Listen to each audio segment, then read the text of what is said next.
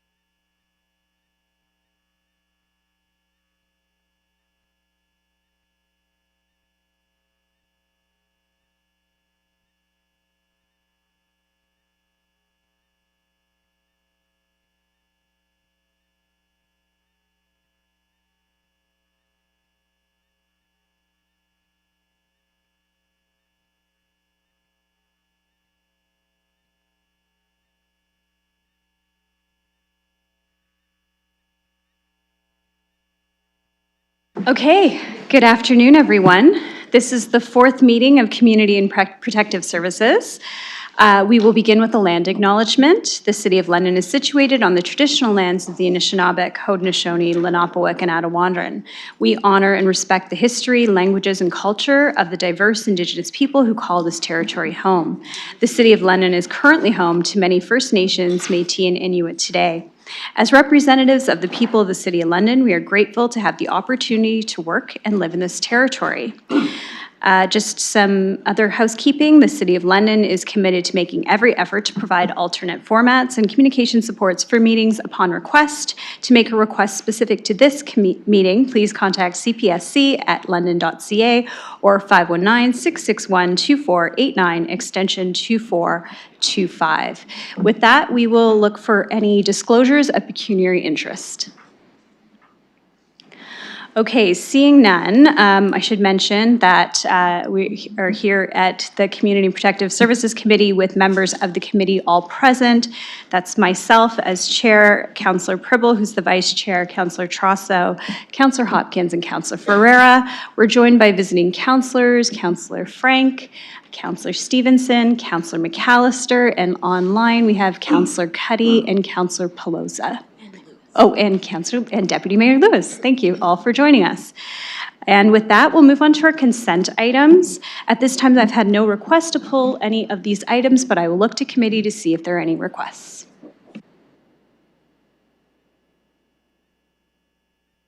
Okay, we'll deal with all items and consent all at once. I'm looking for a mover and a seconder for the consent items to put them on the floor. Councillor Hopkins, Councillor Pribble, thank you. We will begin discussion. Looking for any discussion on these items.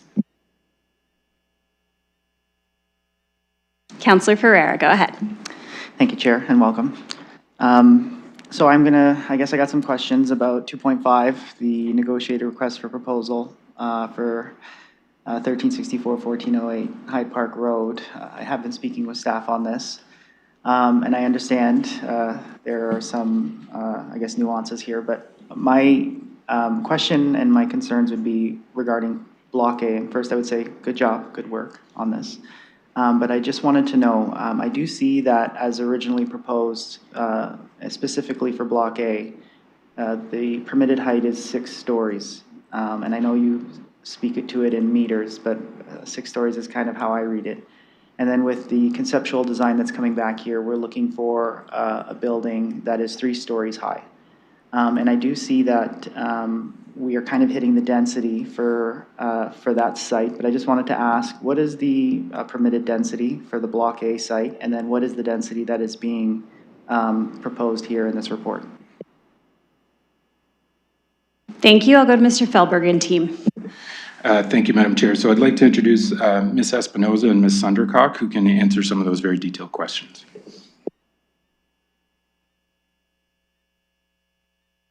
Thank you. Go ahead. Thank you, through the chair.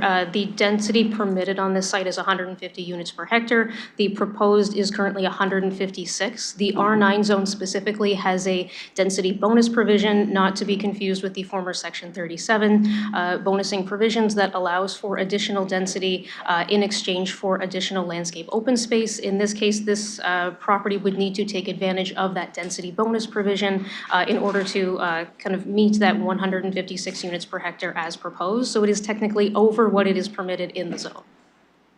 Councillor Ferreira. Thank you for that. And I do see that with that density, we're below the maximum height permitted on the block itself. And the reason I ask the question is I do see that we're above what the density requires.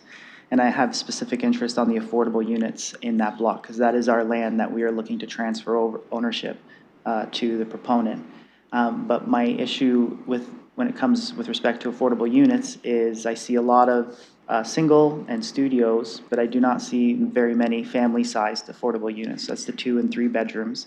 And I do feel that because we do own the land and we can, negotiate in the negotiated request for proposal, we do have a little bit of leverage to maybe push for more family-sized units. And I understand we're using that census data. I know that is what we're required to do, but most of the calls that I get when it comes to people seeking affordable units are families of low income who need to support and house their families. So that's the reason I'm asking the question. So I wanted to know, I guess for the total amount of affordable units on Block A, can you break down the studio, one bedroom, 2 and 3 that is proposed for Block A?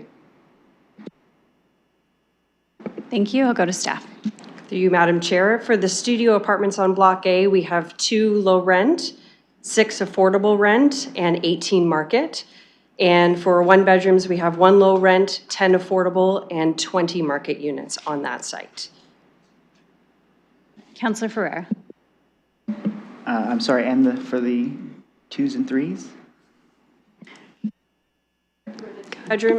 For the 2 bedroom, we have 1 low rent, 5 affordable, and 13 market, and 12 3 bedrooms, which are 1 low rent, 4 affordable, and 7 market.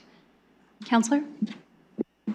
Thank you for that. So that's where my concern is, because I do feel that, because we're not bringing up the building to the maximum permitted height, we can still have the density, and I see the density is, like I said, is higher than what is permitted, but we do have the ability here to, request more family-sized affordable units. And that's kind of where my concerns are with this. And I just wanted to know, like, at what point could we maybe request that ability? Thank you. I'll go to staff. Thank you, and through you, Madam Chair. So we base a lot of the decision-making and the type of units on the housing needs assessment that we undertook for the Housing Accelerator Fund. In that assessment, they identified a significant shortage of bachelor and 1-bedroom units, which this project is going to be able to help us fill some of that gap. But as you'll note, there's also some 2 bedrooms and 3 bedrooms as well, which is some of those larger size units that we're looking to bring on. The housing needs assessment also identified that there were a series of extra large unit. There was a shortage of those extra large units as well. For the location, given that it's close proximity to the higher density node like a Civic Boulevard or a main street, not a main street, but a Civic Boulevard like Harry Park is, this is the type of development that you'd expect to see along that type of road. For the other projects that we have like Duluth or Fairmont, those would be opportunities for us to go and create some of those single family homes like townhomes and things like that, or some of that lower density form with the larger units. So that's where we're focusing, and if you go back to some of the concepts that we brought forward for the Fairmont rezoning and the Duluth rezoning, you'll see that type of development coming forward in the future. Councillor? Thank you for that. I appreciate the answer. I still do want to see those larger size affordable family units, and because we own that land and we are transferring the ownership, we do have that leverage. This is not like another proposal that comes forward where we don't own the land and we're looking to rezone or something like that. And I just think that because we do have that height that we can still reach 3 stories, there is that room there to do that. It's permitted to do that. And like I said, with the owned land, we have that leverage as well. So when it comes to, I guess, like seeing if this is an option, this is a site plan, I guess, discussion, really, from what I understand. Is it possible that you can go back and just kind of pitch that to the proponent and see at this stage if I were to approve this conceptual site plan, which I don't really want to approve, and then maybe we could reconvene at council, and I don't want to do committee work at council, but I really want to see if this is a possibility. I really think we should be pushing for more affordable sized family units is really what I'm saying, and I feel like we do have an opportunity here because we own the land and we can leverage that. We have way more leverage here than on any other proposal. So is that a possibility? Thank you. I'll go to staff. Thank you, through you, Madam Chair. So what we're recommending today is the award of the project to the 2 proponents. So we've gone through the procurement process and we've identified that these are the best 2 proposals that were submitted at the time. As to how we might move forward in the future, what we can do is as the development performers are developed over the next period of time, depending on what the construction value comes back as and what they're able to get from a financing perspective, what the rates they're able to achieve through CMHC or other private lenders, there may be opportunities to add units to the property, but that's not something we can do until we move through the development approvals process, really understand where they are and get ready to actually start construction. So it's something we can approach in the future, but for today, what we need to do is award the contract so that we can start and get into that process and solidify the development of this location. Counselor? Okay, thank you for that. Then I'll tentatively approve a committee here, but I guess we'll have a conversation offline and see what we can do. I'm obviously, like, I understand. 30 seconds. You're speaking about some future developments, but I do want to speak about those, but I want to speak about this one too. So I guess I'll yield and thank you. Thank you. I have Counselor Hopkins next. Thank you, Madam Chair, and welcome to Community and Protective Services. I do have a comment on 2.4 and 2.5. 2.4, the Community Safety and Wellbeing Plan update. I read the comment about it is a plan of plans, and I truly believe in that and want to thank staff for their engagement going forward and the best practices. I definitely support the 5 proposed priority risks that are mentioned in the recommendation: mental health, housing, substance abuse, crime, and gender-based violence. That was the priorities that we heard as we engaged and sent out surveys. Many thanks to the federal government for giving us $2.78 million to municipalities and Indigenous communities as we deal with safety in our communities and protecting children and young adults. I do want to just bring, getting back to the plan of plans, one of the plans I want to bring attention to is the reconciliation plan. And to me, that is really important when we deal with the challenges and how it aligns with this plan. It's really is helpful that we are able as a city to take upon the actions, 155 in the next 10 years, to work within the reconciliation plan. And for me, one of the big importance is the housing and homelessness part of that plan. So looking forward to the next steps. I know there's 5 and definitely supportive of that engagement with communities. On 2. So that would be 2.5, the municipal land for affordable housing on Hyde Park. I think this is a good news story. Regardless of how many units, the more the better, but the affordable housing units, the more we can put into our city stock, the better we will be as a city. I do have a quick question through you, Madam Chair, to staff about the learnings that we've learned from the RFP process. I wonder if staff can sort of maybe make a comment, just a bit of an update. Thank you. I'll go to Mr. Fehlberg. Through you, Madam Chair, some of the learnings through the negotiated process is that actually having those conversations with the proponents to really get their vision and then be able to negotiate from there. So it's really understanding, instead of picking a proposal that you've just read, you're able to get a lot deeper into the negotiation and really see what they envision for the sites and what their true interests are. That part of that negotiation process, just like getting an extra 32 units, but understanding why, because at first we didn't want to change the built form, but instead, after learning of why they wanted to look at apartments rather than just townhomes, it changed the way that we were able to look at the RFP.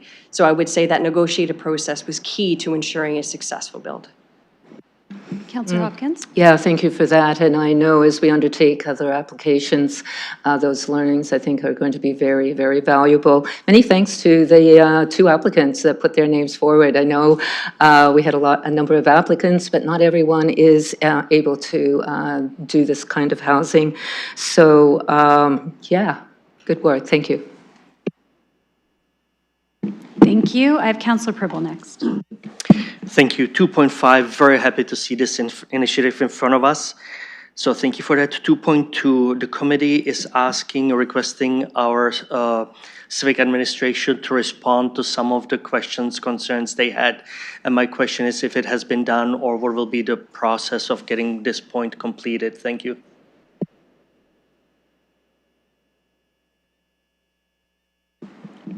Thank you. I will go to staff on that question, but I believe that's Ms. Pfeffer.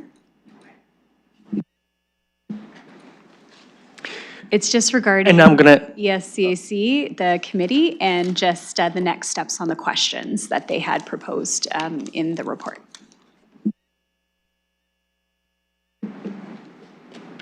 Thank you, and through you, Madam Chair, I'm sorry, I was focused on another matter. Could you have the councillor repeat his question for me? Absolutely. Councillor Preble. thank you, and through the chair to the staff. It was under 2.2, the environmental committee, they did have, they requested answers to some of their questions, concerns. I was just wondering if it was completed or what will be the process to complete it. Thank you. Ms. Pfeffer.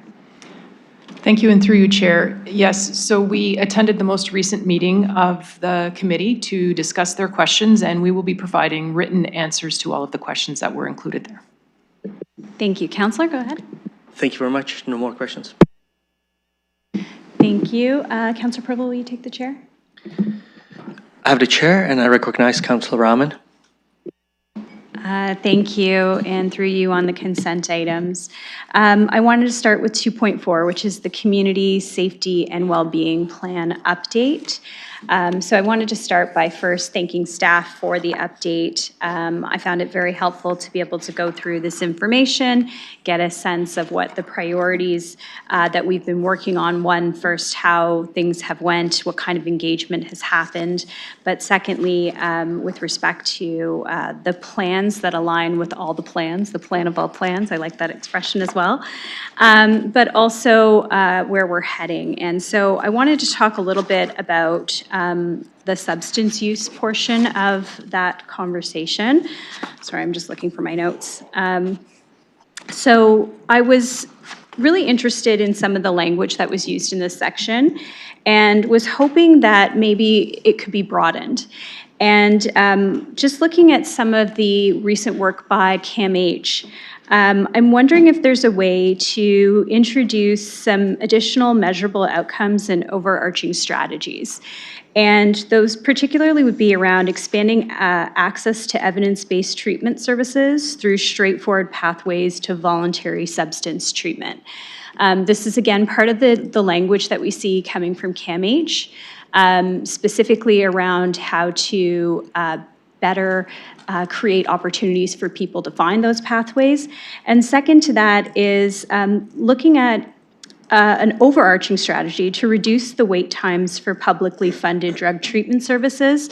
Right now in Ontario, we're seeing about a 16-day lead time for assessments, and then for admissions, we're looking at a 72-day wait time as reported by the province of Ontario. So we've got work to do, and I think it would show good alignment for us to include those in that section on substance use, but I'll go to staff for comment.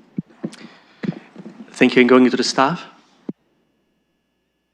Thank you, and through the chair, thank you for those suggestions. So at a high-level conversation with my evaluation team at the city, because they're experts on evaluation, they have suggested that we look at the addition you have, expand access to evidence-based treatment services through straightforward pathways to voluntary substance use treatment and supportive housing would probably fit best under an overarching strategy, because then the strategies go to the action tables and the action tables create actions to implement the strategies, and then decrease the wait time for publicly funded drug treatment services below the 16 days for assessment and 72 days for admission average in Ontario is an outcome. And I would want to go back to the team and make sure that it's data that we can collect and it's an outcome that we can measure, because the outcomes that we have, the measurable outcomes that we have currently right now are those that we have data for and that we also share on our dashboard. So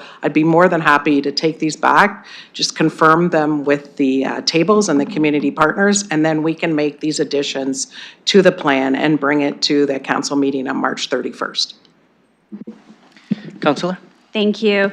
Thanks for that feedback. I just wanted to move on to, with my limited time, I want to move on to item 2.5, which is the award of the municipal lands for affordable housing in Hyde Park. So I wanted to thank staff for their continued engagement on this. It's helpful to have what's in front of us here for discussion. It's been a good starting point for conversations, continued conversations with the community. Can you just maybe just provide a little bit more about next steps? To the staff? Thank you, and through you, Mr. Presiding Officer. So after committee, it'll go to council. Assuming council endorses the agreement and the report, we'll then work with the proponents to sign that. After that, we'll get into the development approvals process. And once we've actually received a formal site plan application, we'll be able to provide that to councilors, yourself, and others if they're interested in seeing what the final concepts look like. And then through that development process, once they get to the building, those will all be things that we'll be able to share potentially on some page or through working with councilors as well. And then hopefully probably about 18 months for construction for each of the 2 blocks, and we'll have some coordination around that before we actually occupy. Councillor?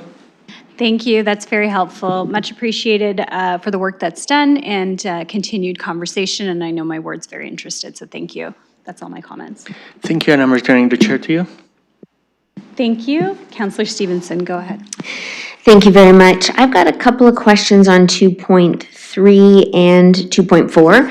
2.3 is about, as I read it anyway, is about limiting the choice of parents with kids between the ages of 8 and 10 in terms of keeping them with them in gender-specific change rooms in our outdoor pools. And so it says at the top that there's regular feedback and this change was requested. And I'd just like to hear more about that, what the feedback was and how this change was requested.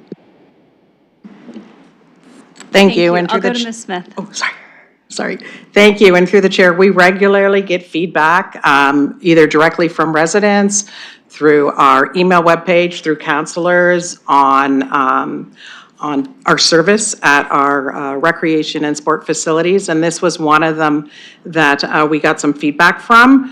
And as usual, that when we did our research on this, we saw that the majority of municipalities now have an age 0 to 7. And this goes beyond pools, but in all of our change rooms and our washroom facilities. And as we looked at that, with the building, for example, at East Lyons Community Center and the building we have a number of universal washrooms and change rooms and facilities so that there's options for people to use. So that also took us into account when we looked at this. But basically, it wasn't when we did our scan of what other cities are doing all across Ontario and facilities in our own municipality. This, we realized that they've all changed to the age of 7. So we came forward with an update to our current bylaw. Councillor Stevenson. Thank you. Just to follow up, I'm wondering what the concerns were. What was the feedback that you heard that prompted this? Thank you. And through the chair, the concern was specifically in our aquatic facilities in our gender-specific change rooms. And in aquatic facilities, people tend to change down to nothing as they change out of their swim facilities. And it was just being uncomfortable with children at the age of 10 in segregated or women-only or men-only change rooms. Councillor? Thank you. And was there any reach out for general public feedback around that to know that this is a direction that parents are looking for? Ms. Smith? Thank you. No, we didn't do a public participation meeting or go out in general. No, we didn't. Councillor Stevenson?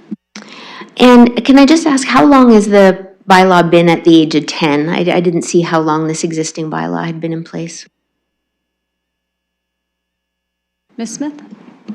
Thank you. And through the chair, it's been in existence for 10 years. Councillor? Okay, thank you. I might do some of my own public engagement just to see what the thoughts are on that. The other thing is around the community safety and well-being plan, and mine is around the substance use as well. I noticed that the goal states individuals and families are supported to reduce the impacts of substance use and achieve greater stability, health, and well-being. And I just wondered, there's nothing here about reducing substance use, reducing addiction, the level of addiction, nor the community impacts of substance use in neighborhood parks and business districts and that kind of thing. So I'm just looking through you to staff around how we narrow down to what seems to be more of a medical office of health type thing versus maybe the larger community concerns. Ms. Smith. Thank you, and through the chair, so the Community Safety and Wellbeing Plan or Framework is a high-level plan, as we heard in our report, and with the other counselors, it's a plan of plans. So when we get into the specifics, we would assume that they would be in the plans and the implementation plans of the critical network or tables. If there are specific plans or strategies that are not in any of the plans that are identified as part of the Community Safety and Wellbeing Plan, our staff and partners would look to see if there's plans that cover this already in the community, and if not, we have an emerging priority strategy where if this is a big issue with the community and with Londoners, and there's no plans that cover this, then it would go through our emerging priorities process, which is part of the Community Safety and Wellbeing Framework. Councillor Stevenson. Thank you. I guess my concern too is we use the word community a lot, and I never know whether it means community like our residents or community of agencies. And there's sometimes a bit of a difference here because the measurable outcomes, all three of them relate to poisonings and toxicity and not around the level of addiction. And I do think there's a disconnect between what some of our agencies are focused on and what the average Londoner is concerned about. And so I really see that here in the community. I'm going to do some looking into it because the Community Safety and Wellbeing Plan, like this is a big issue. It's a big issue. And I feel like what's here is more of a Middlesex London Health Unit type thing, decreasing emergency departments, hospitalizations, and deaths, rather than improved safety of neighborhoods, public housing, business districts, workplaces even. Like this extends so far, and that this is such a narrow bit. So maybe just one last question through you to staff around, can you just explain for the public as to how we come up with this overall goal and these outcomes? Who is it that's making these decisions, and how does it come to council like this? Thank you. I'll go to Ms. Smith. Thank you, and through the chair. So the Community Safety and Wellbeing Plan comes to us through the province. It's a required plan of all municipalities that they have one of these plans, and it outlines the provincial requirements. So when we first developed our first plan, the broad community engagement on what those priorities are, the province outlines those key priorities, as you saw in the report, and then looks to municipalities for prioritizing those priorities. So when we were asked to update as per the province, our plan, we looked at those, and you're right, community means all of community, everybody living it. It's a plan for London. So as part of this, we looked at what are our current plans that are already in it, what are they addressing, and then we went out to ask our community partners and interested community partners on what are the priorities they have and what priorities they are addressing. So the priorities we're looking at and addressing in the Community Safety and Wellbeing Plan are ones that we have plans that we are able to support and implement. If there are priorities that don't currently have a plan in London, a community plan that addresses them, that's where we would look at prioritizing it through an emerging priority. Councillor. Okay, thank you. So I'll just, we're going to be talking about this later as well, but I'm seeing more and more a disconnect between a focus on helping people use drugs safer and not dying of that drug use, which, there's general support for that goal, but that seems to be all we're focused on. And we're not talking about where that can happen in such a way that it doesn't impact communities, and how we can keep communities safe, support prevention in terms of our children not seeing this, not normalizing it in that way. And so I'm seeing a missed opportunity here, or maybe an opportunity for discussion later, but I appreciate the report. Thank you. Looking for any other speakers on the items for consent? Okay, seeing none in chambers, checking online. Seeing none online, we will open the vote.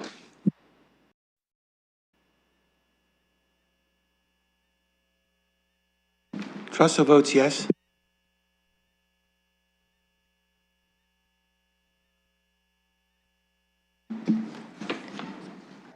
Closing the vote, the motion carries 5-0.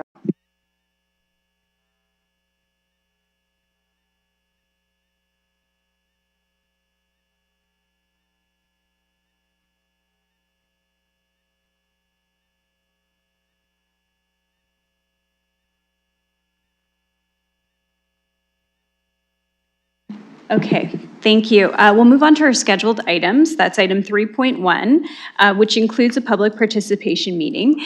This is related to our short-term accommodation licensing and penalties. I'm looking for a mover and a seconder for this item. Councillor Ferreira, Councillor Pribble, thank you. With that, I will look to start the public participation meeting first, and then we'll take any further conversation on this item. So I will look for a motion to open the public participation meeting. I have Councillor Ferreira and Councillor Hopkins, thank you. So with that, anyone that's looking to speak on this item, you may make your way to the microphone. Oh, sorry, first we'll vote, and then we'll do that. Hold on.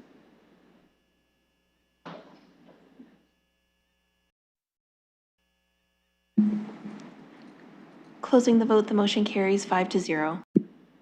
Okay, thank you. Now, anyone that wants to speak on this item, we will now hear from members of the public who wish to speak on this matter. Okay, thank you. So anyone in attendance who would like to speak will have 5 minutes to do so. Please ensure your comments remain respectful and directly related to the item on the agenda. To help maintain decorum and ensure that everyone feels safe today, I'd like to remind everyone that there is no clapping, cheering, or booing in the gallery when someone is presenting or following. If you need more information about the rules of decorum, there are placards on the wall as well. And if you wish to speak, like I said, make your way to the microphones to do so.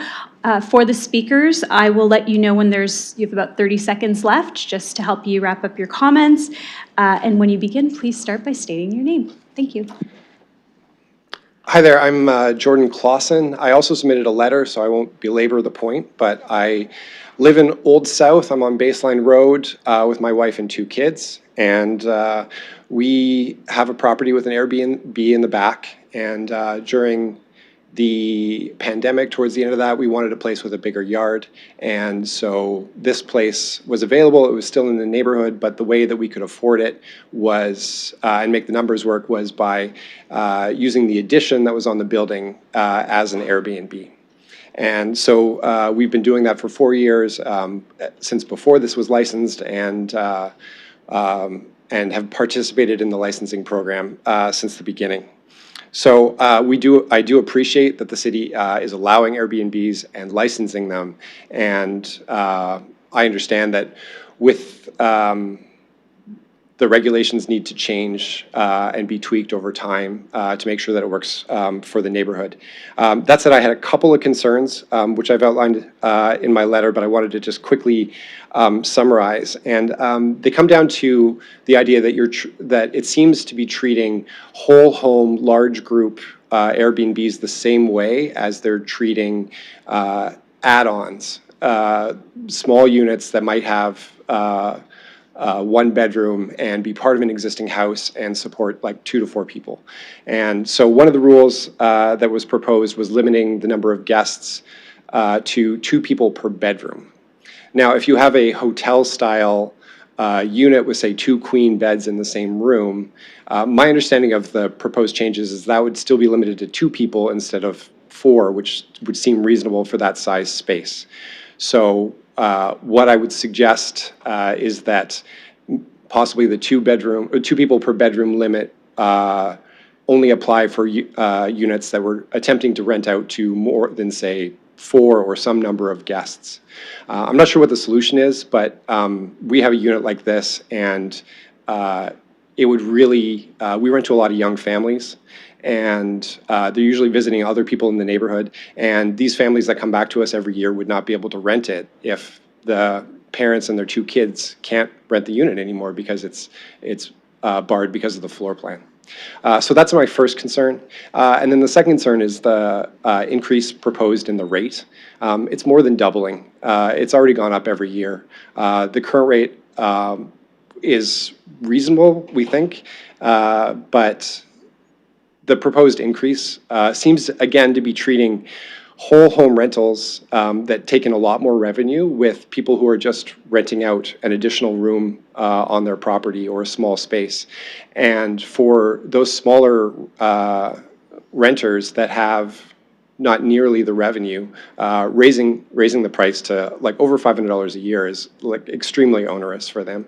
And so I would prefer if the rate stayed the same or only increased with the rate of inflation. But if it has to go up, perhaps differentiate between the type of unit, so separating whole home rentals from add-on units, as some other municipalities do. So if those things could be done, I think with some small tweaks, I have no other issues with it, and I continue to support this program and I really appreciate it. Thank you. Thank you. Looking for any other speakers from the gallery? Just checking with the clerk to see if there's any speakers online.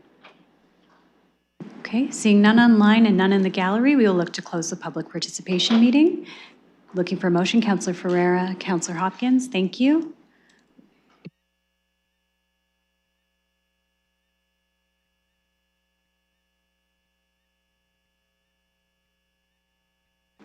We will open the vote.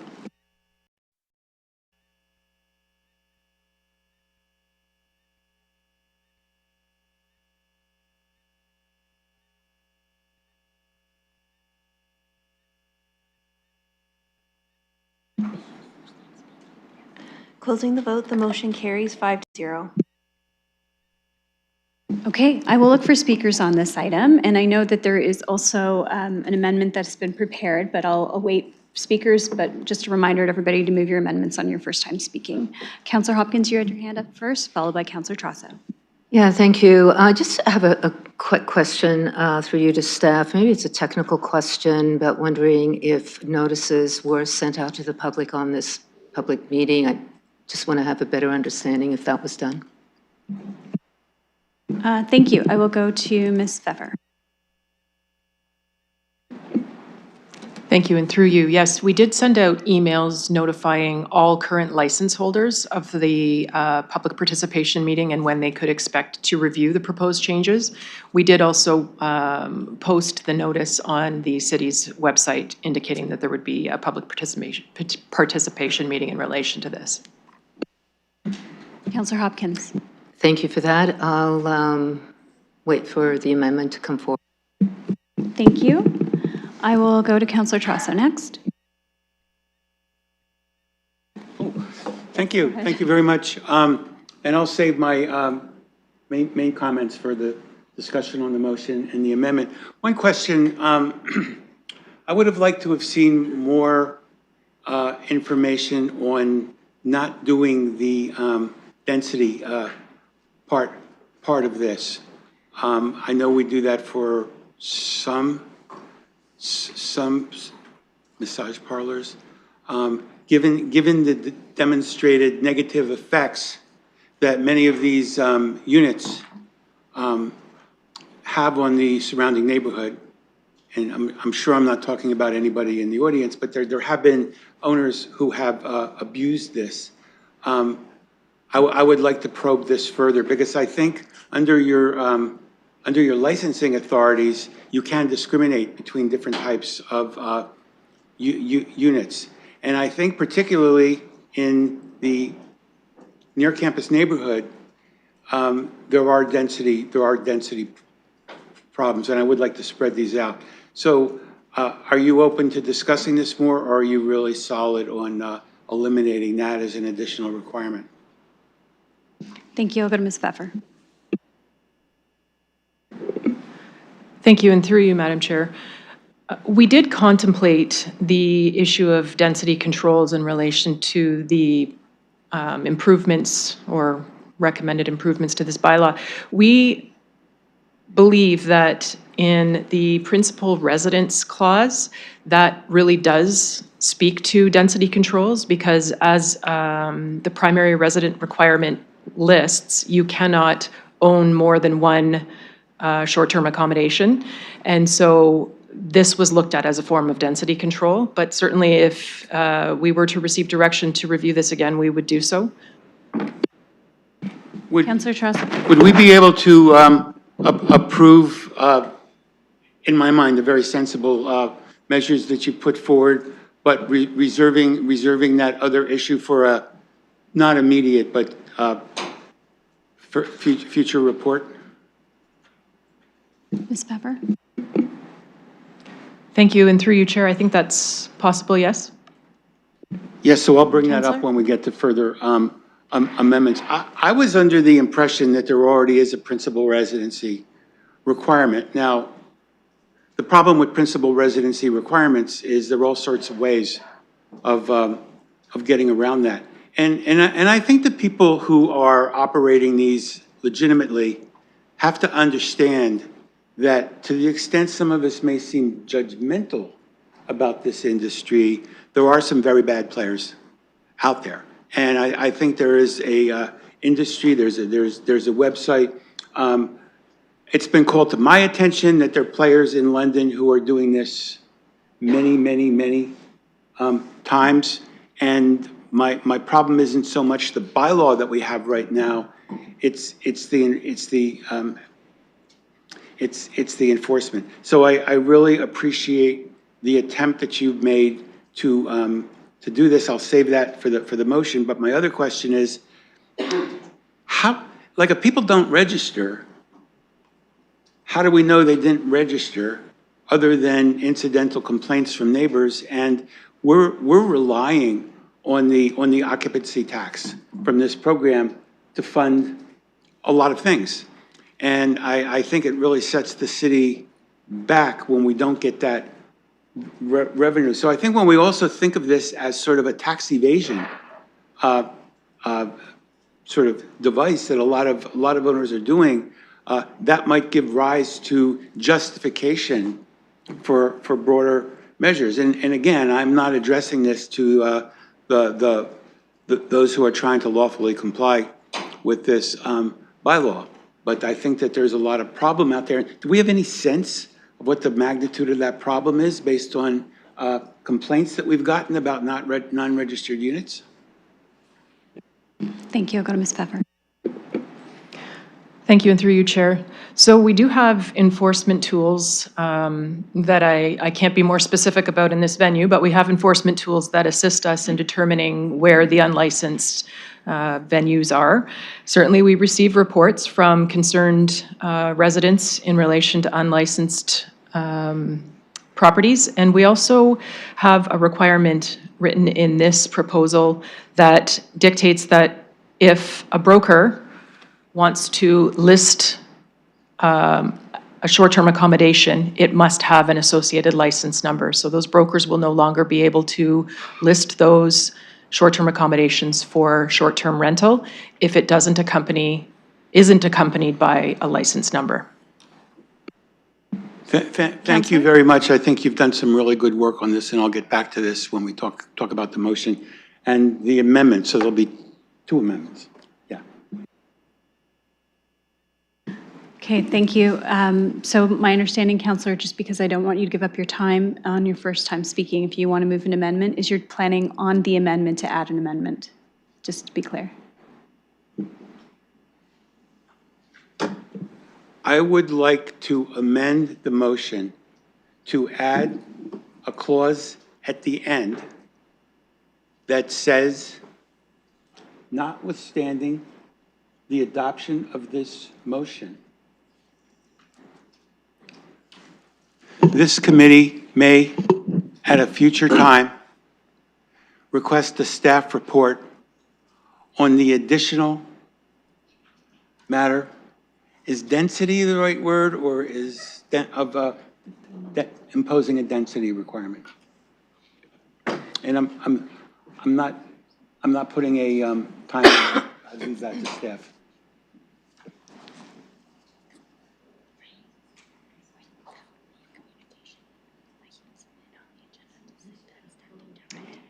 Yeah, I think it's just whether or not. Just a moment, we're just discussing the language, just a moment, okay? Pardon me? We're just discussing the language, just a moment.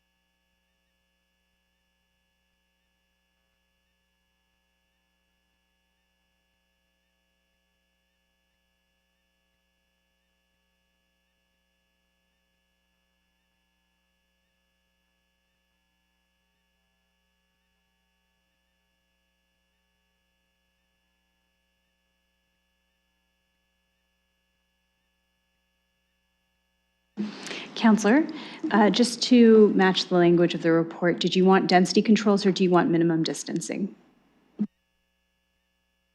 Both? Thank you.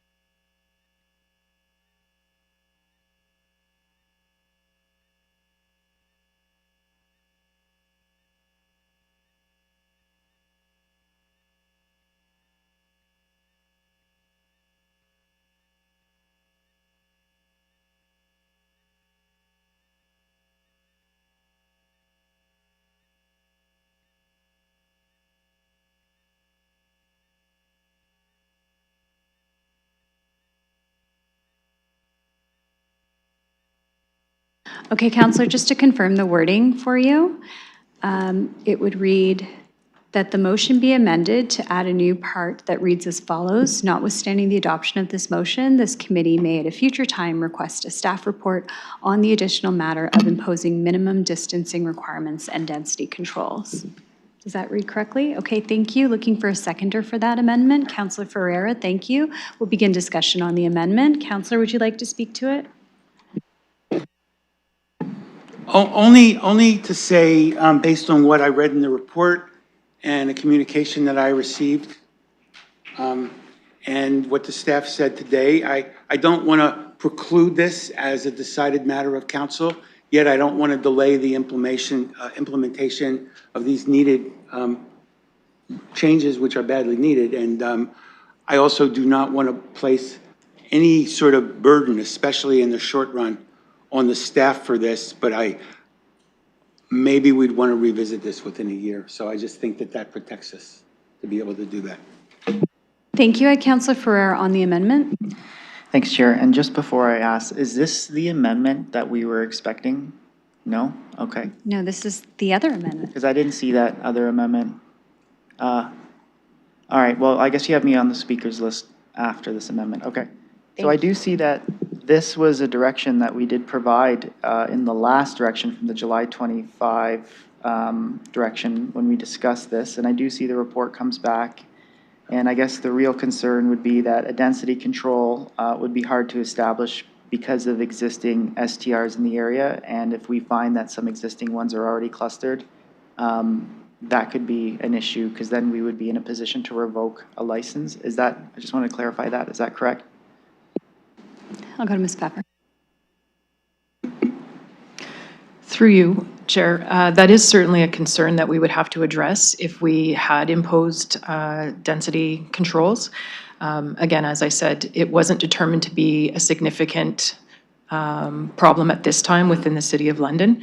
It's something that is seen in some heavily tourist-laden municipalities, much smaller municipalities than London, but we didn't determine it to be a significant concern at this point in time as far as enforcement is concerned.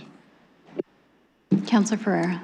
Thank you. And would that be the only restricting factor, I guess, when it comes to a potential density control measure? Or is there anything else that we should be aware of if we were to, I guess, pursue any type of density control measures? Ms. Pfeffer? That would certainly be one restricting matter.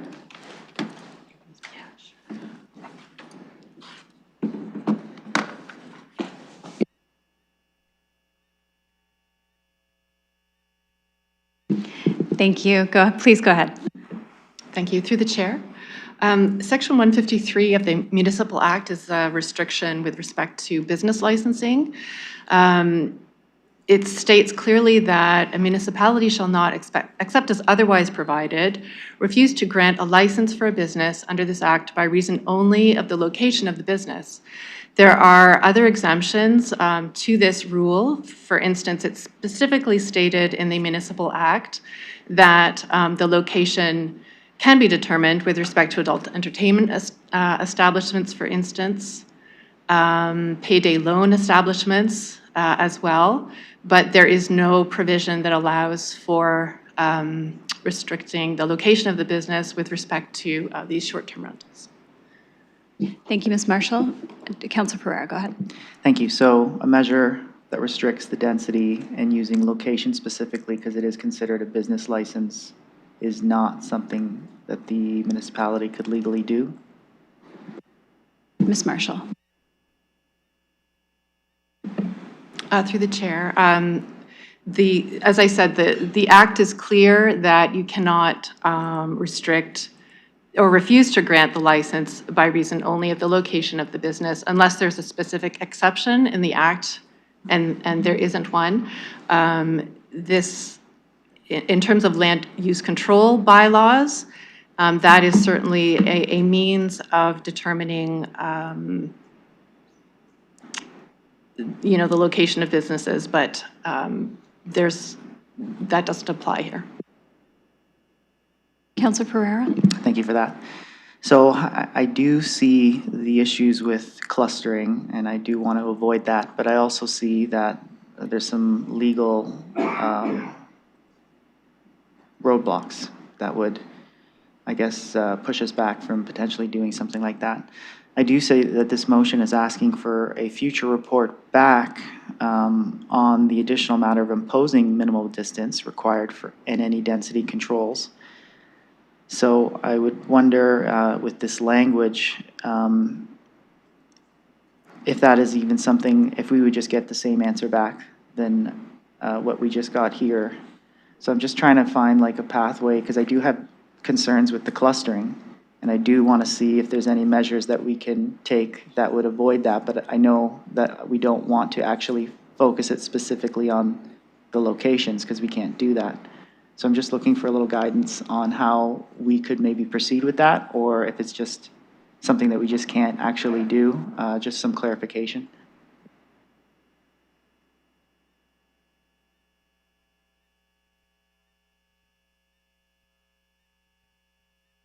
Thank you. I'll go to Ms. Marshall.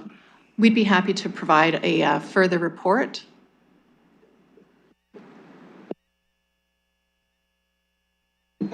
Councilor Ferreira. Okay, that's it. Thank you. Councilor Trosso, you wanted back on the speakers list on this item? Very briefly, the inclusion of the word only. Keeping in mind the role of statutory construction that says every word has to be given a meaning, otherwise it's surplusage, which is a construction we should avoid. If the word only wasn't there, then I think it would be more absolute. But the fact that the word only is there, I think it creates a roadblock, but not an insurmountable one if there are other conditions present. And I think that that can be addressed in the staff report. So while I agree with you that that language is there, the use of the word only does limit it a bit and give us a little bit more discretion, in my view. Thank you. I'll take that as comment. I'll go to Councilor Hopkins. Yeah, just a quick question through you to staff. I'm trying to, I guess, understand the amendment in front of us, and I hear the councilor's concern when it comes to having some kind of control around density and reviewing that. But my first question is, will we not be getting a report back when it comes to the minimal distance requirements? That's my first question. And my second question is, within this recommendation, we are dealing to some extent with the density as well. So have I got that right? I'll go to Ms. Pfeffer. Thank you, and through you, I do believe you have it right, and certainly, if directed, we would take this away and monitor how this iteration of the bylaw works and determine whether we need to look at those clustering or density considerations and whether they would be applicable or not. Councillor Hopkins. And this report back, would it come back to this council, and is this council, or will the next council be obligated to follow with the decision that we are making, or that we are trying to make here? Ms. Pfeffer? Thank you, and through you, I suppose that would be determined based on the direction we received today. Thank you. Yes, so what we have in front of us right now, it says may at a further time request a staff report, but it isn't actually requesting the staff report at this time, so I think that's the clarification on that item. Perfect. Okay, I had Councillor Pribble next. Thank you, Chair. Actually, that was my question through you to the staff, and the comment was made, we can provide further report. What will be the time frame for this report? Ms. Pfeffer? Thank you, and through you. Realistically, it would make the most sense to give this iteration of the bylaw some time for us to determine whether or not those considerations are required. But certainly, if we were directed to do so, we could bring something back sooner than later, being mindful of our current work schedule and having several reports coming to this committee over the coming months. I don't know that we would be able to do it in the coming months. Councillor Pribble? Okay, thank you for that response. Based on everything I heard, I will not be supporting what's in front of us now, but I will have further discussions actually with the staff before the council. But I will certainly not, I will not be supporting what's in front of us right now. Thank you. Thank you. Looking for other speakers on the amendment. Okay, seeing none here or online, I will look to open the vote on the amendment.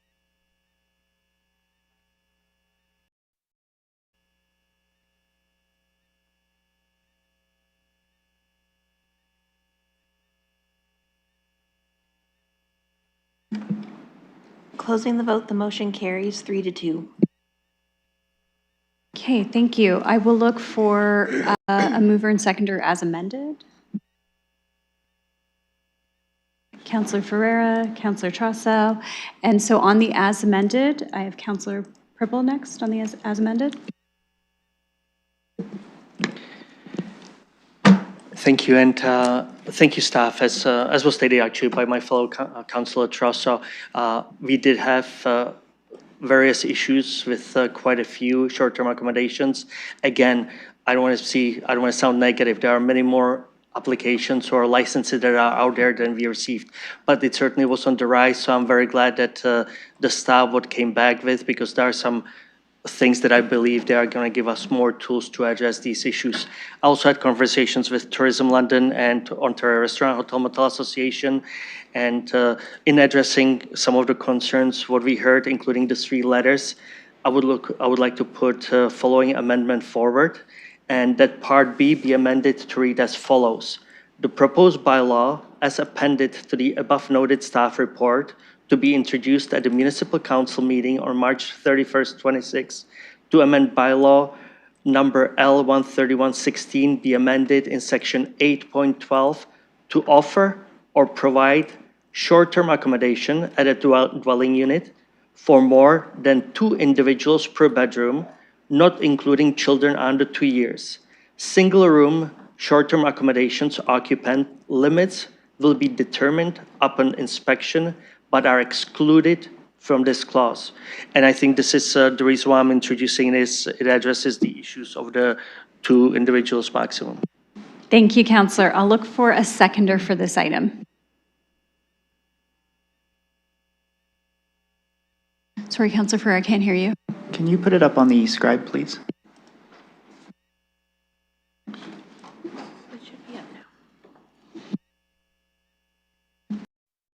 Right now.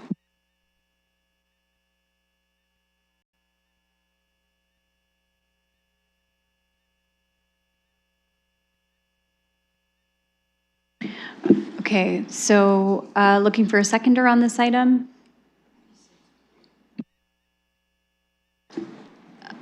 Councillor Hopkins, thank you. Yeah, sorry about that. I just want clarification. I heard the councillors state the age, not including children under the age of 3. This says 2. I just want clarification that I heard it right or I've got it right.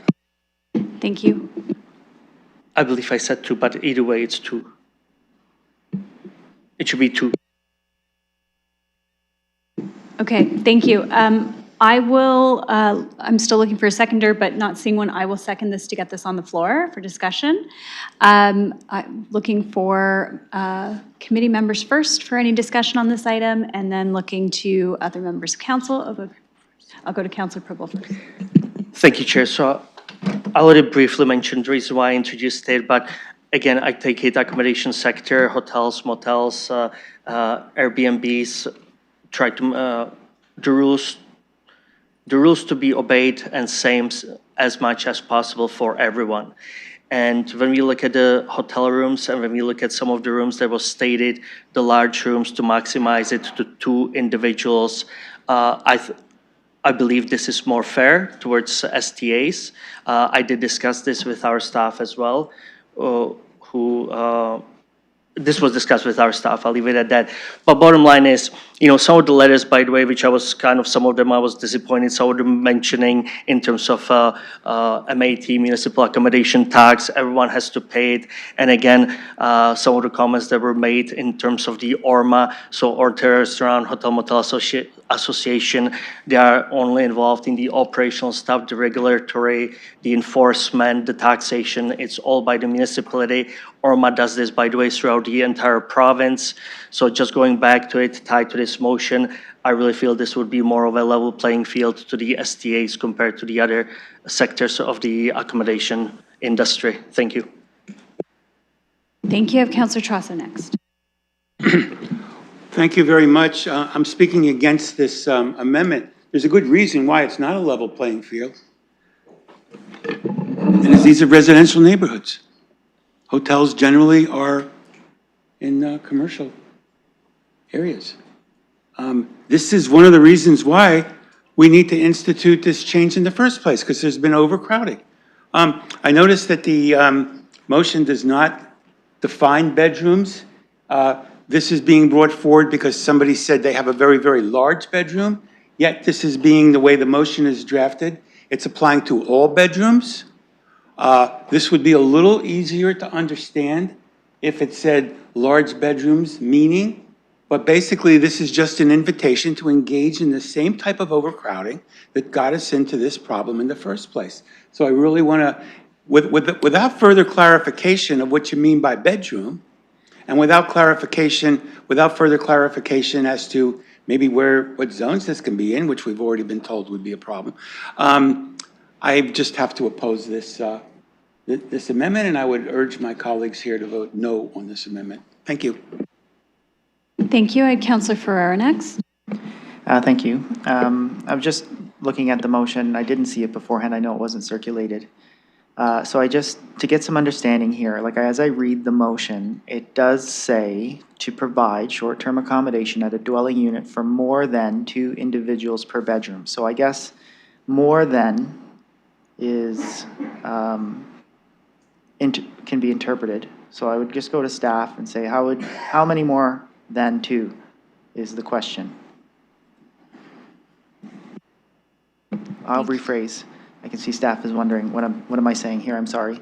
Right now, we're looking to restrict to 2 individuals per bedroom with these changes that we have before us.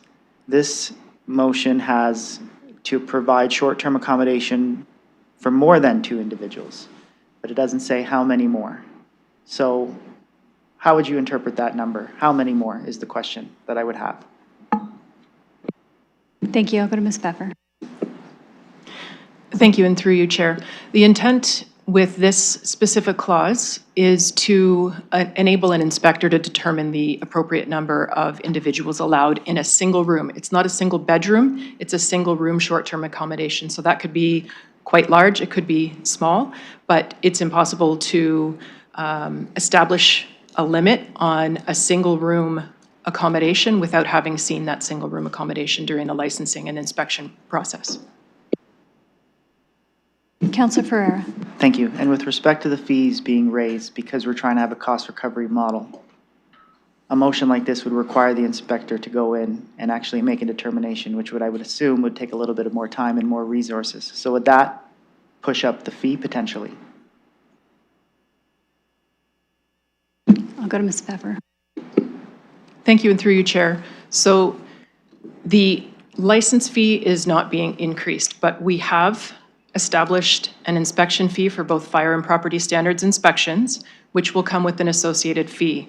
The intent behind this is to align it a little closer to the residential rental unit licensing bylaw, but it is something that we have the resources for currently, and we intend to begin inspecting all short-term accommodations if this is successful. Councillor? Thank you. Did staff look into this scenario or this possibility with the original report? And if they did, why did we not include this? Ms. Pfeffer. Thank you, and through you, Chair.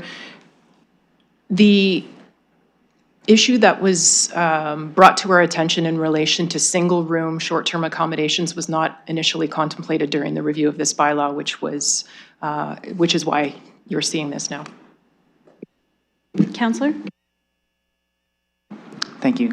Is this only specific to single-room STAs or single-room? Is this only specific to single-room STAs, or it says single-room STAs actually would be excluded from this clause? So this is everything with the exception of single-room STAs? Ms. Pfeffer. Thank you, and through you, Chair.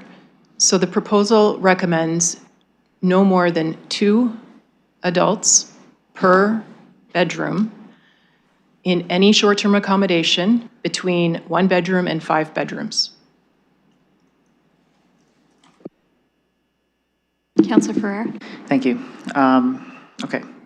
I guess with that, it's hard for me to make a determination whether I would support this or not. I don't have enough time to really kind of, I guess, digest and go back and forth with staff. I would request some motions come before us so we can actually have some, I guess, discussion that I may be able to support it, but I don't know all the details, so I wouldn't be supportive of it now. Okay, thank you. Looking for other speakers. I have Councillor Hopkins, and then I'll go to visiting members. Councillor Frank next. Thank you. I appreciate the conversation here, but I really do not understand this amendment and trying to understand as it goes through. The recommendation to me, I was satisfied that we could control some density with allowing it up to 2 people. That's why I wasn't that supportive of the previous amendment, thinking that we're already doing what we need to do to deal with the density. And I feel like I'm being flip-flopping back and forth, always open to being convinced I've got it wrong, but presently I won't be supporting the amendment. Thank you. I'll go to Councillor Frank next. Thank you, yes, and I appreciate Councillor Prevost for bringing this forward. I, upon reading some of the communication, was contemplating something similar at council, so appreciate the discussion. And thank you to Mr. Klassen. I've never had a complaint about that location in my ward, so I just want to say that. I was wondering through the chair to staff if the single room exclusion makes as much or more sense than doing, on Airbnb, it differentiates between whole home rental and like a room within a building, or as was referenced, like an addition onto a building that the primary residence is staying in. I'm just wondering, I understand the desire to have the single room potentially have a couple more people. The situation that we've given the example is this king bedroom plus a queen, which I can say as someone who has a 3-year-old, I wouldn't be able to stay in this situation if the current prevailing legislation was passed. And I have stayed in Airbnbs where I'm in the same room as my child. So I, again, appreciate the flexibility that Councillor Prevost bringing. But I guess my question is, are there other situations where potentially there's a 1-bedroom Airbnb that has a king and a queen in the 1 bedroom, and then let's say a king in the living space. That then again would fall into the existing proposed recommendation from staff, and this wouldn't qualify for it. So I guess what I'm wondering is, it feels like sometimes we are potentially disadvantaging people who are compliant in the STAs and trying to keep it in a good spot versus like party houses. And I'm just wondering if there's a way for staff to include people like requesting an assessment and an exemption if their house is not a party house through the chair. Thank you, and through you, thank you, and to staff, to Ms. Pfeffer, go ahead. Through you, Chair, so that's not contemplated in this proposed amendment. Councillor Frank? Yes, I understand that, and I appreciate it. Perhaps, okay, between now and council, perhaps I'll have more discussion with staff because I feel like I'm trying to land on something that I don't totally have the words for. That being said, at this point, I will be supportive of this amendment from Councillor Pribble at council because I do think, again, myself going to other cities, I use Airbnbs and I have a toddler, and I think it would be good for us to continue to allow people who are using these services to be able to use them for the purposes that they intend to use them for. And this will provide the clause that would allow people who are operating their STA properly and have single rooms to be able to continue to do that. So I have a couple questions on the main, but I'll leave it there. Thank you. I had Councillor Pribble back on the speakers list. Go ahead. Excuse me, thank you. And actually, Councillor Frank mentioned one thing, and she said we are, in terms of disadvantaging the ones that they obey by and play by the rules. I want to state that I did have quite a few issues with Airbnb last couple of years, and one, I would say two really extreme ones. So in terms of this, I really feel what we brought, and again, when we did the comparable analysis with other municipalities, is very much in line, and I believe we took the stricter parts from each. So we are really trying to protect the 500,000 of Londoners, what I always say.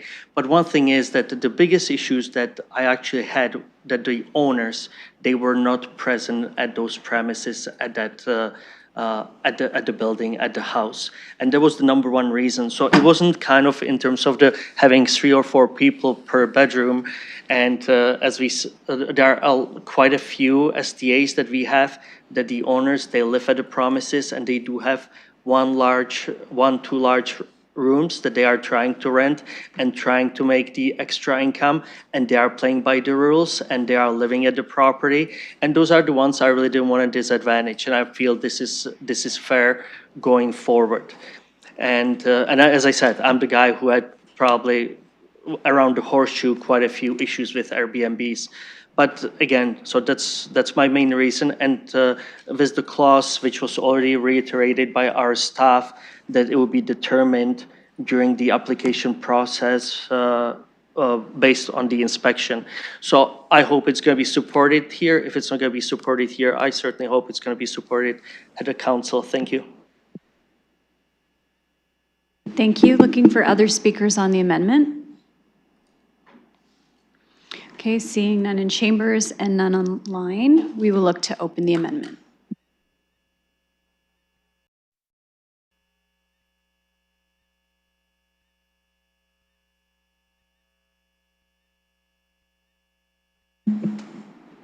Closing the vote, the motion fails 2-3.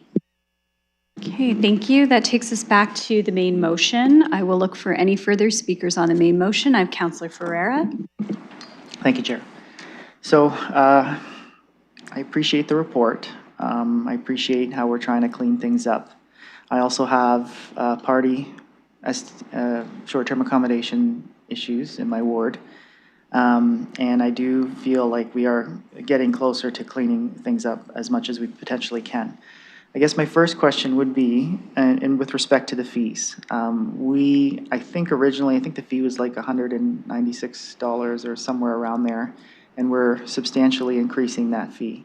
And I know that we're really trying to focus on the commercialization of short-term rental accommodations, but at the same time, I don't want to be also kind of using a broad brush and also impacting the smaller level short-term accommodation. So I guess I just want to get some clarification from staff on the licensing, and if that applies to, I guess, an address specifically, or if that applies to, you know, how many bedrooms are being listed as the short-term accommodation. So if we have like an additional dwelling unit that's being used as an STR, and that's a one-bedroom, let's say, is that a $547 fee compared to a house that has maybe 4 bedrooms, or let's say 3 bedrooms in it?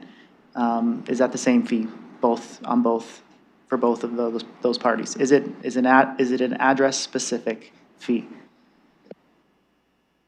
I'll go to Ms. Pfeffer.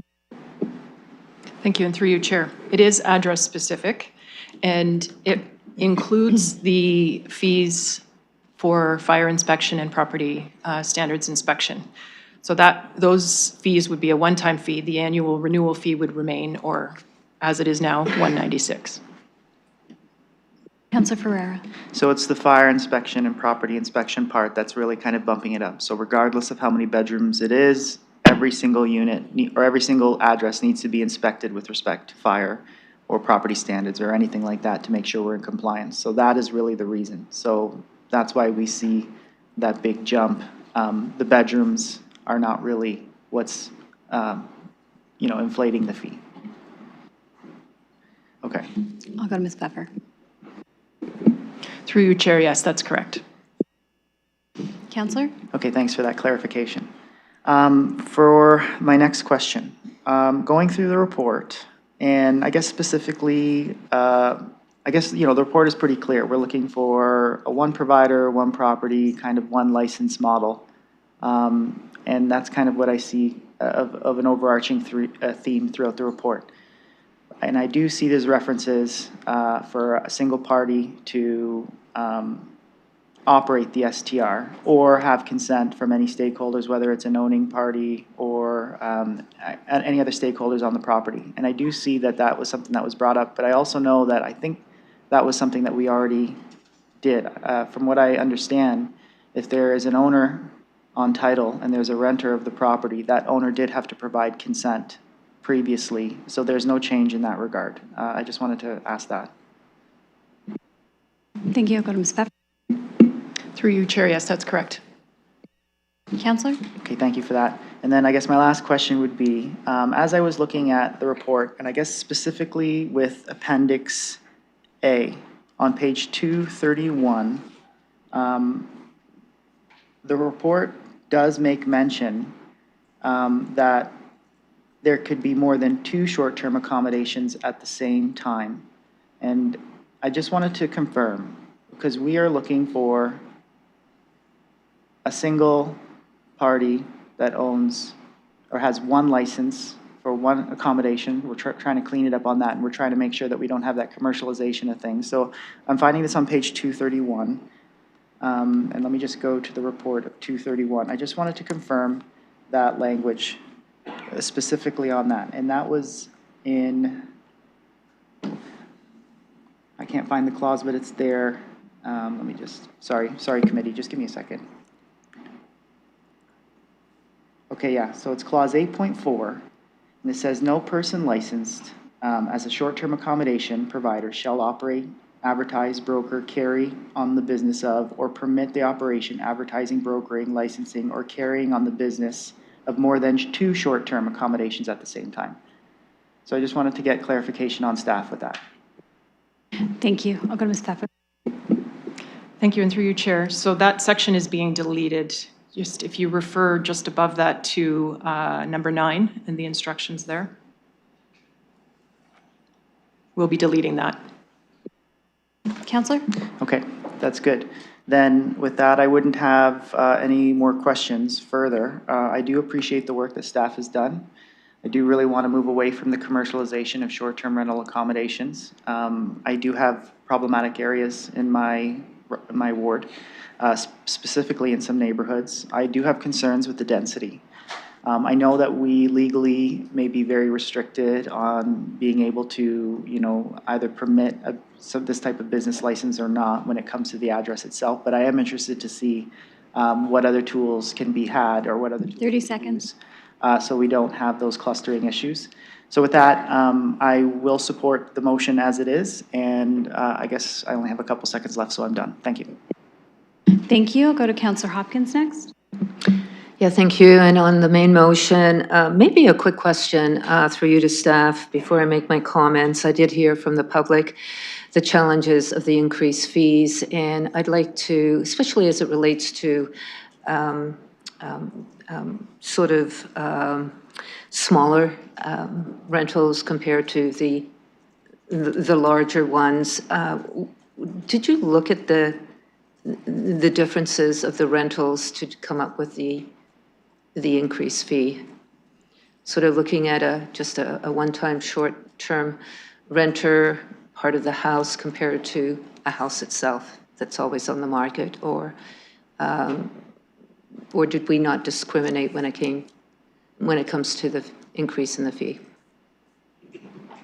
Ms. Pfeffer? Thank you, and through you. So the current license fee is $196, and the proposed fee is not, the fee is not proposed to increase. It's the inspection fees that we're proposing to add, because we intend to inspect all short-term accommodations. Thank you for that clarification. And on the main motion, I am very supportive of the intent here in the recommendation. I think it does deal with the density. I have a number of rentals, homes in particular, in the ward that I represent. The other proposals that are being made when it comes to the mandatory emergency control, obviously the consent, and limiting it to providers to one property and one license, and to enhance property information to support inspections. I think all those things are really, really important in our neighborhoods. That's something that I can go to and explain to residents when I hear their concerns. So I think better regulation is needed, and we'll be supporting the recommendation. Thank you. I'll ask Councillor Purple to take the chair. I have the chair, and I recognize Councillor Rahman. Thank you, and through you. I just wanted to say first, thank you to staff for this report and the information that you've provided and the thoughtfulness that you put into it. I also want to take a moment to thank Councillor Purple for his work on the original motion that led to this report. I know that you have faced some challenges in your ward with respect to short-term rentals, and I appreciate the thoughtfulness that you put into bringing something forward that we could action and give some clearer direction on. So thank you for that as well.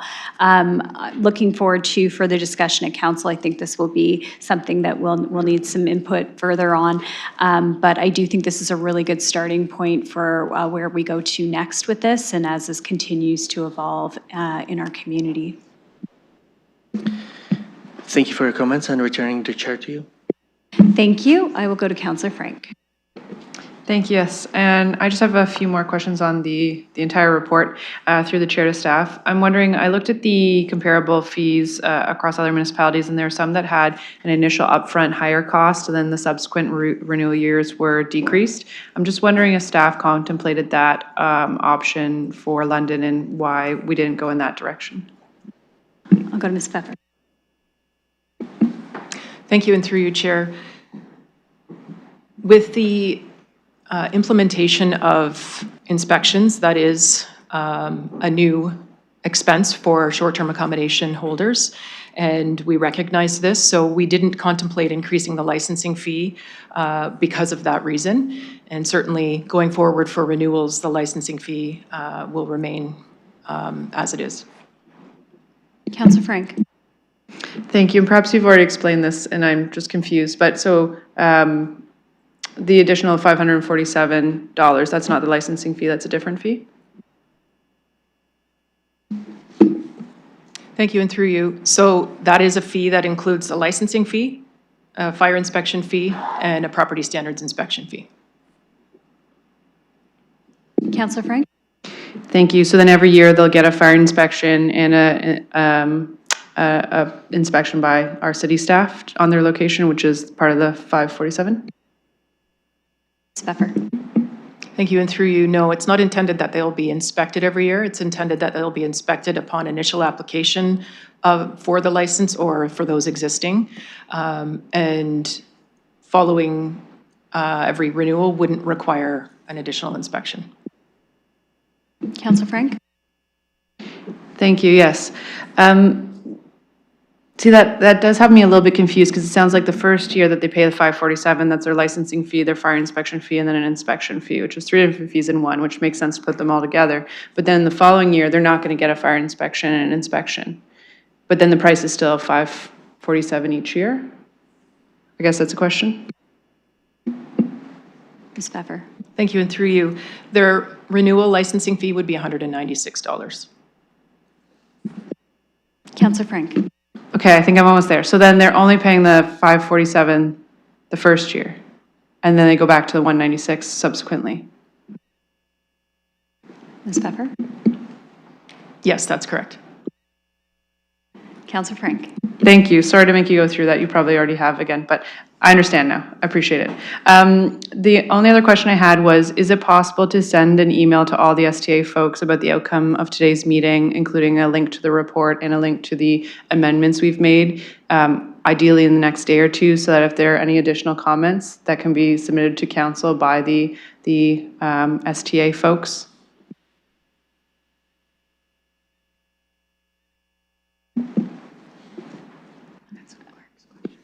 Just one moment, Ms. Pfeffer, before you answer that question.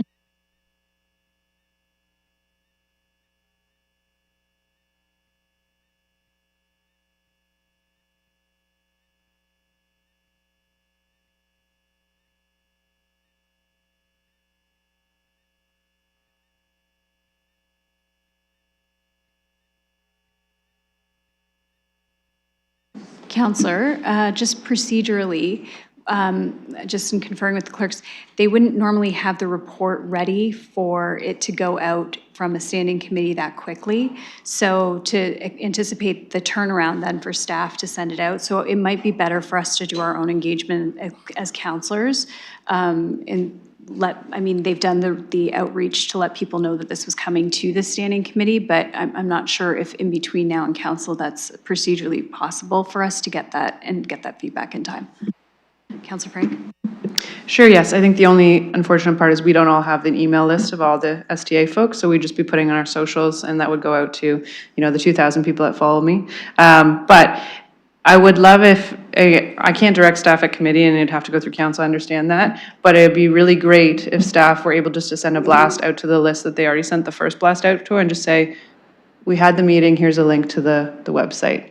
I understand they won't have a report done because the report won't be done till council, but I will just say I would like that as a communication tool, because I did hear from a couple of STA owners in my ward that it went into their spam, or that the title of the email was confusing so they didn't click it.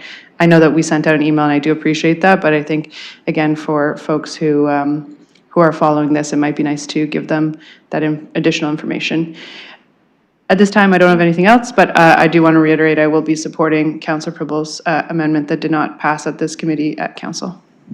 Thank you. And I just wanted to check with Ms. Pfeffer, if the link was provided, is that something that could be shared out to that list? Just the link, not a report, to the video?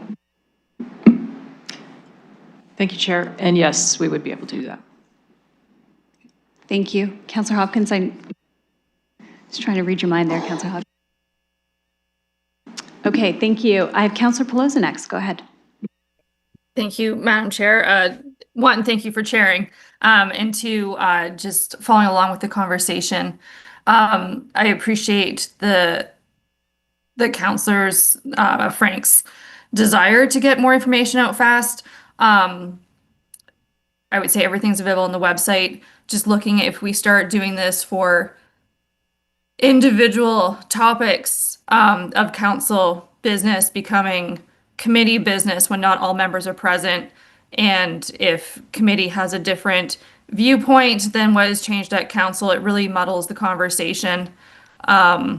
If individual councillors want to share out the link or whatnot, absolutely, but I would have mass concerns with committee directing staff directly without council to start pushing a certain conversation that happened at committee that may or may not be the will of council. So just flagging that procedurally, I don't believe it's in order. Maybe that's just how we get involved in our communications and making sure everyone knows what council or committee meeting it's going to at what time and where the screening links are to go out and view the minutes and the meetings, but not okay with addressing staff one-offs to start going and doing different things without council approval. Thank you. Thank you, and I appreciate that feedback. So this would not be a clerk's direction to do that. It would be up to staff if they wanted to put that engagement out as part of their engagement on this report, but that's, I guess, up to staff, but not directed by the committee nor directed by the clerks. Okay, looking for any other speakers. Seeing none in chambers and none online, we will look to open the vote.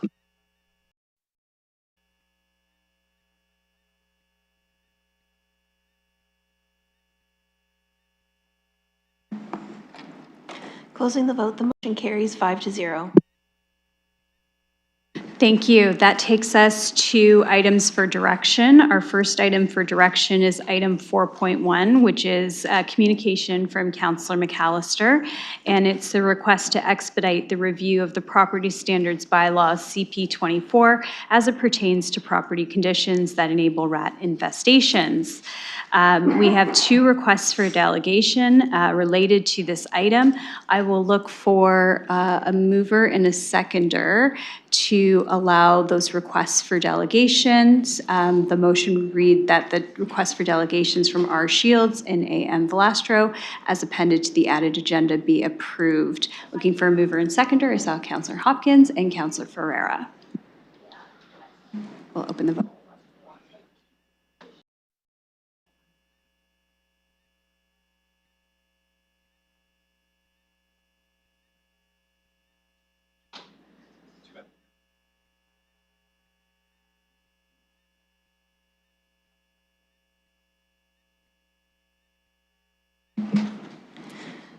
Closing the vote, the motion carries 5-0.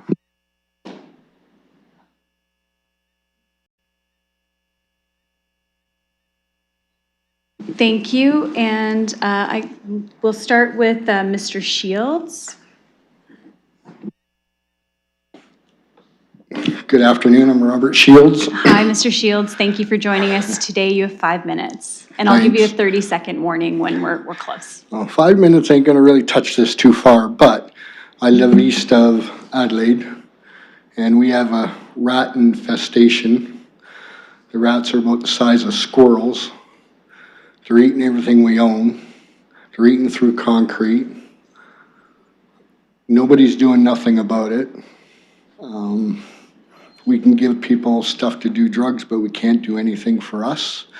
We, the taxpayer, maybe should be looked after just a little bit.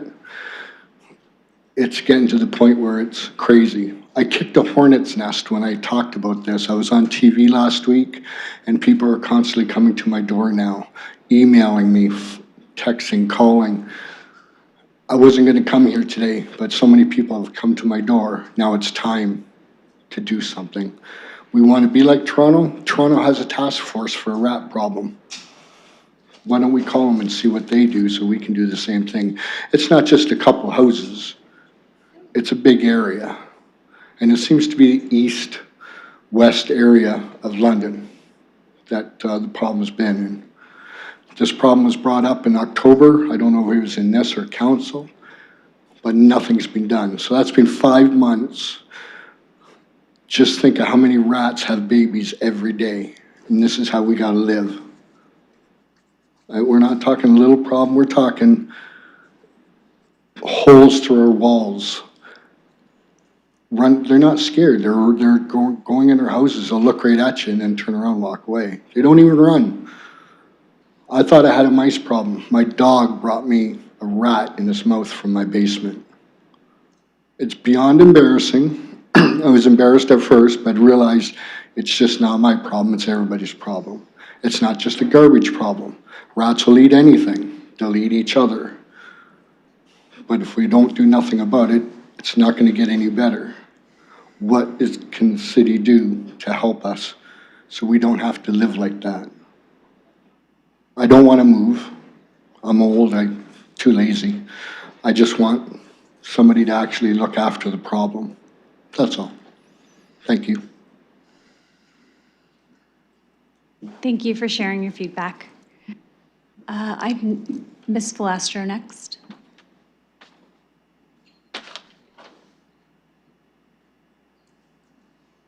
Thank you. You have 5 minutes. I actually don't think there's anything wrong with the property standards bylaw. The problem is that residents and property owners are not familiar with it. For example, garbage needs to be stored in secure bins, and bi-monthly garbage must be dry garbage. It means no food can be in that garbage. I really think the problem lies with the lack of enforcement on private and commercial properties. I live in a neighborhood with a lot of absentee landlords that do not maintain their property. They get the tenants to put out their own garbage, but those tenants really are not informed on how to put out their own garbage. Or they collect the garbage and dump it all in open bins at the back of their property. I constantly call enforcement on my neighbors. It's a really bad chronic issue in my neighborhood. And I have to say that there is a real lack of enforcement. It's okay if the garbage is on the street or on the curb, the city will come right away. But it's when the complaint is actually on a private property or it's part of part of a commercial establishment on Richmond Road. So we'll file the complaint. And once it's filed, we know that people get warnings and are issued at times fines. But fines are paid and they're not a deterrent. On private property, residential private property, my understanding is they give the landowner 2 weeks to comply. And on commercial properties such as the Barking Frog, dirty garbage, it's just a constant problem. The open bins are overflowing. We complain about it over and over again and nothing happens. And I would like to see those establishments shut down. No different when they are given a citation for infestation. But that doesn't happen. There seems to be a different approach to the commercial properties and private owners and garbage on the street. So the commercial properties are probably the real source of rat populations, and yet they don't look at it that way. And I think fines should be a deterrent for repeat offenders. I also want to say that poisoning rats is not the way to address the problem. Not only is it cruel, but a poison kills other wildlife such as squirrels and pets. We have properties in my neighborhood that find a concentration of dead squirrels from adjacent properties that use poison while their garbage overflows. People should also be aware that local wildlife such as skunks and raccoons, they eat rats. Raptors as well, they will come down and they will eat rats. And they are an effective population control. So when you see a skunk or a raccoon on your property, don't call wildlife businesses to come take them away. They do you a favor if you have a rat infestation. I think that really to resolve this issue, the focus should be on enforcement, including neighborhood blitzes, which we have tried to get in our neighborhood over and over again. There was a time when they were doing them and now they just don't. And I really think there needs to be strong fines for repeat offenders. And I really think enforcement really has to focus on the commercial businesses because they put out an extraordinary amount of food garbage, far more than any household would do. And yet nothing really tackles that problem. Thank you. Thank you for your feedback. Okay, those were 2 speakers on this item. I will look for a mover and seconder for the motion that was provided in the letter so that we can begin discussion on this item if there's a mover and seconder. I have Councillor Purple as the mover, looking for a seconder on this item. I'm happy to second this to get this on the floor as well. Councillor McAllister, since this is your letter, I'm wondering if I can go to you first for your comments. Thank you, and I appreciate as a visiting councillor to be able to speak to this item first. As you've heard, I think pretty much every major news outlet has done a story on this. I don't think it's necessarily just restricted to my ward. I'm hearing now more and more from other parts of the city. Everyone seems to have had some sort of a rat issue, so I think that it's important that committee and even council weigh in on this issue. I did raise it in October. November, we did pass a motion in terms of looking at the residential dumpsters. As you've heard, since this has kind of come out, it's not restricted just to that. I did get a lot of complaints last summer regarding the dumpsters, but I do think this is expanded to not just residential, as we've heard commercial, perhaps even industrial. I've heard of some of those areas experiencing it as well. So really I wanted to put this on the floor to have that discussion. I'm hoping my colleagues will be able to weigh in terms of whether they want to see this expanded, if you want to not just have residential, commercial properties, as we've heard, can also be a source of this. But really this is a conversation starter to see some concrete action come out of this. As I've heard from a number of my residents, they're all dealing with the rats. This is impacting their lives. It's a public health issue, and we really do need to see some action on this. I'm sure Bylaw has some comments they'd like to share on this, but this is an issue that impacts all of us, and rats breed very quickly, and if we don't get a handle on this right now, it's going to get worse, and it's going to impact the whole city. So I really hope we can make some progress on this item. I'm happy for people to put forward some amendments if they have them, but we absolutely need to see some traction on this. Thank you.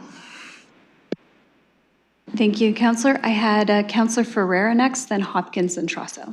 Councillor Ferreira. Thank you, Chair. So I've been trying to look into this myself, and I do hear there are some different ideas of where I guess the issue would go to, and I really think maybe we should be focusing on what is the reason, what are the reasons why we're seeing these infestations, why are we seeing them localized in certain areas of the city with respect to other areas of the city. I hear that there could be a lack of enforcement or proper containment with some commercial areas. There are some issues with garbage containment for residential areas. I do know from past discussions here at council before this term that I think the compliance message was always that the message is that like a yard and lot maintenance bylaw is a containment issue, or could also include or could promote something like this when it comes to garbage or rubbish, or especially food scraps, that could also promote something like this. I was doing some thinking myself, like I do understand that, with respect to our green bin program and the uptake of that with the city, I would really want to know if with those who are not using their green bins and they're putting their food scraps into their garbage, and now there's a 2-week cycle where those food scraps are in those garbage cans, would that maybe be an issue with that as well? Just because with the uptake, and I know I don't see anybody from Waste Management here, but these are some of the, do we have someone from Waste Management here? Yes, we do. Ms. Chambers is online. Yeah, okay, I'd like to go to Ms. Chambers and ask if you can just remind us what the uptake is for the green bin program, and if you have any data on potential areas where uptake is a little bit less than the rest of the city, if you have any information on that. Thank you. I'll go to Ms. Chambers. Thank you, and through the chair. I know generally our uptake is approximately 60% citywide. We'd have to report back on particular areas that are low spots, and if there's a correlation between rats and green bin usage, there'd be a report back. Councillor Ferreira. So I'm just kind of spitballing ideas of what could be it, but I think that there's a lot of different ideas of what could be causing this. And I really think an approach we should take is to really get a comprehensive report back of what staff can find, of what may be promoting the issue that we're seeing. Especially because I do see that there's some areas in the city that locally have this issue being reported a little bit more than other areas of the city. So that kind of tells me something. And I would really like to know what tools we would have at our disposal, to be able to mitigate that.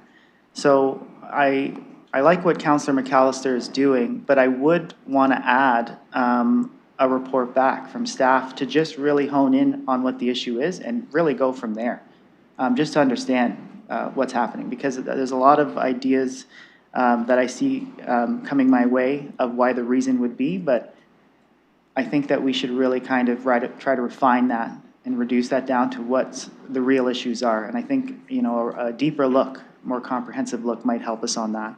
So I would put an amendment on the floor, and the amendment would be to have a comprehensive report back on what the sources are for certain rat infestations, and to look into, and I know this language, if the clerk can just help me out here, I'm sorry to throw this last minute to you on the floor, but if we can just find any type of trends, localizations within the city, and any type of correlations between any other programs that we may have, or correlations with maybe enforcement issues or anything like that. I know this is terrible language, but but I think that we should have a report back that basically looks on a comprehensive report that identifies the localizations of where rat infestations are and any type of correlations between with containment, with commercial businesses, restaurants, potentially with green bin uptake.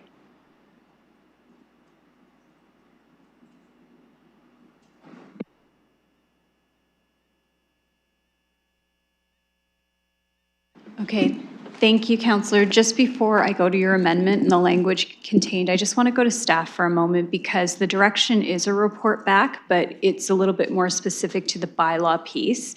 I'm just wondering if you might be able to specify if the report back would contain any of that information that the councillor is asking for in this amendment.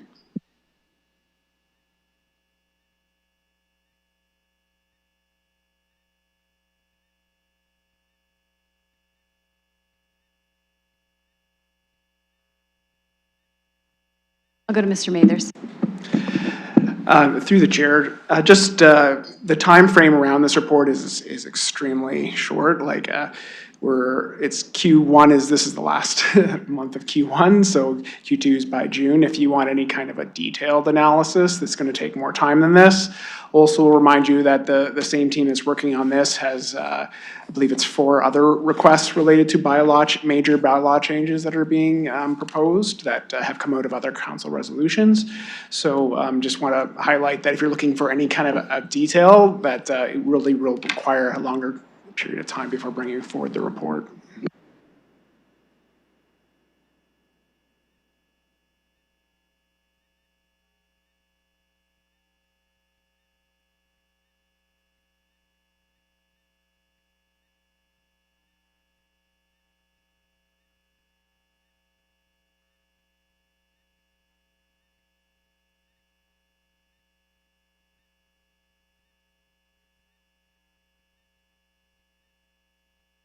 Councillor Ferreira, so we've got language ready for your amendment. The issue will be the date. So it almost puts the motion as the report back as contrary unless we separate your portion of the report back from the portion contained in the bylaw. Councillor? Appreciate that. I just want to follow up. Before I do officially move an amendment, and I do want to hear the language, and I appreciate you working on that for me. Does this motion as it is have that comprehensive report? I did see that you said that the timing would be an issue, and that kind of tells me that if I were to add that, then the timing won't work. But that also is telling me that that is not included in this motion as it is. So I just wanted to confirm. What I'm looking for, is that included in the motion as it is? Mr. Mather. Through the chair, so staff didn't have any contribution into this motion, so I'm not aware of what the intent was to be included in the motion. So any kind of clarification on that from the writer of the letter, of course, would be very helpful. But from our just wanted to report back and be very open with you that if this is a comprehensive report, you're not going to get it by that time frame. It's too difficult to be able to meet that expectation. Thank you. I'll go to Councillor McAllister, if that's okay, just to clarify the intent of the wording of his motion that's on the floor. Thank you, through the chair. So two things here. The first is what I would say is a request essentially to expedite the review that was already initiated in the fall. I have included all residential property types because when I'm looking at my complaints, a lot of them were residential based, recognizing there's a desire for commercial. So perhaps if the councilor is looking for something in terms of a larger report back, that could be an examination of the commercial side of things, because mine is right now just focused on the residential. With respect to Part B, the reason why I'm requesting an option in terms of reporting is outside of the collection that I do through my calls and emails. I'm not sure in terms of what bylaw can point to, but I do think there needs to be a better reporting mechanism in place. Other municipalities have that in terms of rodent control, because right now I don't think we have a good handle in terms of where the hotspots are. And so to your point about a larger report, I think we need a reporting mechanism to be able to then have that larger report to show those areas, to understand in terms of zoning, is it residential, is it commercial, is it industrial?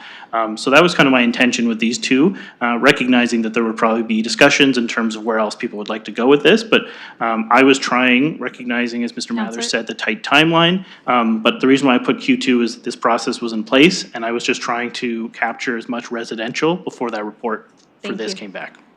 Thank you. Okay. Councillor Ferreira, back to the language on your amendment. Go ahead.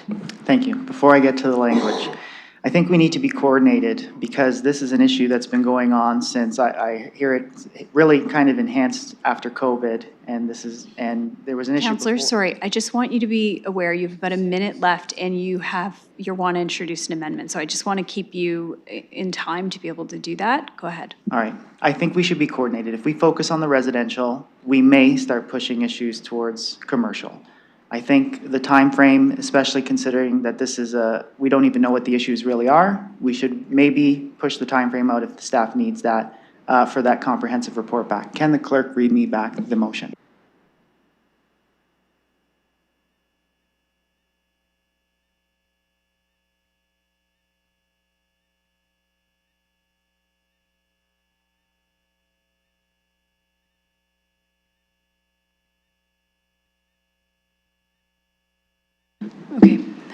So Councillor, the amendment, as you're proposing it, because we've been told by staff and we've been told by the writer of the letter that the intention is to bring back the bylaw change in Q2 2026, your amendment would be additional but contrary. So just based on the time. So I'm just wondering, can we do it as a report back that's a separate reporting time versus what's in front of us, which is tied to this motion? If that's what we need, I would recommend we change the time frame coming back to a later date to have everything together as one coordinated effort. We don't know what the issue is. We don't know what the source of the issue is. But if... One moment. Okay, thank you. So then on this amendment is related to report. So you're actually looking for another amendment to first amend the timeline in order to then bring in your report. I guess I would. Okay, so you're looking to move an amendment to move the timeline to when? I guess I would go to staff, and you probably wouldn't be able to answer this. How much time would be a reasonable amount to make this comprehensive report? Would you need 6 months? Would you need 10? I'll go to Ms. Pfeffer.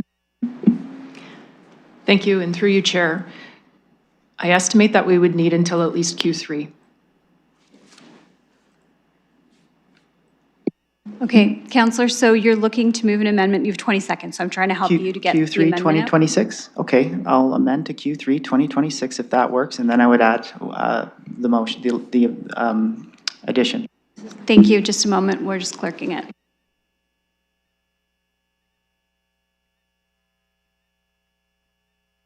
Just noting that the mayor has joined us.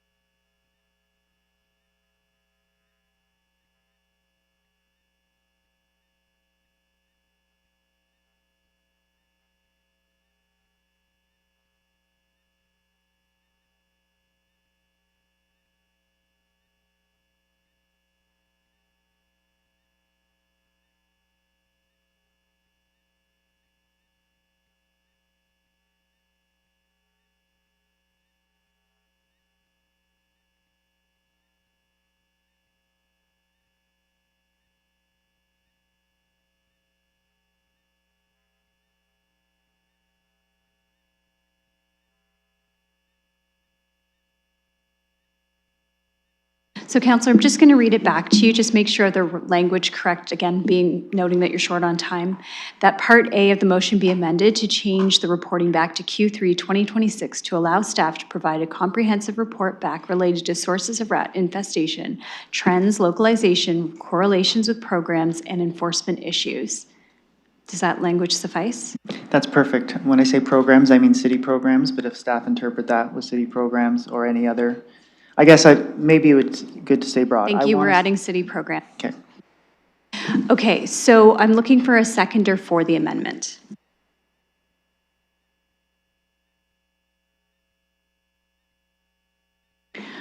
Okay, I do not see a seconder for your amendment at this time, and you're out of time. Okay, and that's your time on this round of discussion. So I will go to Councillor Trousseau next. I'm going to start by just reading my amendment, and I can give a reason why I'm doing this. My amendment reads simply that civic administration be directed to consult with the Environmental Stewardship and Action Community Advisory Committee about the city's response to rodent infestation and opportunities for improving public information. Should I wait to see if there's a second, or should I explain my rationale? Thank you. I will look for a seconder on this amendment. Councillor Ferreira has seconded it. Go ahead. You may speak to your item. This is one of those situations, through the chair, it cuts across different divisions and different departments. So when we say send something back to staff, I already have a problem with that because it doesn't say to who. You can't put chicken bones in the green bin that are wet and not do anything else and be surprised when you get rats. And I guess the question that I have for code enforcement is, don't we already have a number of bylaws on the books that deal with rat infestation and the obligation of a property owner to keep their property free of rodent infestation and the types of debris that will cause it? So could you state what they are? Thank you. I'll go to Ms. Pfeffer. Thank you, Chair. And through you, I'd like to introduce you to the Manager of Community Compliance, Wade Jeffrey, who will answer that question. Thank you, Mr. Jeffrey, for joining us. Please go ahead. Thank you, Madam Chair. Through you, we do have a couple different bylaws that do address debris as well as pest infestation. Pest infestation is handled through our property standards bylaw, CP24. Excuse me, there's a specific regulation in that bylaw that speaks to pest infestation. With respect to the debris, we can handle that through both bylaws. For containment, there are specific regulations that speak to containment and ensuring that it's compliant. We find that through our inspections, a lot of it is improper storage. So there is, that we deal with on a daily basis through our inspections. And again, this is something that is, it's a high volume complaint year after year due to that. Councillor? Thank you, that's very helpful. And the reason I'd like this to go to the advisory committee is because they do have expertise in dealing with animal issues. They do have expertise in terms of dealing with green bin problem issues, yard debris. They've worked on the yard and lot bylaw, and they understand the interrelationship between different bylaws that cut across different parts of civic administration. We're asking our staff to do a lot. And what's holding us up here is not the will to deal with the rat infestation problem. It's that we just keep asking for more staff reports. I mean, Part A asks for a staff report on strengthening the bylaw, and I can't support that because I think that the bylaws already state that there's an obligation not to have rat infestation. The problem is coordination between code enforcement and garbage pickup. And I think that that's something that we do poorly when we have to go across different agencies. I also disagree with the contention that nothing's been done, because I know I've called in a number of complaints about dumpsters, and they've been dealt with. not as quickly as I'd like, but, you know, they've been dealt with. So what I'd like to do first is, I want to bring in the expertise and advice from the advisory committee. I'd like staff to cooperate with them. And I see this not as a way to divest staff from their authority, but a way to assist them at a time when they're being asked to do a lot at the end of our term. So that's what I have to say about this particular amendment. I'll say more about why I can't support Part A of the main motion when we get to that. Okay, thank you. We are on the amendment, which is Part D. If you refresh your screen in eScribe, you'll be able to see it, but for anyone that's following along, I'm just going to read it again. That the motion be amended to add a new Part D to read as follows, that Civic Administration with the Environment Stewardship and Action Community Advisory Committee about the city's response to rodent infestation and opportunities for improving public information. Now, this is an amendment to the main motion, so it will come after A, B, C. It will follow as D. Councillor Ferrer, you had your hand up. Thanks, Chair. So this, I guess, is close to what I was saying.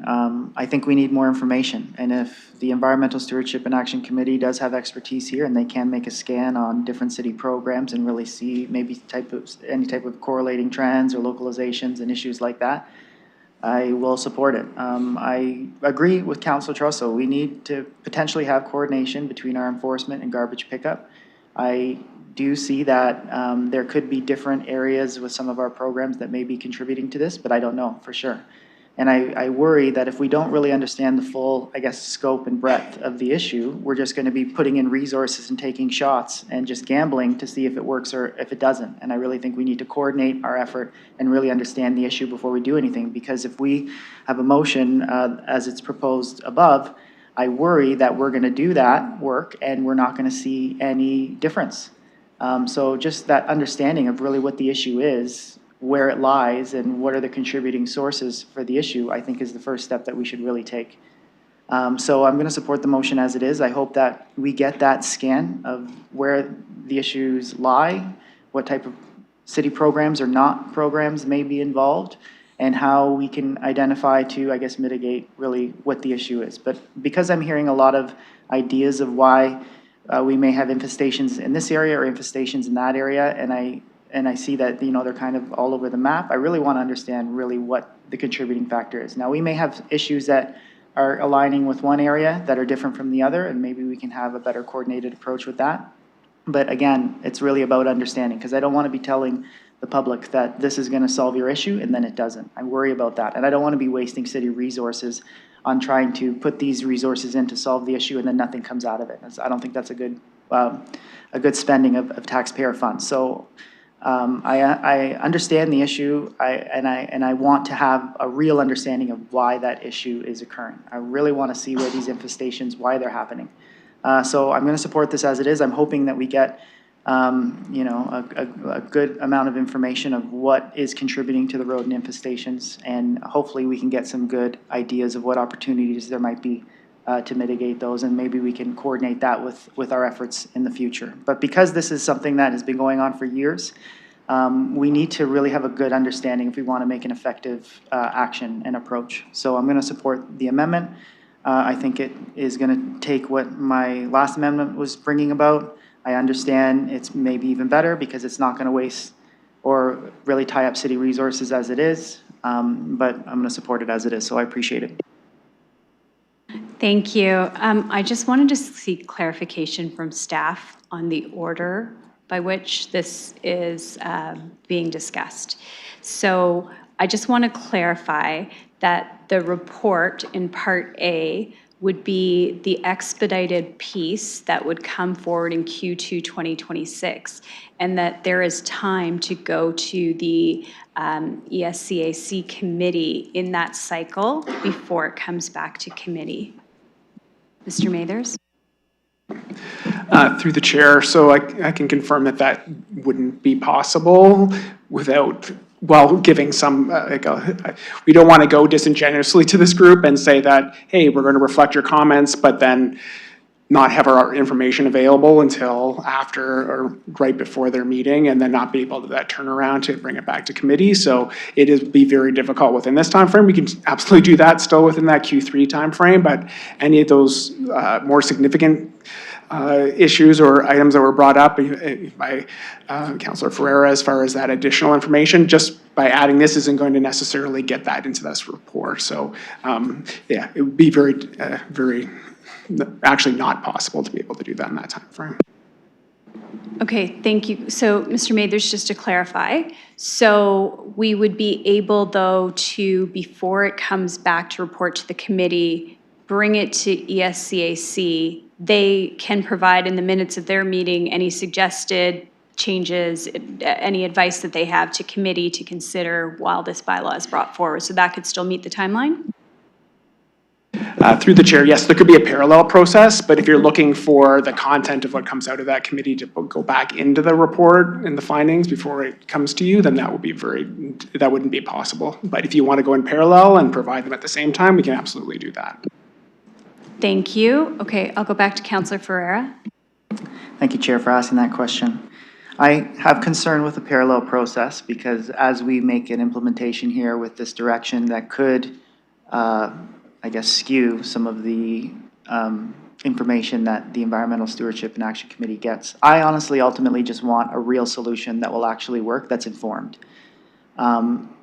If this committee needs to rush this motion forward, I have concerns on what its effectiveness is actually going to be. And we'll find out very soon, especially as the summer comes up.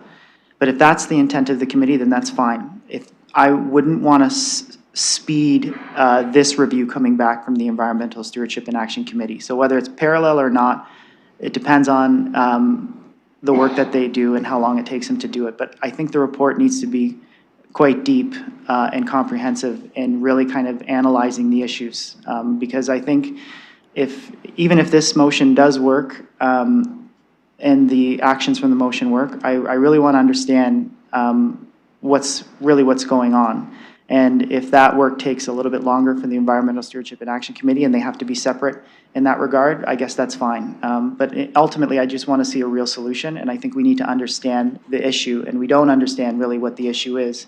So I guess I'll leave it there, but I wouldn't push for this to be parallel with that other report. I think that it's okay if it takes a little bit longer. It's okay if it comes to the next council, because ultimately we're trying to really solve an issue that's going to last for years if we don't actually take a real approach to it.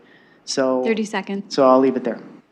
Thank you. So just to clarify, if we're not amending Q2, then it is a parallel process in order for this amendment to not be contrary. So the amendment as it sits right now is not a parallel process, or is a parallel process as it reads. Okay, so on the amendment, any other speakers? Okay, looking for speakers online, seeing none. Looking for those in chamber, seeing none. We'll open the vote on the amendment.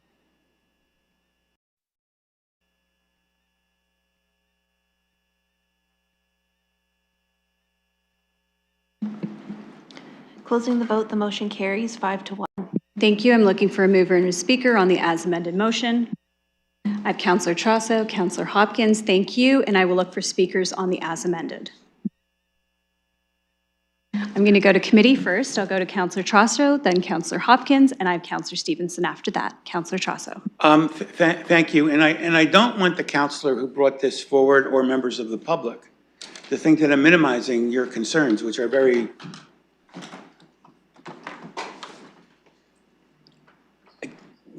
well taken.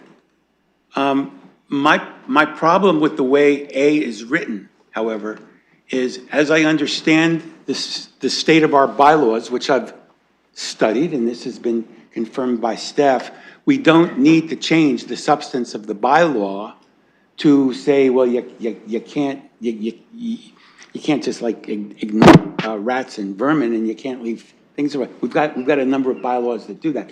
If A said to take further enhanced enforcement measures, I'd be good with that. But I don't want to send staff back to try to redraft the bylaw. I don't think that's necessary. I think if there's a flaw in our bylaw, it's the protocols for enforcement. And I want to remind everybody, we have a report coming back from code enforcement staff soon on the protocols for dealing with resident complaints. I also understand that over in the other garbage division, there is also a staff report that's going to be coming back. I'm not sure exactly what the time is on that, but we've already asked for a number of reports that bear on this. Finally, I'd like to say that we don't always have to reinvent the wheel. If I understand rats, the rats in Toronto behave much like the rats in London. And the fact that the city of Toronto has already done a very comprehensive staff report on this that goes into all sorts of detail. Really, we should just be reading that, not just, but we should start by reading that report before we send staff off to recreate that report. Because sometimes I think this staff work has been done very effectively by another jurisdiction. So, and I'm sure the advisory committee will look at the Toronto report. I've spoken, I should say informally, I've spoken to a member of that committee. They're very anxious to get started, and they understand the Toronto report, and they understand the interrelationship between what we do in our garbage division, I'm calling it the garbage division, and the code enforcement division. Maybe we need a rat division that just brings them all together, but I think the intention here is to, and I think it's really in keeping with what the councilor is trying to do. I think what we need is an all-encompassing situation report where we're in a position to pinpoint what changes we need to make in our practice. Not necessarily a bylaw amendment, maybe, but we'll find out. So that's my position. And I don't know, are we speaking on the main motion right now? This is the main motion as amended. Yeah, so I'm not going to put another amendment on the table to make Part A more to my liking, but if I was, it would be along the lines of not asking for a full bylaw review, but a particular enforcement review. But I think I'm just going to vote against Part A and leave it there, because I think what I want to do here is going to happen with or without Part A. Thank you. Thank you. We'll prepare that for separation.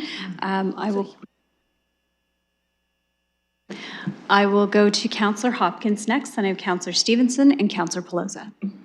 And this is on the amendment and main motion. This is the motion as amended, yes. Thank you, and I want to thank Councillor McAllister for bringing this forward and for having this conversation here at committee. I know there's a lot of rats in my community, not those rats, these rats, sorry. Sorry. I'm getting sidetracked here, but and you did, Councillor, acknowledge that it's not just an East End problem, it is throughout the city, and I do appreciate that. I do have a couple questions through the chair, maybe to staff, trying to better understand what we're doing with this motion when it comes to A, expediting the review of the property standards bylaw. Expediting gives me a bit of a pause. I would like to know when we are expecting the property standards bylaw update coming to committee, is my first question. I'll go to Ms. Pfeffer. Thank you, and through you, Chair. So we're expecting the review of CP24 as it relates to residential garbage control in Q2 of 2026, but that doesn't speak to much of what's included in A, as you've referenced. Councillor Hopkins. Thank you for that. And my second question, again, is as it relates to B, I just want to, I'm not sure what including or directing to include the option to report rat infestation conditions through Service London. What exactly would that entail? Thank you. I will go to Mr. Parody. Thank you. Through the chair, we currently have the ability to report pest infestation, especially under a rental unit or buildings. There's no drop-down boxes out of the 15 icons. You pick that one specific icon and go right into a description box. There's no drop-down boxes, and you can report your pest infestation. If you're talking yard and lot maintenance bylaw, you can go in there, and this is where you're looking at different lots around the city or a property next door, or even in the backyard property of the unit you're renting in. And there's two drop-down fields in that box, and one is it's the tall grass and weeds, doesn't really apply. And then there's one that says debris. Now, that one there, we can build out as part of the direction coming out of this report. And maybe we put in some examples and some brackets there to make it a little bit clearer of what you can report under that. And we can put garbage or junk and pest infestation as some examples in there to help out. But we currently have, with those two icons, the ability to report. Councillor Hopkins. Thank you for that information, and with that, I will not be supporting A, but supporting B, C, and D. Thank you. Thank you. I had on my speakers next Councillor Stevenson, then Councillor Pelosa. Thank you. I just wanted to thank Councillor McAllister for bringing this forward. It is an issue that I hear about in my ward too often, specifically recently around the McMahon area in Carling and the Oakland Ave area, which is pretty much the entire ward. It's a really traumatic experience for people. I've got people saying they woke up with a rat running across their face, nibbling the bananas on their dining room table, having to keep their fruit in bathtubs. They're chewing through water lines and wiring and literally chewing through almost anything to get into the home. Some of the homes have dirt basements. Some of them have foundations that don't have a cement floor. They're finding it almost impossible to keep the rats out. I did a quick Google, and I don't know how accurate Google is here, but they're saying that rats are able to reproduce at 5 or 6 weeks old, that gestation is only about 3 weeks, that they can get pregnant again in 2 days, and that a pair of rats can explode into a rat infestation of about 88,000 within a year. So I guess I support all that's being talked about here today, but I'm just wondering, the things that I'm hearing is the residents believe it's happening, they're being stirred up with the construction, some of the deep construction that's happening, coming from vacant buildings that have been left vacant for a while. There is concern that it's about the biweekly garbage pickup, property standards, which we're talking about here, where garbage is not being dealt with appropriately. Also, the demolition of restaurants and other buildings, again, as we do our construction. So my question through you to staff is there any comments on sort of the sources of what's stirring up these infestations and affecting homeowners? And is there a way that we can be proactive? I mean, if we're putting traps out that will kill them, that's not poisoning, that's not going to affect other animal life, could we be putting them out when we do construction and when we do demolitions to help address the issue as quickly as we possibly can? I'll go to Mr. Mathers. Through the chair, absolutely. And I think we could probably start, and this was highlighted by one of the other councilors as well, about like just trying to take some of those learnings from other municipalities, right? So I've just in this time been able to pull up a rat plan by the City of Toronto, and it highlights some of those very issues, construction possibly being linked to it. So I think we very much have to build on what some of the pieces that we can learn from other municipalities, but then also make sure that we contact all those other parts of the corporation that might touch this issue in any way. Councillor. Thanks. Yeah, I'm going to look at this between now and council to see if we can maybe proactively put traps out as we have a lot of infrastructure projects, hopefully a lot more, that we could do it proactively around, maybe require it on vacant buildings, and when we look at demolitions, look at dealing with it right away. The facts, if they are accurate, are very scary in terms of how quickly they can reproduce. There's a lot of health associated with that. And it can be costly for people. And so if we could even loan out rat traps, or I don't know, I I appreciate all the other work, but I really want to address this as quickly as we possibly can to eradicate some of these and reduce the populations before we really do have something that's a lot more serious than it already is. Thank you. Okay, I have Councillor Pelosi next, followed by Councillor McAllister, and then Councillor Frank. Thank you, Madam Chair. Through you to staff, as city staff and partners go out and do the vacant building inspections as required by fire, is there any notes made in there potentially regarding rats as they go through, or is that something that could be added if we're already on site? Mr. Jeffrey. Through you, Madam Chair, when we are out doing inspections for vacant buildings, we take into account all of the yard lawn maintenance, excuse me, and the property standards bylaw regulations that come into play during those inspections. So we are addressing debris, pest infestation when it is in fact valid and able to be addressed. Councillor Pelosi. Thank you. So I'm understanding that if there was a rat colony discovered, we would take action on it. Just looking for clarification. Mr. Jeffrey. Through the chair, yes, we would address that. Councillor. Thank you, Madam Chair. Having been a second term councillor and having rats in the South End as well,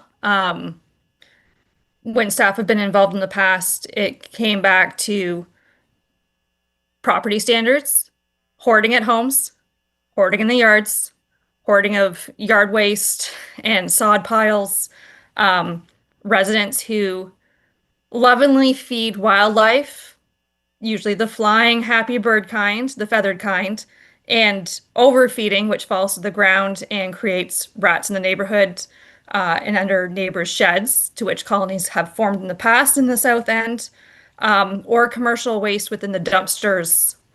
For the most part, it hasn't been associated to the waste collection that we'd see at the curb on a weekly basis. Certainly that's in some neighborhoods. Green bins are, I would say, more of a proactive tool, allowing that organic waste to be removed as a food source on a weekly basis. So as we move through these conversations, just really mindful of where we're going to put resources and the tools that we already have that staff have been well utilizing, and experiences in the ward of it tends to be feeding. I have a neighbor who feeds, rats running through my backyard as well.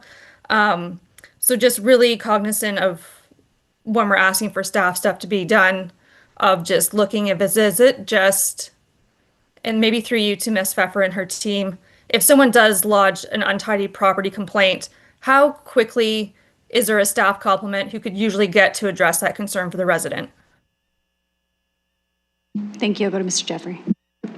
Through you, Madam Chair, typical response for a concern or complaint that's registered like that would be 2 to 3 day turnaround for our staff to address it. Councillor Pelosi. Thank you, Madam Chair. Just really looking then, I know sometimes in the past it ended up being residents who didn't want to clean up their property or didn't want to pay the fee of actually removing that rat infestation that they were harboring on their own property. So that's where more of my interests come in with staff of our bylaws are already there, being well enacted on staff in a very timely manner, having multiple bylaws of just how to enforce the standards, realizing that one person doesn't keep theirs clean and absolutely can traumatize an entire neighborhood. That's where my interest is focused. Thank you. Thank you. I have Councillor McAllister, followed by Councillor Frank. Thank you, through the chair. And I really do appreciate the conversation today. It sounds like we've all encountered this at some point or another, and we all have differing opinions and suggestions, so I really do appreciate that. But for me, really, this was, I was trying to come up with something in an expeditious manner. My residents are living with this, as Councillor Stevenson has said as well. I've had some horrific stories. And some of the problem properties, which is why I think those reviews are very important, have existed for a very long time, and I just have not seen resolutions. The reason why I originally brought up the residential dumpsters, for instance, there's properties on Shelburne, there's properties on King Edward, which have been problematic for years, and I just not have seen any sort of resolution, understanding while I'll have to follow a process. But my intention in terms of strengthening the bylaw, if staff come back and say, we think we've got what we need on the books, I'm fine with that in the report. They don't need to be exhaustive about that. But if the enforcement mechanism and the measures they have at their disposal are not necessary to address these longstanding problems, that's the issue I'm having. Because there are the same things coming up time and time again. And if we keep doing the same thing and the result is the same, I just don't think we're making progress, right? So that's where a lot of my frustration and the frustration of my residents comes from, is they're reporting things and they're not really seeing any sort of resolution to it. In terms of the reporting aspect, appreciate with Mr. Parody what he said, but really for me, it's having a dedicated spot where rodent infestations can be reported. Because when it's pest control, I want to be able to look at CRM and say, okay, these are my hotspot areas. The issue I'm having when it just says pests is if there's a roach problem, I don't necessarily need everything conglomerated into one box saying pest control issues are a problem here, because I really want to get us more granular in terms of, okay, is it roaches? Is it mice? Is it rats? That's where my intention with that was coming from, is that I do want us to look more specifically at what the problems are, because our response is going to change depending on the problem, especially when it comes to pest control. Just to give some rationale there, I understand in terms of the language, people might have wanted something different with A. I was still very willing in terms of an amendment, but I was looking more for the enforcement, as has already been said. The Q2 is a recognition that in the summer, this is the height of when my residents are dealing with this. This is when they're living with it now, particularly when it's the colder months, the rats are coming inside. But it's rampant in the summer, and it's really bad. So I was trying to offer some relief to my residents as we go into the summer months, because that's where they're really seeing the problems. So again, appreciate the discussion today. I hope we can find something and move this forward. Thanks. Thank you. I have Councillor Frank next, followed by Councillor Stevenson.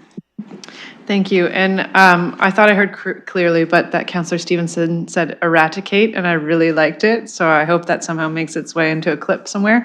But I did have one quick question. I just want to confirm, in my ward, we've had some issues with rats near commercial dumpsters. Will that be looked at in this report back from staff? Thank you. I'll go to Ms. Pfeffer.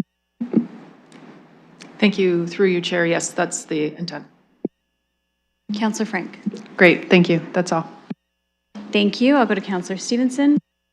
Thank you. I just wanted to follow up on a few of my colleagues regarding the enforcement, because when we hear 2 to 3 days for a response, I too hear from residents that have properties that have been ongoing concerns for years. And they put the complaints in, they file the complaints, things happen, but nothing changes, and they are left very, very frustrated. I had another call on Friday. So I just wondered through you to staff, are there things that council could do in terms of policies, or is this something that's going to be coming back to us in Q2 about how we can have greater enforcement so that residents can get the outcome that they're looking for, right? If this isn't allowed, we run into this with the homelessness situation, right? Zero tolerance for encampments. What does that look like? And why do zero tolerance areas, are they covered with tents every day, all the time? And so residents get frustrated. If it's not allowed, why does it continue? So anything that you can provide would be appreciated. Ms. Pfeffer. Through you, Chair. We certainly do get chronic residential complaints in relation to this issue, and part of it is in relation to the compliance first mindset. We really want to give residents the opportunity to comply with our bylaws, and so we do that. That gives them a period of time in which they have to potentially clean up their property. When that cleanup is done, or if it isn't done, the city will undertake those cleanup endeavors.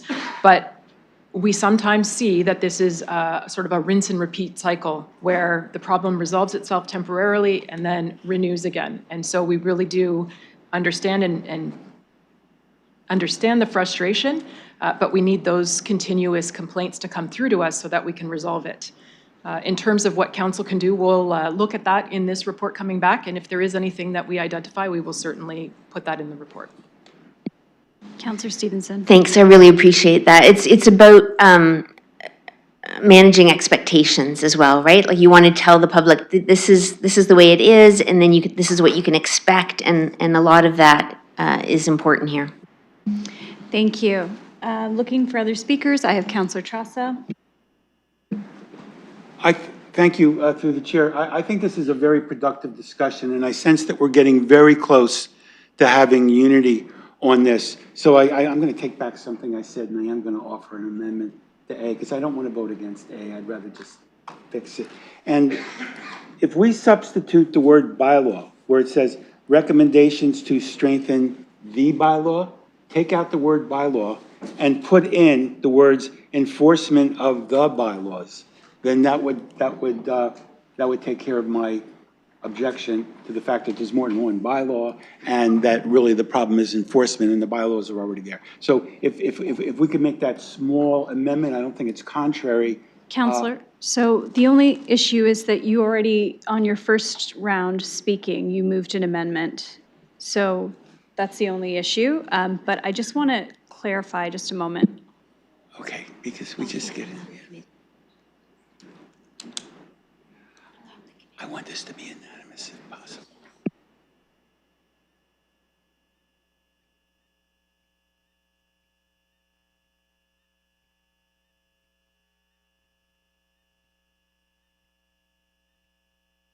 Okay, so Counselor, because you already spoke on this item, on the as amended, that was your time to move an amendment. So I'm just trying to keep us procedurally in order, but if anybody else who hasn't spoken perhaps maybe would like to from the committee, they could.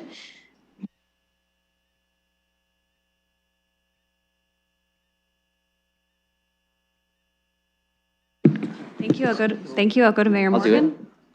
Yes, no, I see Councillor McAllister who brought this, nodding that he's comfortable with that language. I'm happy to move the amendment. I hope not everybody needs to speak to it again, and we can move along and get language that can allow us to proceed. So I'll put it on the floor. Just a moment, and I will be going back to staff to ask if this affects the timeline at all. Through the chair, so this actually probably makes things a little more simpler even, so it doesn't impact the timeline. It doesn't? Thank you.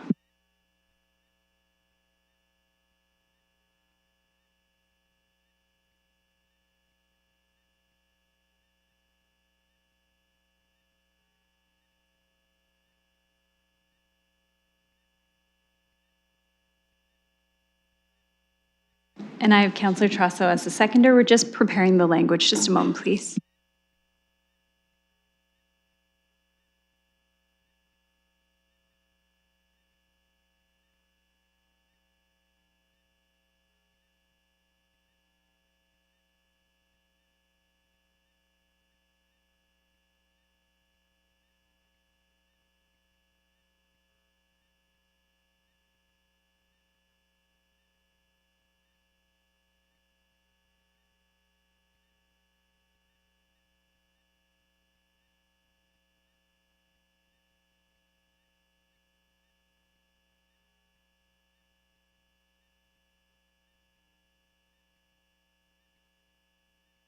Okay, Mayor Morgan and Councillor Trasso, just going to you on the wording that the change to Part A is to read the enforcement of the bylaws.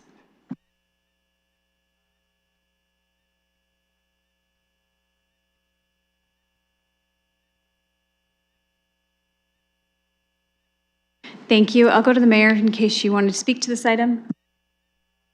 No, I don't need to speak to it. Thank you. Looking for any speakers on the amendment, sorry. Councillor Ferreira? This is what I needed to carry me over to support it, so you'll have my support for A. Thank you. Looking for any further speakers on this, looking online.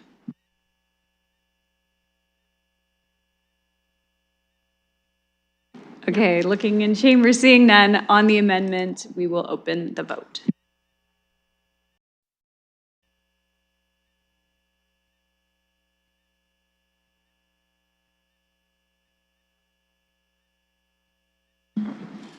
Councillor Trasso?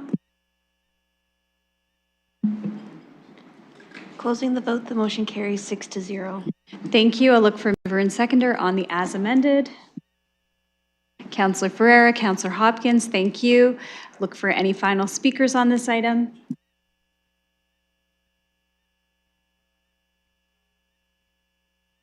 Okay, looking just for clarification from anyone on committee if this still needs to be separated out. Thank you. And last call for any speakers. Seeing none, we will open the vote.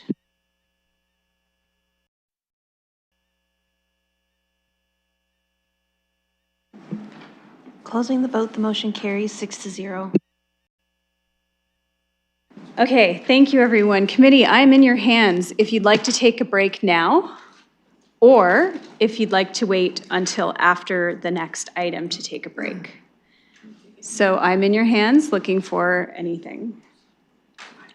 Seeing no one moving towards the mic. Oh, Councillor Ferreira, go ahead. I need a bio break. Can I get 5 minutes? Do I have a seconder for 5 minutes? And Councillor Hopkins seconding a 5-minute break. I will take a vote by hand.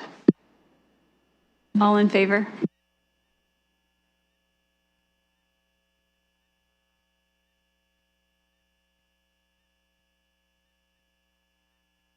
So we have Councillor Ferreira, just keep your hands up, folks. Ferreira, Hopkins, and Pribble. So opposed? That fails on a tie. I'm sorry. Okay, so that looks like we're proceeding with our next item.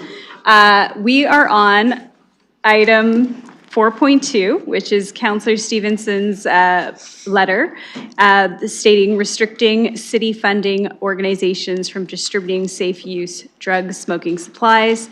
I have a delegation request for this item. What I'd like to do is I'd like to hear the delegation request first, and then I'd look for a motion or an alternate motion to be put on the floor for discussion. I will look for a mover and a seconder on this item. Okay, Councillor Hopkins for the delegation, sorry. Councillor Hopkins, Councillor Ferreira. Thank you, we'll just prepare that.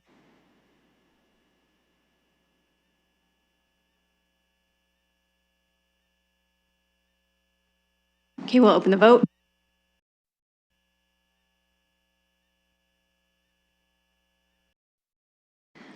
Closing the vote, the motion carries 6-0.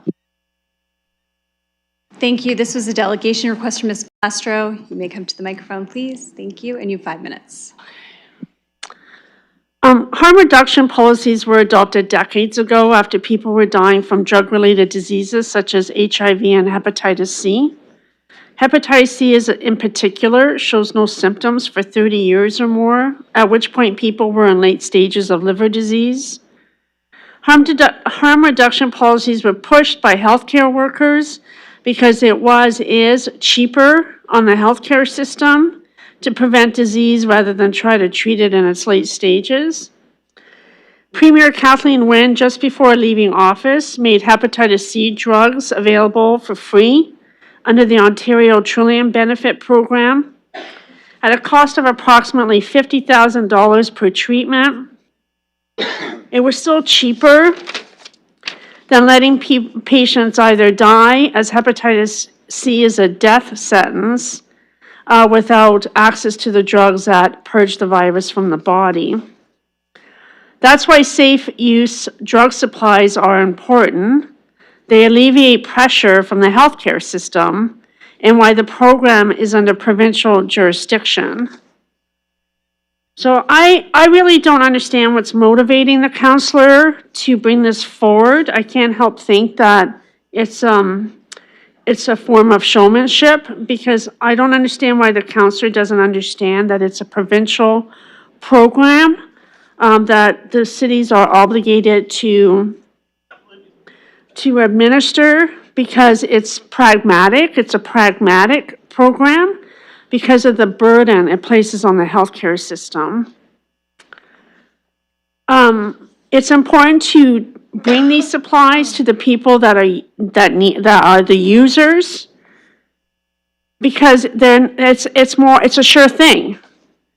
And it's important for people like myself who pick up drug paraphernalia from my own property and from other properties. It's much safer for me if a supply, needles and what have you, are used once rather than being very dirty because they've been used over and over again. I just find it tiresome over time to have to always address these issues when to me they're just very straightforward. The province wants the burden off the healthcare system. These supplying safe paraphernalia for drug use alleviates a lot of that. It's a preventative measure to keep people, for causing an epidemic that the healthcare system then has to deal with. And so I hope this is a short conversation because the city seems to have no jurisdiction and the councillor should know that. And I'm hoping that this conversation isn't belabored. People should know that it's a provincial program that the city must bring forward. Thank you. Thank you for your feedback. I have a communication from two members of the committee. I have a communication from a visiting member of committee. I'm in the committee's hands as to just a moment.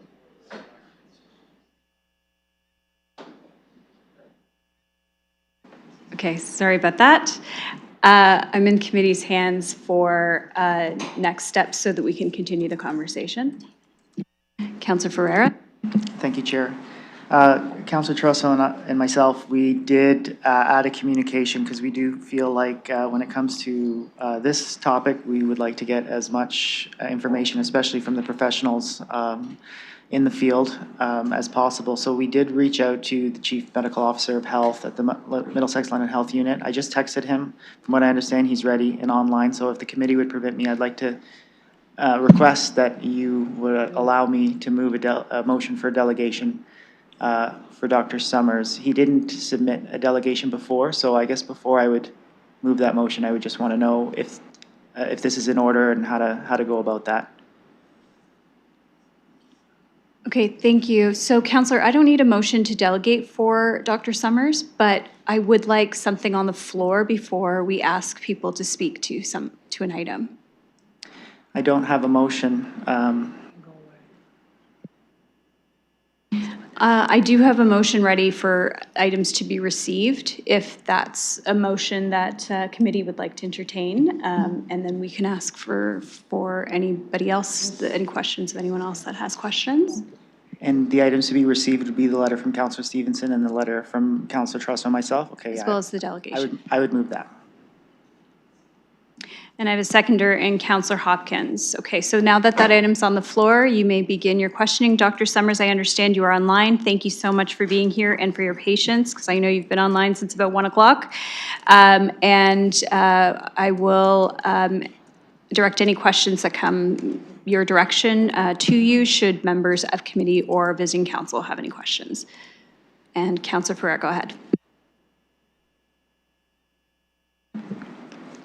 Do I have to ask first? Oh, I wasn't ready to ask the questions first. I'll yield to committee and I'll put my hand up after.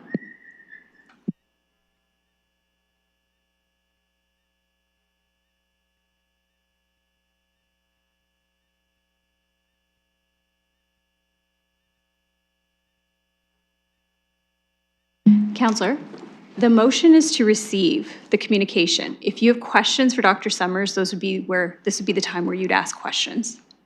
Am I the only one who's going to ask questions to Dr. Summers? No, it's just that you're the speaking right now because you were the last one on the motion to move the motion to receive. If you don't have questions, I can go to other members of committee. Well, I do have questions. I just don't want to ask them yet. Can I ask them after? Okay, thank you. I will go to other members of committee on this item. Councillor Trosso. Yes, I'm going to ask, first of all, thank you for joining us, and thank you for staying with us through other parts of the meeting. You've had the opportunity to review Councillor Stevenson's request.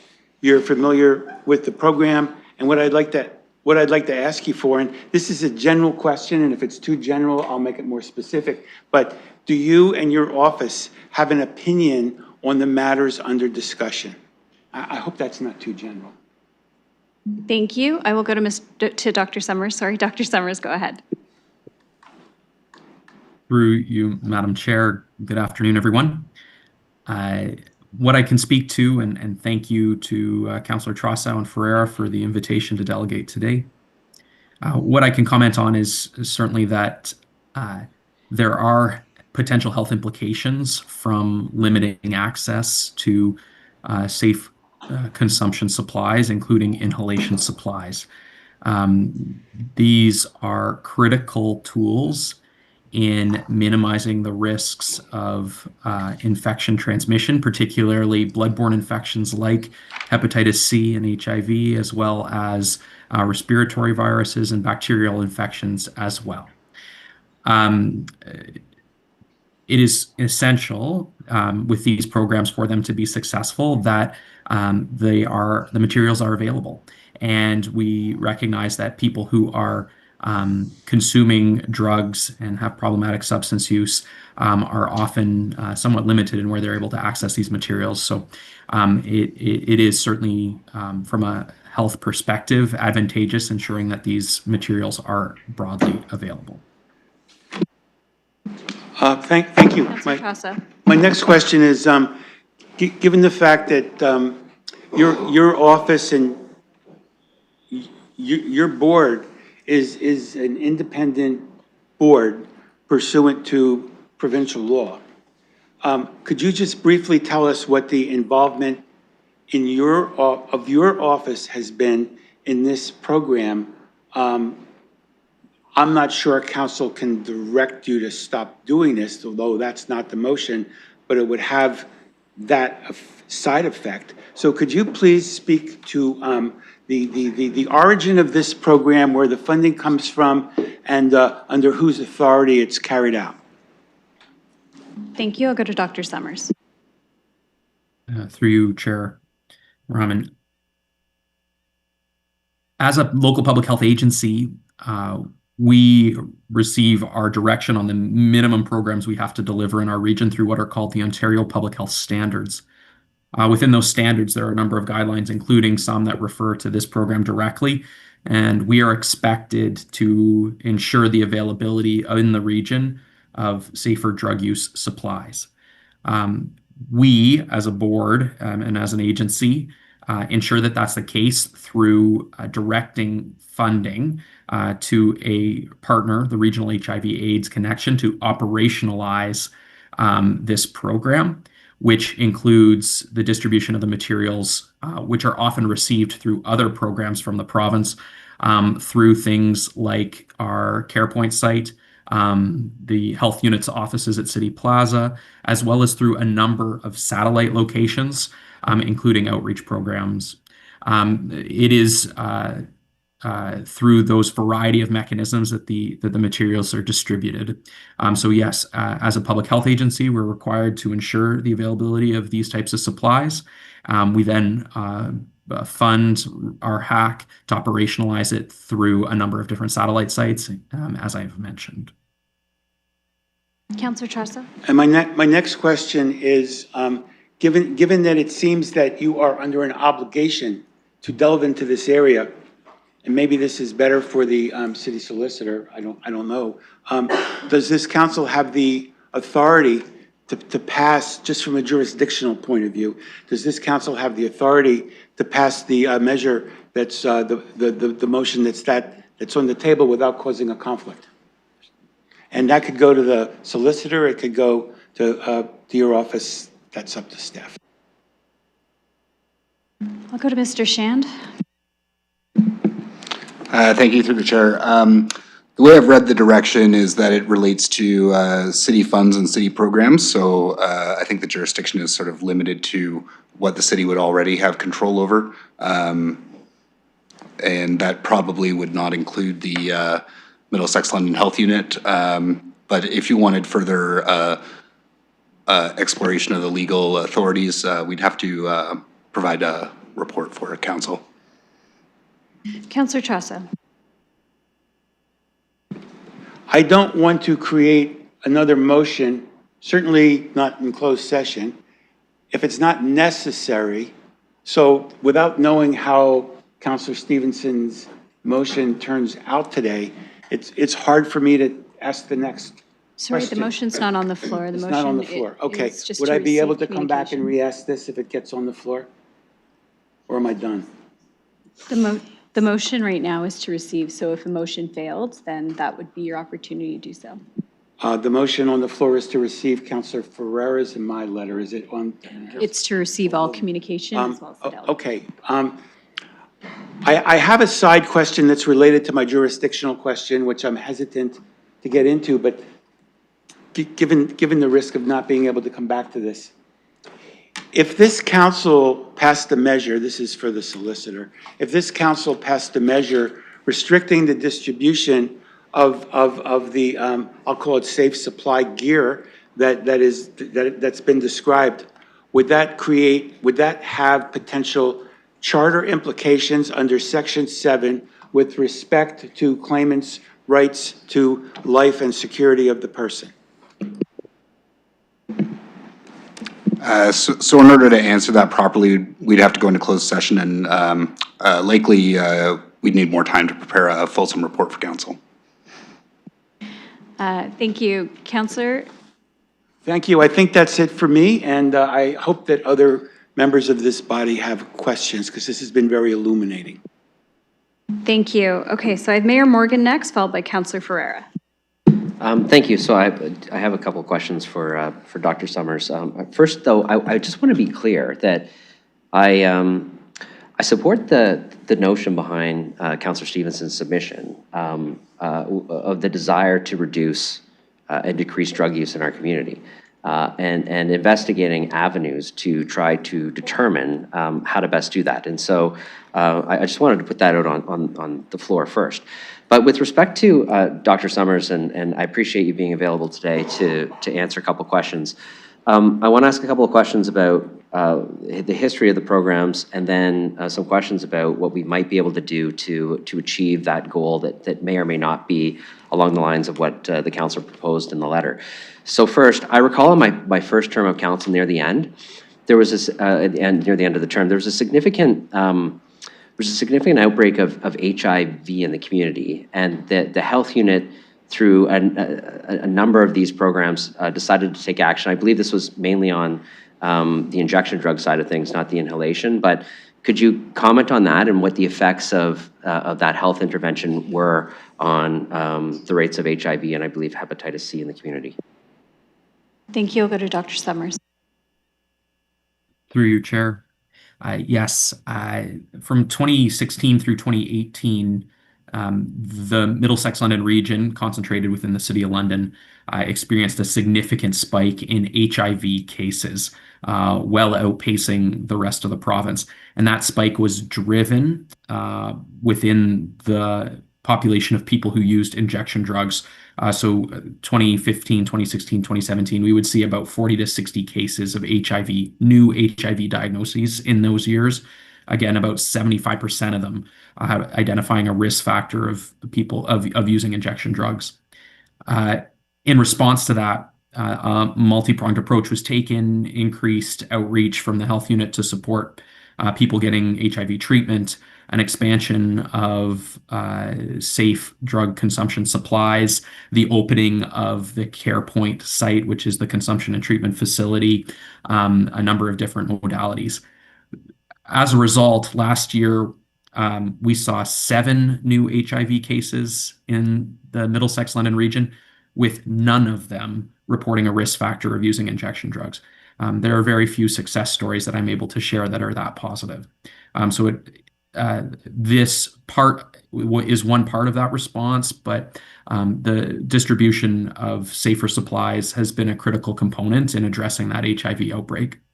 Hepatitis C rates also continue to be things we're monitoring. We saw a high water mark in and around the same period. It continues to decrease, although it has not had the as significant a decline, largely because hepatitis C is more prevalent, associated with newcomers to Canada as well because of potential medical procedures overseas.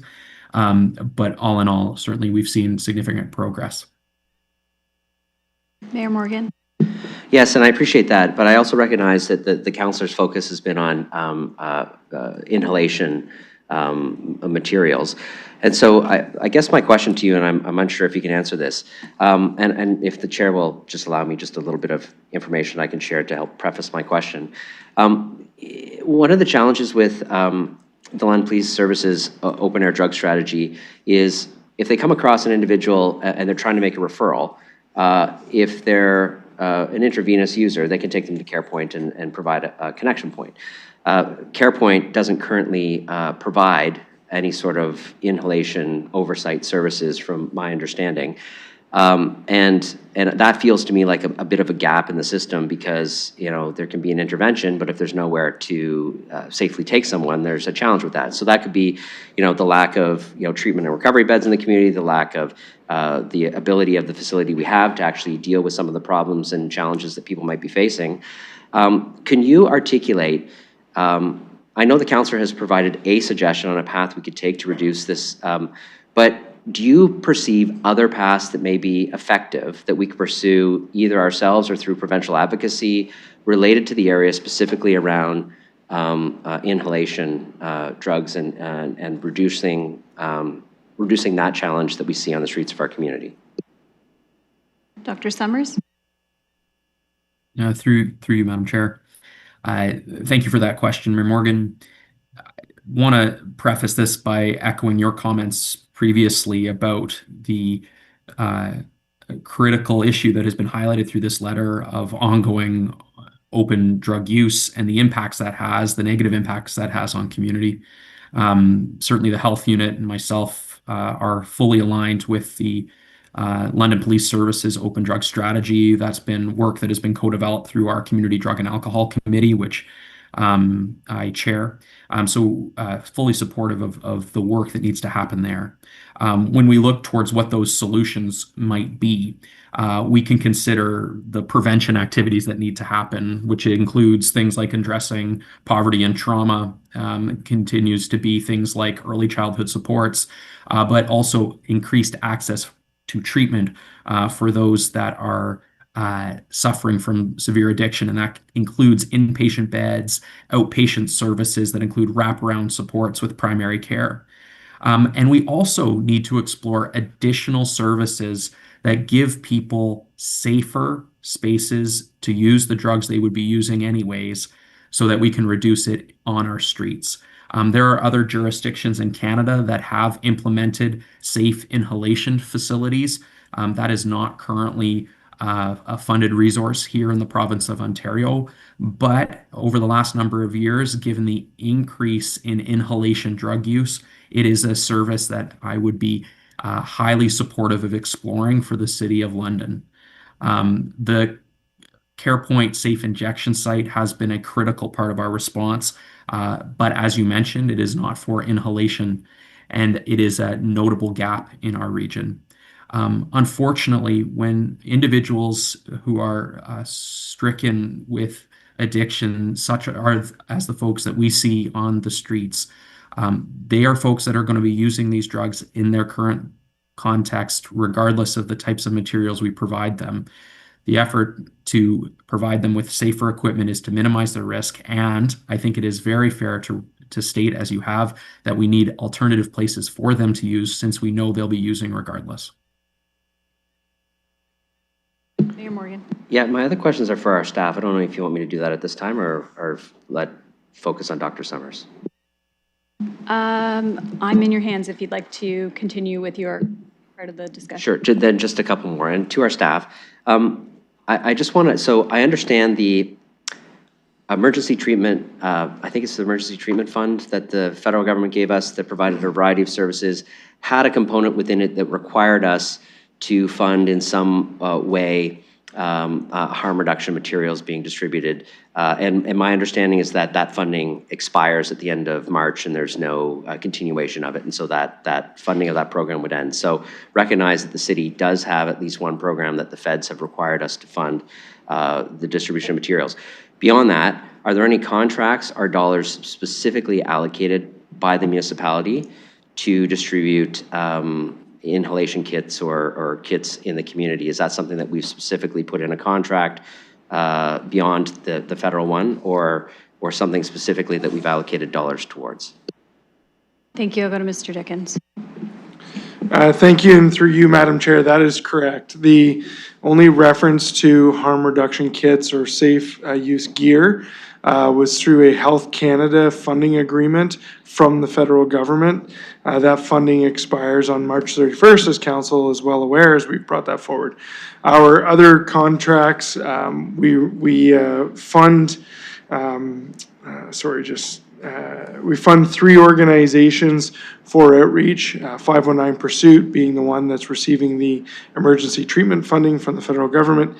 The other 2 that we fund through city contracts for outreach are at LOSA and London Cares, and neither one of those contracts have any dollars attached to the procurement or obtaining of any harm reduction kits, or any requirement that they even distribute harm reduction kits. It's not part of the contract. It's not part of an expectation that they do it. Mayor Morgan? And through the course of this discussion, and even the engagement through the open air drug strategy that London Police Services had, I know there's been engagement with our staff about how to try to tackle some of the challenges that we may have gaps in the system from a healthcare perspective.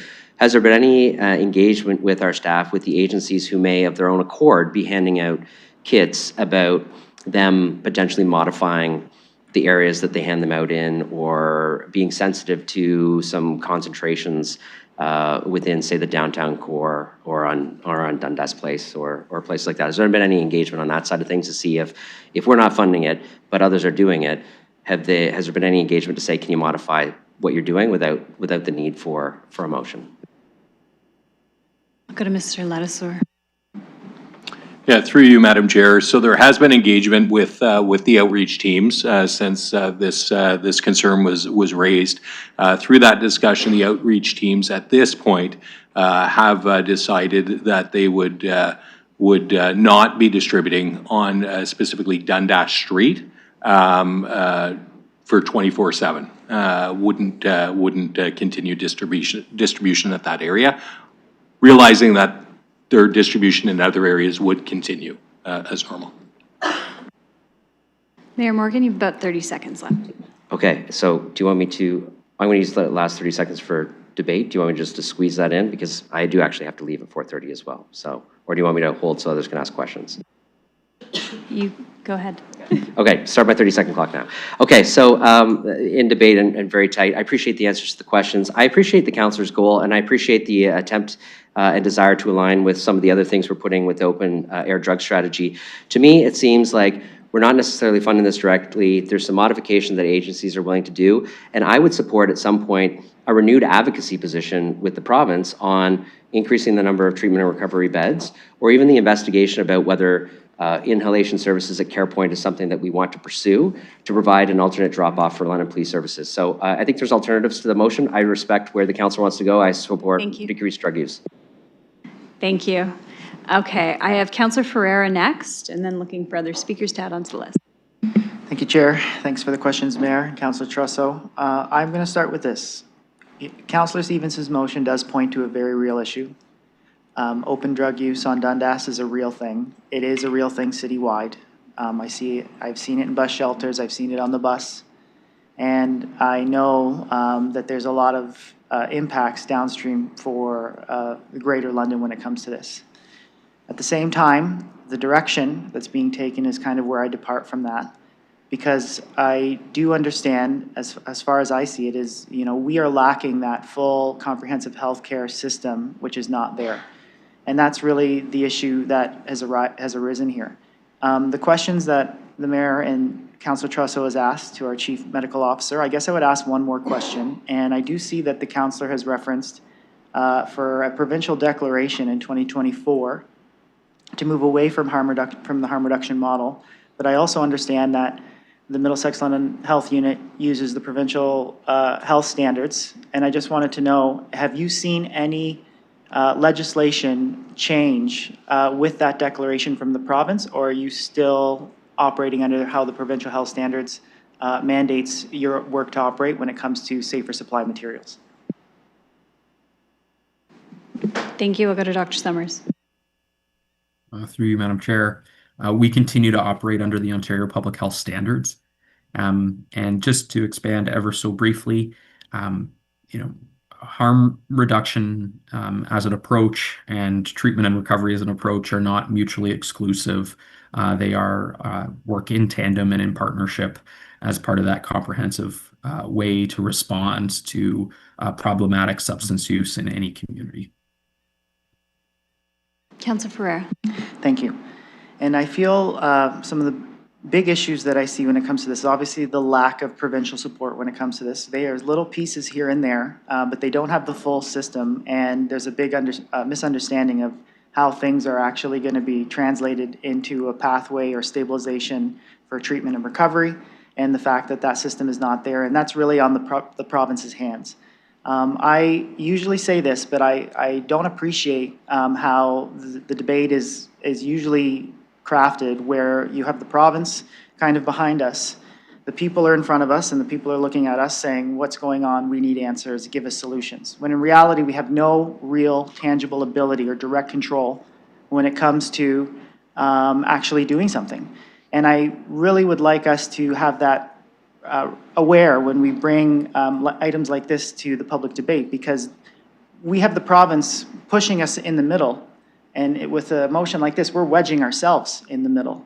And we should really be careful when we do that, because we need people to understand that coming to us for the issues when it comes to substance use disorder and the system that's barely there is not really something that we can control.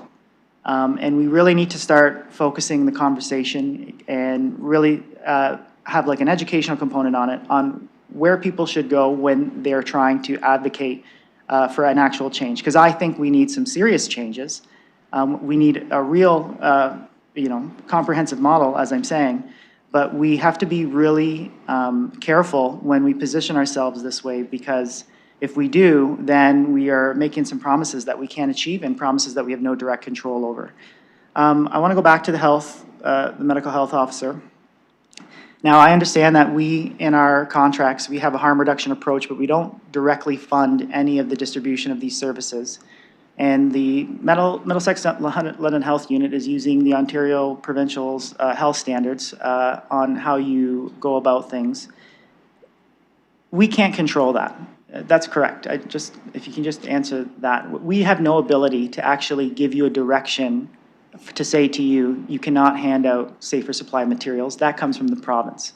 And if we did somehow, even though I know we can't, stop the distribution of these materials on Dundas, you would still be able to, hand out supplies from your satellite locations and your location at your main office. Is that correct? Dr. Summers.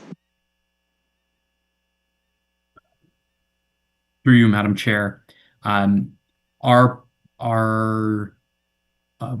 board operates under the requirements of the Ontario Public Health Standards, and that would remain in place regardless in this situation. And we would still be required as a local public health agency to ensure the availability of these types of materials, given the drug use patterns that we see in this region moving ahead. Councillor Ferreira. Thank you. So we really need to be speaking to the province for more supports, and taking away safer supply materials, as was said, can promote communicable diseases, and it can reduce the full spectrum of public health in the area. Like I would say, there's an analogy here. When it comes to substance use disorder, there can be genetic predispositions. There can be and there's obviously dispositions to use when it comes to someone's upbringing, when it comes to any type of trauma that someone goes through. But there is a choice element there as well. But when it comes to, let's say, cancer, there are genetic predispositions as well. And let's say if we're talking about drinking or smoking, you can have liver cancer or lung cancer. There's a choice element there as well. But the difference between the two is... 20 seconds. How many seconds? 20. Oh. The difference between the two is that we have an oncology unit at the hospital. We have a full spectrum of care. We have safe supplies if it comes to needle injections for individuals who are going through cancer treatment. We don't have that when it comes to addictions or substance use disorder. Thank you. Can you give me a little bit of leeway? I did, but if you want to just final 3 words. I can't do it with 3 words. Okay. Counselor, you know, you're always able to ask for more time from committee if you need it, but there I are would other request speakers waiting 2 more to minutes. speak.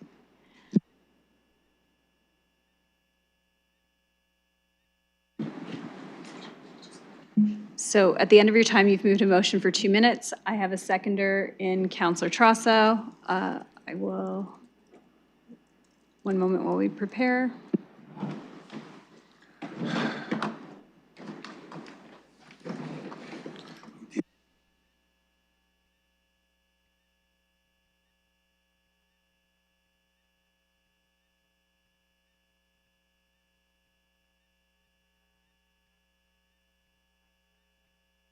We're opening the vote.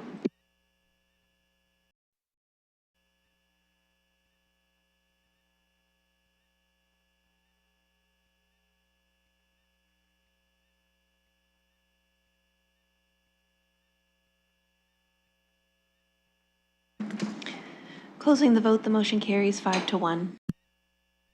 Go ahead, Counselor, you have 2 minutes. Thank you, colleagues. I won't take the full 2 minutes. The point I'm trying to make is this. We have systems in place for other types of substance use. The difference is that when it comes to smoking or drinking, which can cause cancer, which does require extra supports and help, if we didn't have those supports, an individual who wouldn't be able to work if they had extreme malignant cancer in their body that's metastasized from their lungs wouldn't be able to work, and they could be out on the street as well. But we don't look at it that way. We see that we have this healthcare support. We have a whole unit in the hospital that's able to help somebody with that, with both the pre-care, the surgery, and the aftercare, and we don't think anything about that. But if you look at the two, there is an apples-to-apples comparison here. The difference is when it comes to substance use disorder and addiction, we don't have that. We just don't have that. We have little bits here and there. We have what I've spoken about before when it comes to the private equity model for distribution of opioid agonist treatment, which is an issue, but I'm not going to go there right now. And we also have the distribution of safe supplies, and we have a little bit of downstream assistance, but nowhere near enough. And that is the main issue that we have here. When it comes to advocacy to the province, you know, I know we've been advocating to the province very well for a long time, trying to say, hey, 30 seconds. we needed a little extra help, but we haven't really seen too much of that. I would like to see more inhalation supports like we see at CarePoint, but I would say if it's only CarePoint, that's not good. We need more, I agree with the mayor, we do need more areas in the city to have safer consumption sites, and we need more downstream supports. We need a better comprehensive care system is really what I'm saying. So thank you for giving me the extra time, and I'm done. Thank you. Okay, I had Counselor Hopkins and Counselor Stevenson. I'm going to go to Counselor Hopkins, then to Counselor Stevenson, just to follow our practice of going with committee members first. Go ahead. Yes, thank you. And I first of all would like to say I am looking forward to the councillors' comments as well. But I want to thank Dr. Summers for being here and sharing your expertise. I think it does matter, and thank you for that. I also appreciate what the mayor had to say too. You know, we can maybe find out other opportunities, areas to improve, areas for inhalation sites. I think, you know, there are missing gaps along the way, but it reminded me of how we must and can do a better job working together. I really do think that's very, very important. I appreciate Councillor Stevenson's perspective.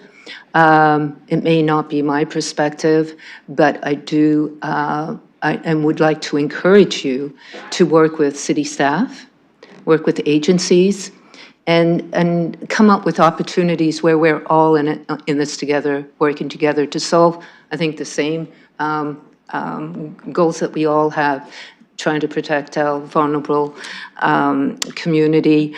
I find myself saying more and more when I'm at this committee, the importance of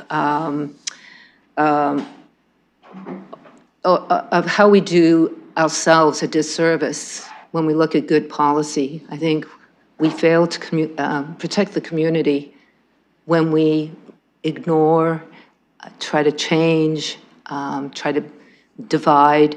I think we can all do a better job looking at our policies and working together. So thank you for that. Thank you. I had Councillor Stevenson, and then Councillor Purple said he will follow you. So I will go to Councillor Stevenson next. Okay, thanks, colleagues. This has been good. I did have a couple of questions. I just want to reiterate that this is not about should we have these harm reduction supplies or not. It was simply the limitation of a very small area of our city, probably 2 blocks wide, along Dundas Street and up along Richmond. That's it. That's the only change. We've already, since putting this forward, it sounds like the agencies have voluntarily said not Dundas Street. So this is not the divisive issue that some are making it out to be. It's about we have a common goal to have an economically viable downtown and a safe neighborhood for people to live. And we're spending a lot of money on that, on consultation strategies and on our London Police Service. It's about alignment. It's about better outcomes. And is there something we can do? Can we fix the entire problem? No, we cannot. But I think we underestimate what we can do as a municipality. And I think it's incumbent upon us to find out how we can do better than what we're already doing. Just making things better. So for those who are concerned, I just wanted to confirm through Dr. Summers, I believe Regional HIV/AIDS has harm reduction. There is a team of harm reduction outreach workers for whom this would not impact. I'll go to Dr. Summers. Do you need that question repeated? Nope. Through you, Madam Chair. That is my understanding as well, although I can't comment in massive depth on the outreach operations of RHAC. But it is my understanding, yes. Councillor Stevenson? Thank you, and I appreciate that answer, and I can get clarity between now and council. But my intention was not to impede in any way the provincial obligation to provide this equipment to Londoners, and that is absolutely available, and I'm confident in the Middlesex London Health Unit's ability to do that. We also get provincial funding and federal funding to achieve our objectives around housing, around homelessness, and around safety in our neighborhoods. That is this council's obligation. And I am looking to make that better. We have an issue. It's been raised, and I believe there's a way, and hearing that the agencies are already voluntarily agreeing to this makes it all the more reason why I believe this is a motion that should be put forward, that it should be put in the contract, that there is an area that we're committed to where we're willing to align our taxpayer-funded services. Because right now we are funding policies that collide, and that's just not helping anybody. So if there's an area that we can agree on, then I believe that's where the motion should be, and we should be really clear about that with our contracted agencies. But in the meantime, through you to staff, I'd like to know where along Dundas Street from end to end that agreement has been taken place, and for what time period we're talking about at the moment. Thank you. I'll go to Minister Ladouceur. Thank you, and through you, Madam Chair. So right now, it's ongoing. There's been no deadline communicated. As far as Dundas Street, my current understanding is the extent of Dundas Street through Old East Village and right out to the river. Councillor Stevenson? Thank you. And in the discussions, was there a reason why just Dundas Street and not the 2-block width of the Midtown, Old East Village, downtown?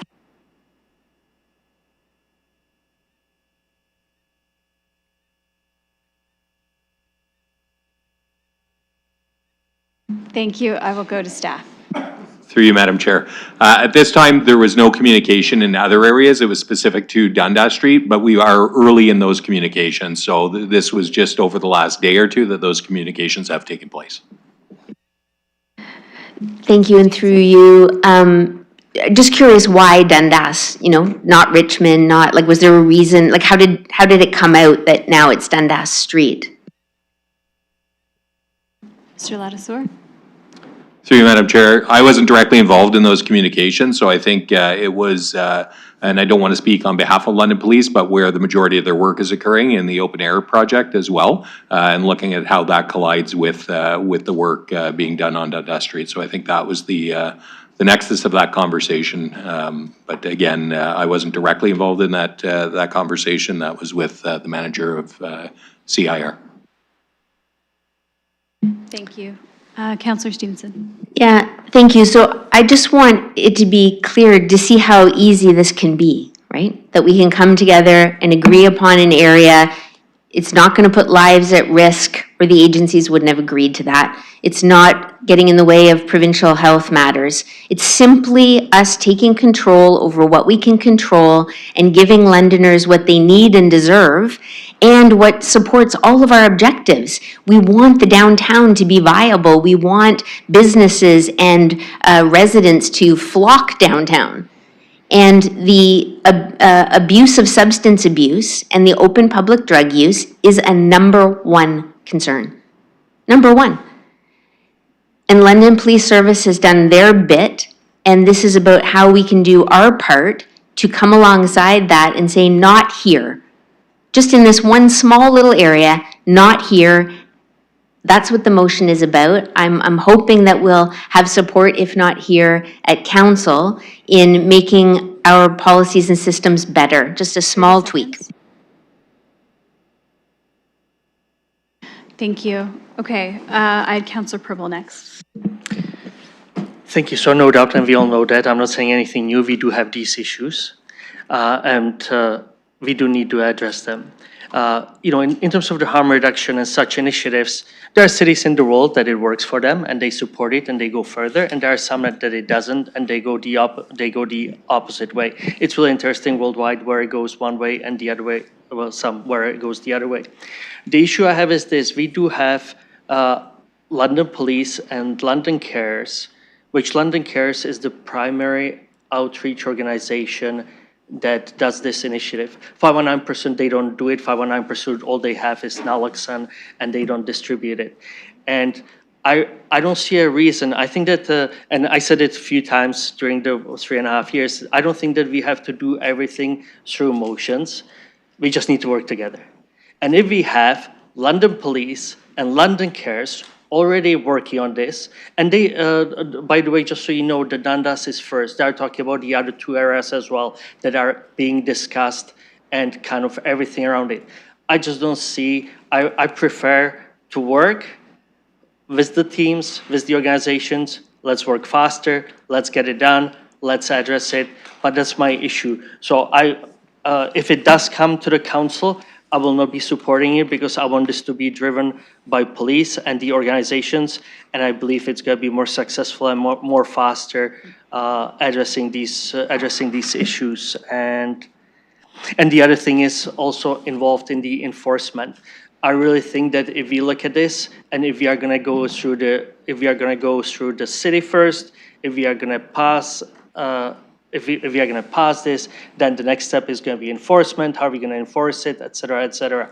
I really think that police and London Cares, let's leave it what they come up with. Let's see what they come back with. And I believe it's going to be more efficient, more effective, and faster. Thank you. Thank you. Councillor Purple, will you take the chair? I have the chair, and I recognize Councillor Rahman.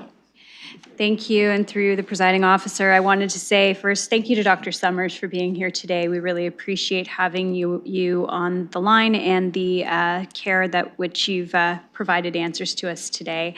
I also want to thank, there's been a number of engagements I've had. I had some engagements with the London Police as well as London Cares just on this matter as well.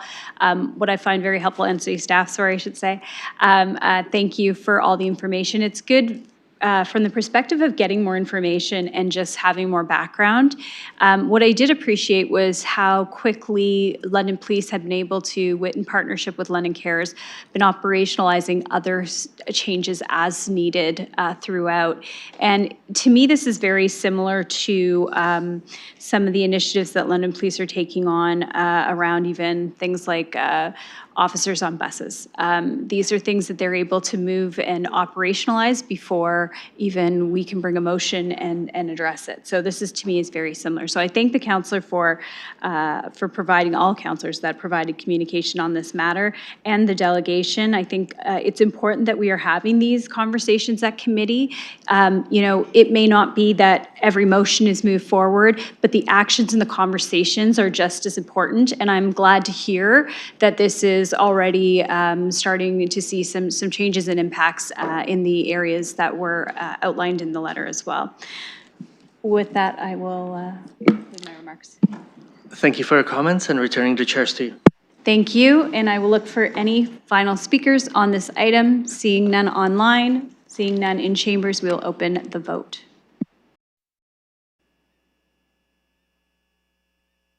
The vote is yes to receive.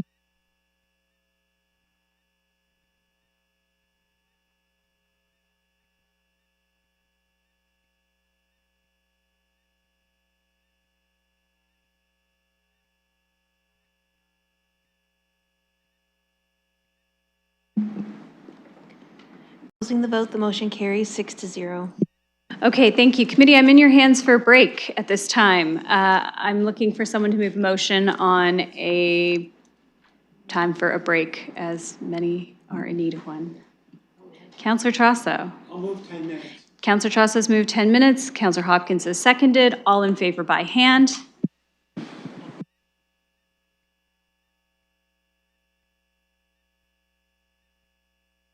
Any opposed?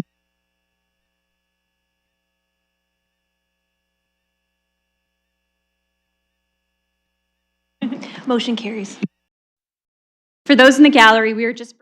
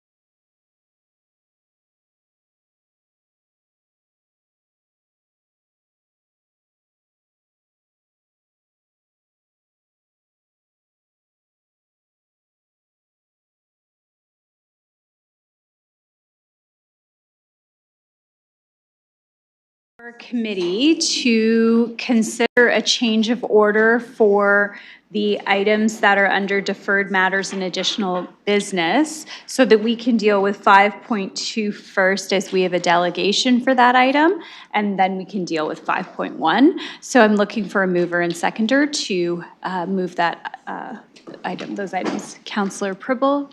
Chair, I have to call a point of order for this one, actually.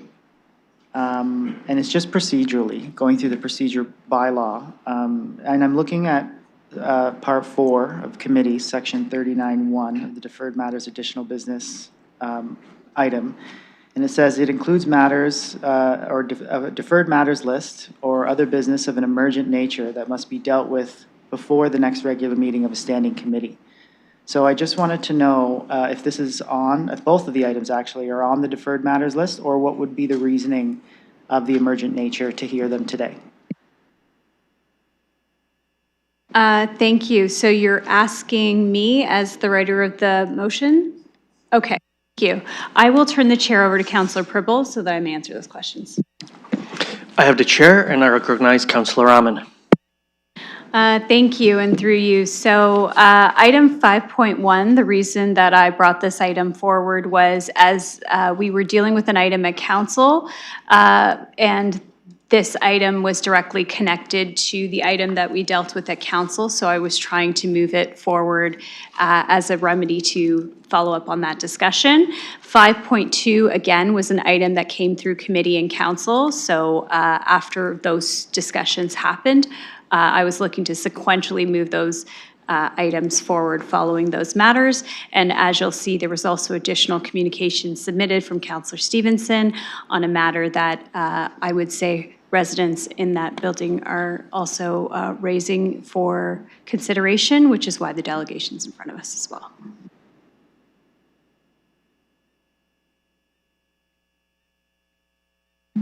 Councillor Pribble.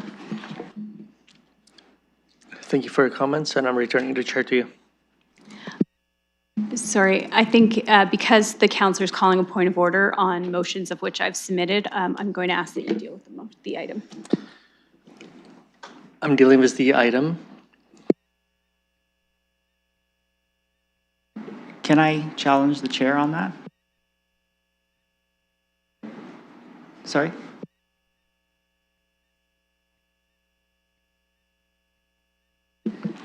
I have not made the decision yet.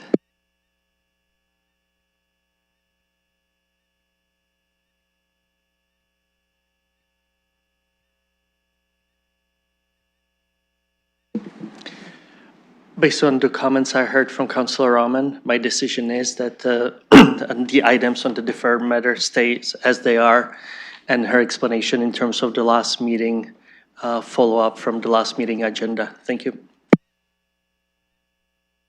So can I challenge chair now?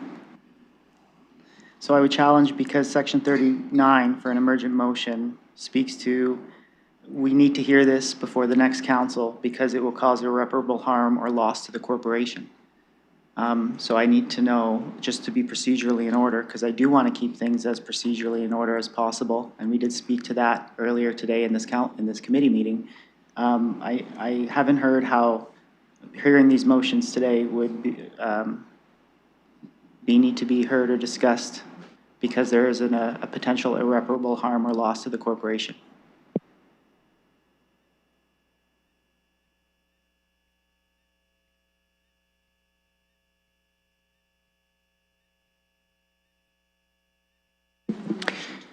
Okay, Councillor, if I can ask you to make the motion, and based on the motion, I will decide if I stand, and the committee will decide by the vote. If you can please put forward a motion. Thank you. Just to clarify, a motion to challenge the chair?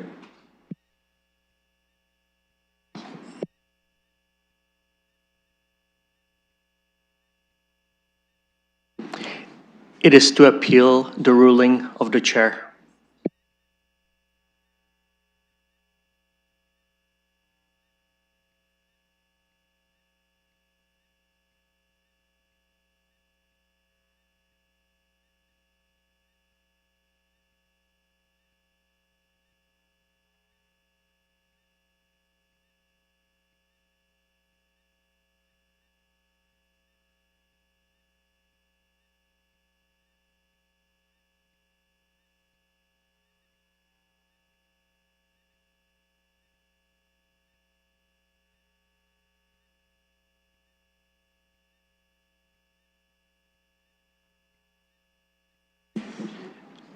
And just for your information, Councillor, if you are appealing, you will need a seconder. I would like to ask the members of the committee if there is a seconder.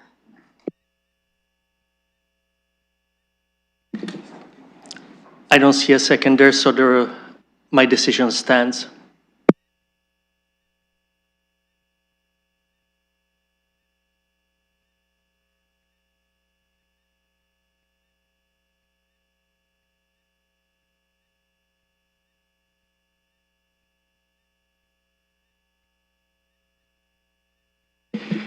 Okay, thank you. Wait, We're hold back on. to the change of order at this time. Sorry, Councillor Purble. Thank you, and I'm returning the chair to Councillor Rahman. Thank you. I have the chair, and sorry. Okay, so we are entertaining the possibility of a change of order, and it was again to hear a delegation request. So if anyone would like to move that change of order, I have Councillor Purble and Councillor Trosso. Thank you, and we will prepare that for vote. It is open.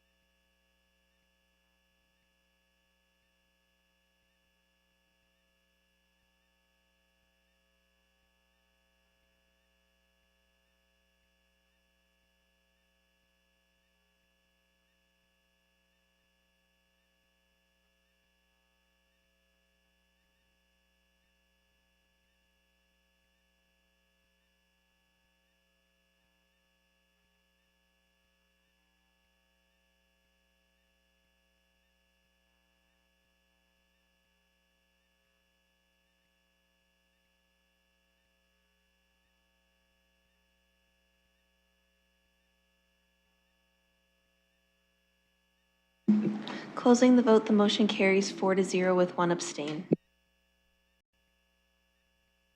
Okay, thank you. I am looking to committee for a motion to hear the delegation request from Ms. Phoenix. Councillor Trosso, Councillor Purble. This is on item 5.2, the community housing financial challenges.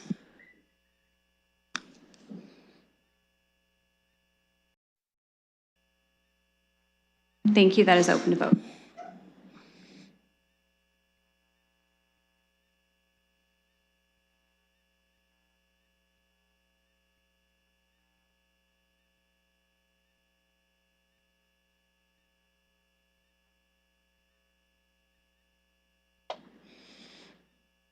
Councilors Ferreira and Trosso. Oh, yes. Trosso votes yes.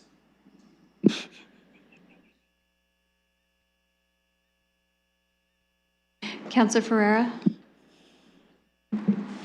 Chair, with all due respect, I don't want to vote because this is out of Councillor order. Ferreira, this is a vote right now. It's not a debate.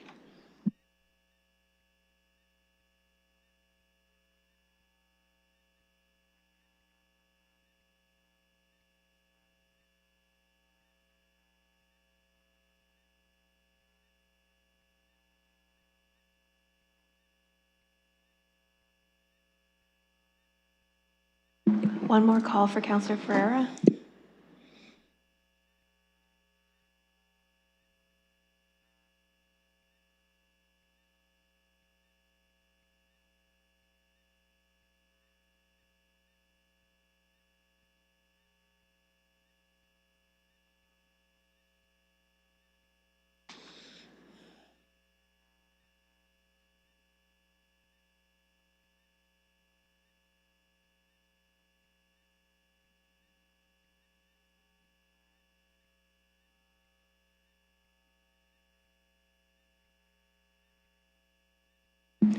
Councillor Ferreira, the system won't allow me to close the vote without a councillor voting, so I'll have to mark you absent. As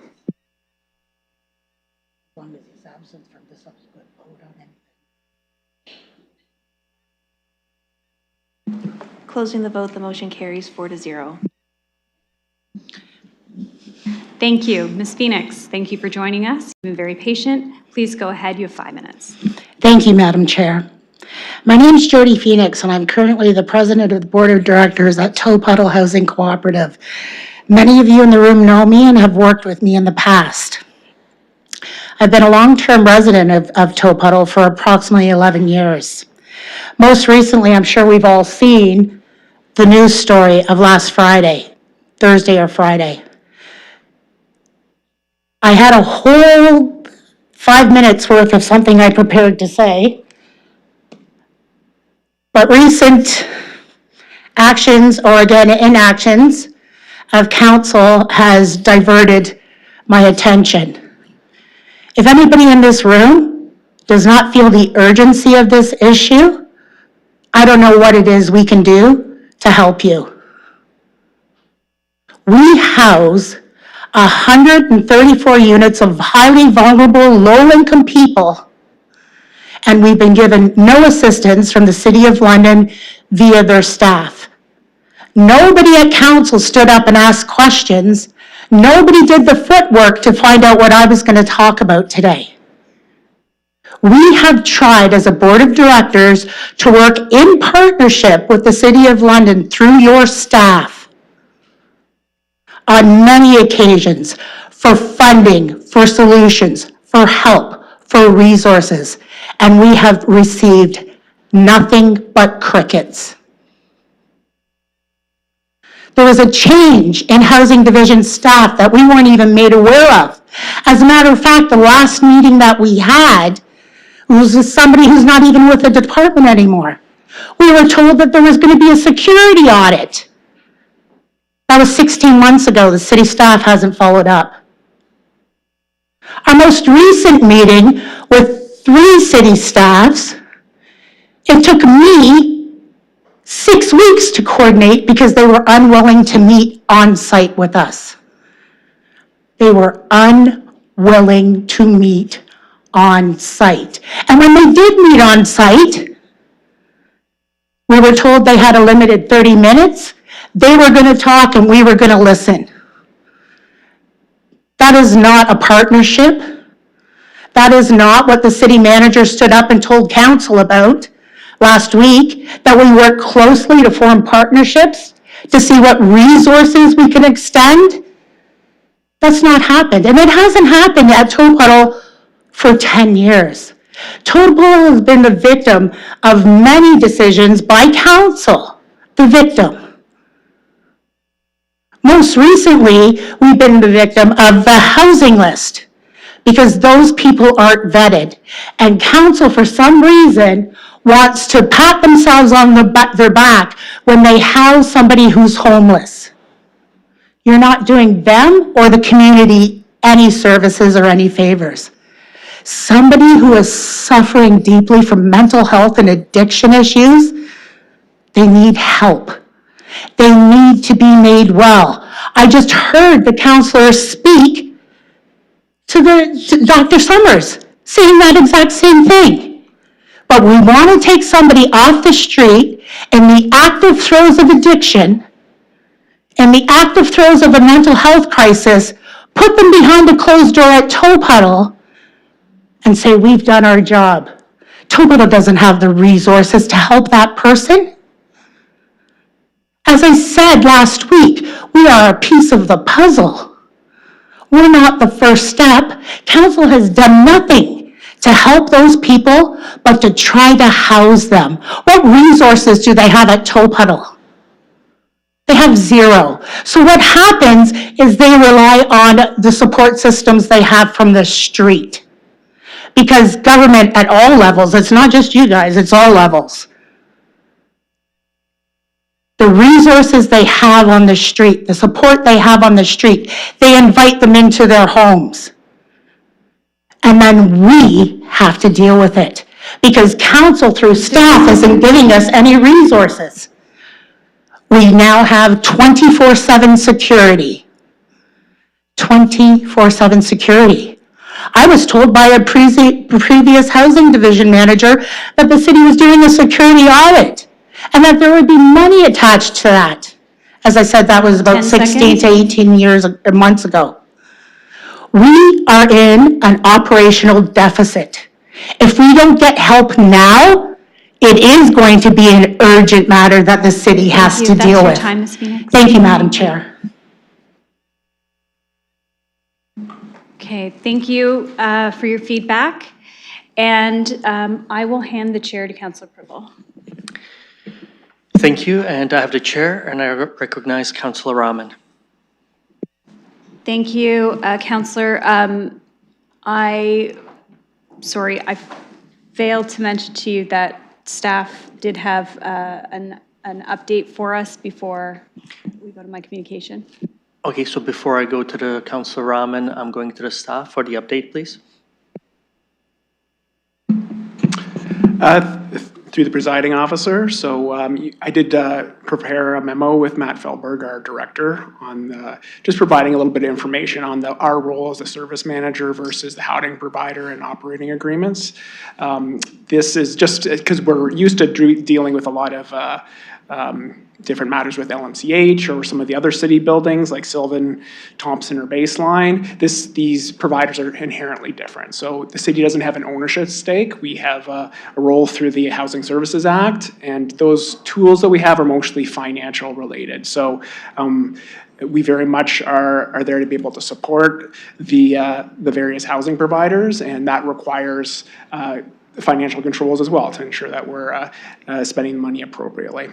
So, say for example, like in the last since 2022, we've provided about $1.2 million in capital and additional funding over and above our operational funding to TOPL this since that time, and all of these things, they require us to have documentation, make sure we have quotes, receipts, signed funding agreements, all those types of things. So we very much, that's our role, is just being able to provide this financial piece, and of course, anything else that's listed under the Act. So also noted in my memo is that we are bringing forward a report in April that's going to provide more detail and background on the TOPL Housing Co-op, and we very much we will be continuing to work with all of our housing providers, make sure that we both provide them the financial amounts that they deserve, and also ensure that they're meeting those provincial operating agreements as well.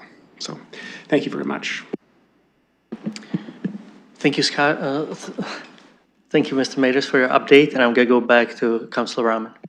Thank you, and through you. So I did prepare a letter, and my letter was related to the previous report that we had, but also just in consideration to some of the additional concerns that we're hearing on community housing financial challenges, noting that we did receive a memo saying that a report would be coming forward with TOPL, specifically in April. So this report was more of a general look at Appendix B of the previous report that we had received, noting that approximately 75% of housing providers are able to fill their vacancies, but we had this 25% where there was this gap. So the motion reads that the Civic Administration be directed to report back to a future meeting of the Community Protective Services Committee with a summary of the number of units currently vacant within the community housing system in the service manager area, and collect additional data from community housing providers and provide an analysis of the key factors contributing to the vacancies. That's my motion. Thank you, Councillor Rahman, and I'm looking if there is a seconder for this motion. I will second. Councillor Rahman, if you would like to start speaking about your motion. Thank you. I will look to speak to it. So again, noting in the report that we are experiencing higher vacancies losses, and that these losses mean that individuals, like families and individuals in the community are not able to then occupy these units, and therefore they sit vacant. And, you know, that downstream effect has impacts on on housing in general. But also looking at the fact that there are needs for repairs, capital improvements, and wanting to understand better that turnaround and turnover timeline, as well as any administrative processes that are involved. So this report is to give us more in-depth answers on those matters. Also, again, noting that on the other issue, we are receiving communication in April with a follow-up report. Thank you, Councillor Rahman. I don't have currently anyone on it. Councillor Hopkins, please go ahead. Yeah, thank you, Mr. Presiding Officer. So I really do think some clarification is needed. I was getting very confused at the beginning because we did receive a memo regarding Toll Puddle. That recommendation will be coming to CAPS April 13th. And I wanted to try to understand how this motion works, and I appreciate the councillor coming forward and explaining the concerns around the higher vacancies. So we're going to be here asking for another report back, and maybe through you just to staff. And we do not have a timeline, but I'm trying to understand what this report back will look like. Is it a huge undertaking, I think, is what I need to know first of all. Thank you, Councillor. I'm going to the staff in terms of the report and timeline. Through the presiding officer, it is a substantial amount of work. It's information that we haven't collected in the past, but I think it would be very valuable to collect, to be able to have that understanding as far as why these vacancies are occurring and some of the roadblocks to be able to address those vacancies. So it's likely going to be at least probably Q3 of this year, because it'll take a lot of work. We've got our 65 providers, and we'll have to be collecting a lot of information from them to just have that understanding, and we want to give them a little bit of time to collect it to be able to provide it to us as well. So Q3 is what we're projecting. Thank you, Councillor. Sounds good to me. Thank you. Councillor Trosso, go ahead. I'd like to make a motion. And I would like to move the text of the motion that Councillor Stevenson circulated to us earlier. Are you amending it? And I'm amending the motion on the floor to add that to it. I don't think it's, well, I shouldn't argue, but I should just say I'd like to get that. And if there's a reason why we need to break this up and maybe have part of it come later to give staff more time, that's okay, but the Toll Puddle piece I really need to have dealt with right away. Jerry gave it to me, and she circulated it. I don't know why they don't. I need a mic. Thank you, Councillor. Right now, it's with the clerk. They are looking at they are searching right now for that motion.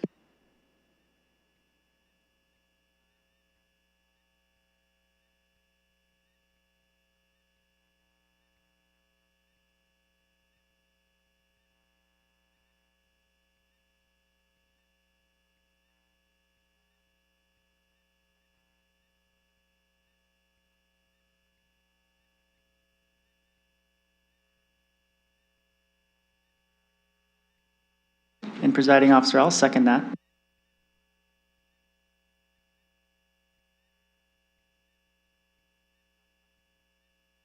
Sorry, Councillor, can you repeat it? I will second the motion that Councillor Trusso has moved for Councillor Stevenson.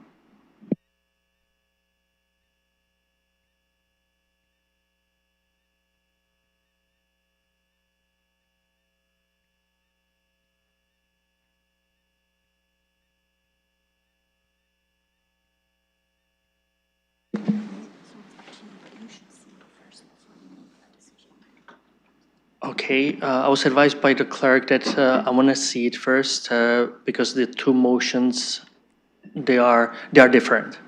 They are different, so I'm going to read both of them now, and I will make the decision if I believe that it would be an amendment to it or not. Just as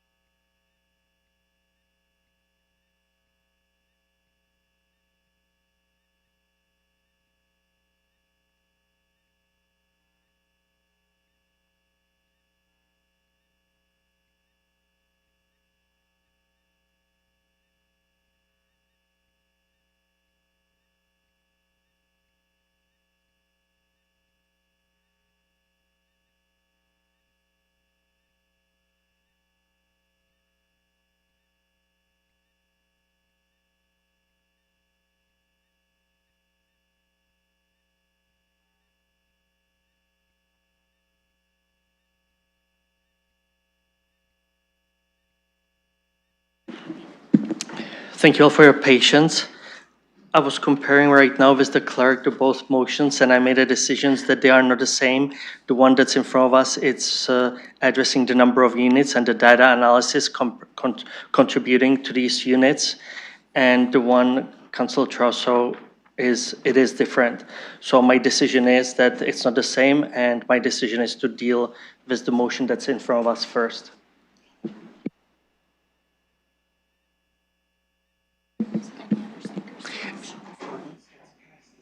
Excuse me, any other speakers to Councilor Ferreira?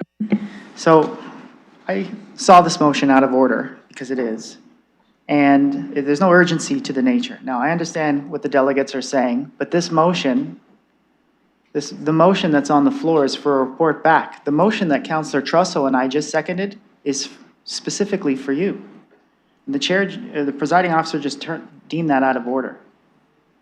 You are looking for support. I will give as much support as I can. I have not had any reach out from this housing cooperative, but every time I do, I help as much as I can.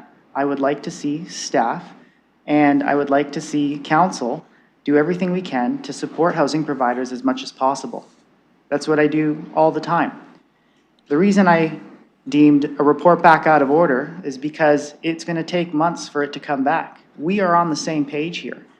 Point of order.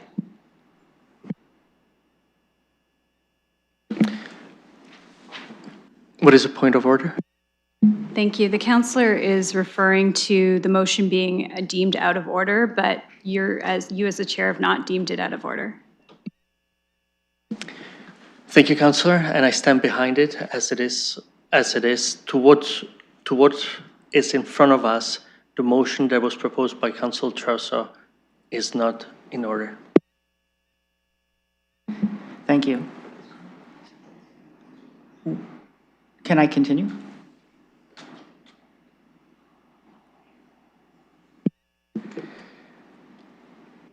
Thank you for your comments, Councillor Ferreira. You can continue, but to the motion that's in front of us currently. Thank you. The motion in front of us that's before us is for a report back. To be procedurally in order for it to be heard on an added item, it has to have or show irreparable harm to the corporation specifically. We deviate from our rules and our procedures a lot. And because of that, we run into issues. And this is why I think we need to get... What's on the floor in front of us right now? Please talk to that. What's the point of order? I am speaking to what's on the floor.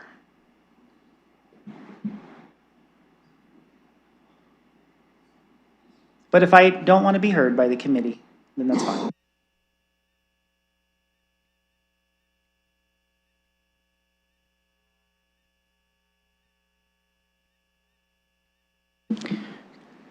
Councillor, we dealt with the point of order. You can continue with your comments towards the motion that's in front of us. Presiding officer, with all due respect, I was continuing with my comments. Please go ahead. You didn't lose any time. The motion is out of order, but if I sit here, I am not able to abstain. I can only vote negative because I will be deemed as absent. I will support the motion. It is not urgent, but I will support it if we need to get this on the floor. But I have trouble deviating from our policies and our procedure again and again and again. It gets us into trouble.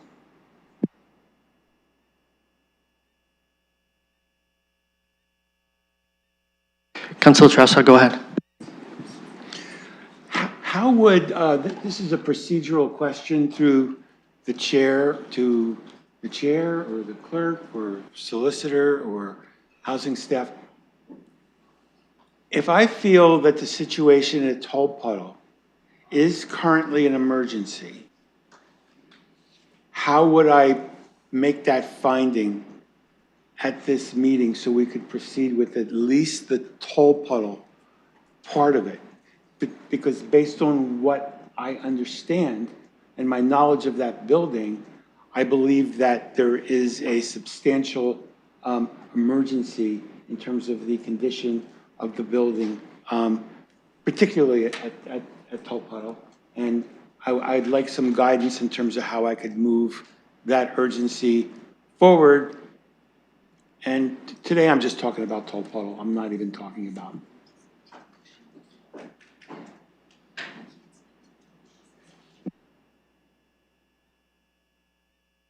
Motion on the floor, if there is something. Notice of motion or for the council agenda, but right now we can only speak to the motion. Councillor, currently we are speaking only to the motion that's on the floor. Any additional comments you can certainly bring back to the council on March 31st. In that case, I'll move an amendment to the motion on the floor to include language that says the committee is concerned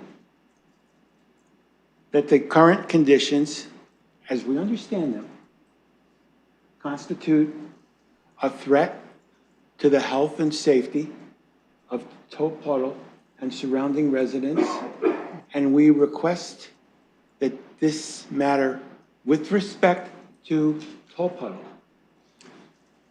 proceed as an emergency matter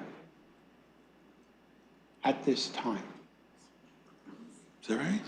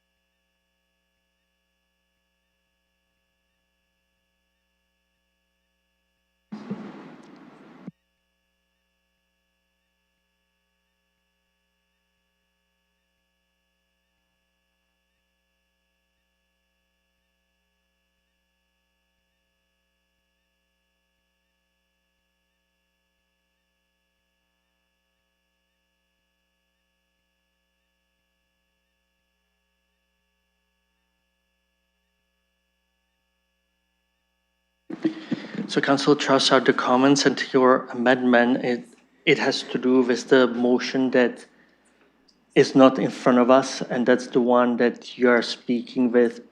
There was potentially another motion, but the other motion is not currently in front of us. So I will ask you, if you look at the current motion that's in front of us, if you have any comments or amendments, but those amendments would have to be, again, to the points that are there in terms of the units, number of units, in terms of the data analysis. So if you can think about if there's anything you want to change, amend to the one that's currently in front of us. Yes, but I feel I stated that in the motion that I just put forward with which apparently is out of order. Did you just rule my motion, my amendment out of order? In which case, I'd like to make a motion to overrule the chair.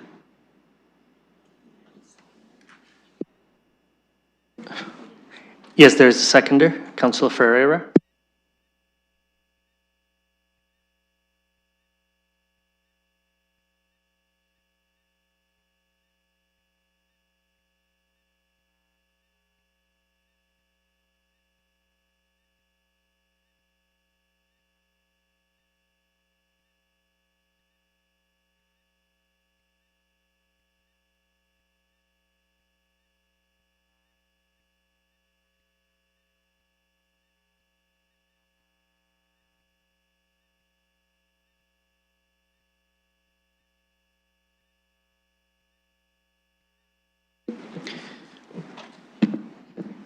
Okay, the clerk is ready, so if you vote yes, you are agreeing with my decision. If you do not agree with my decision, you vote no.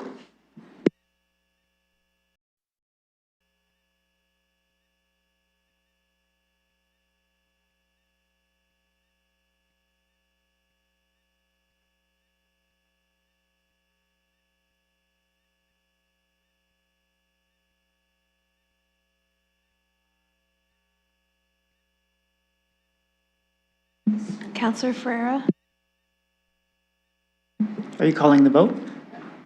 I didn't hear everyone for or against. So I vote nay.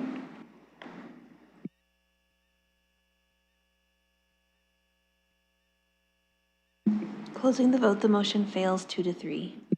So, okay, based on this vote, Councilor Trassa, please go ahead with yours.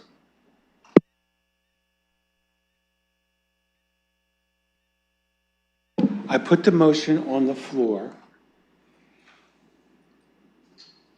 My concern and the reason why,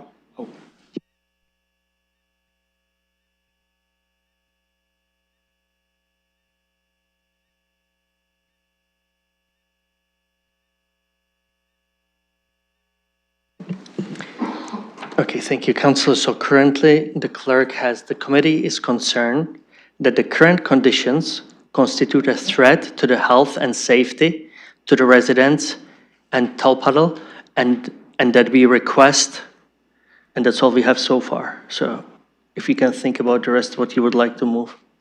Would you like me to read it again, or? and we request that the matter of treating the deficiencies at Tolpuddle to be an emergency which would warrant immediate action. And further,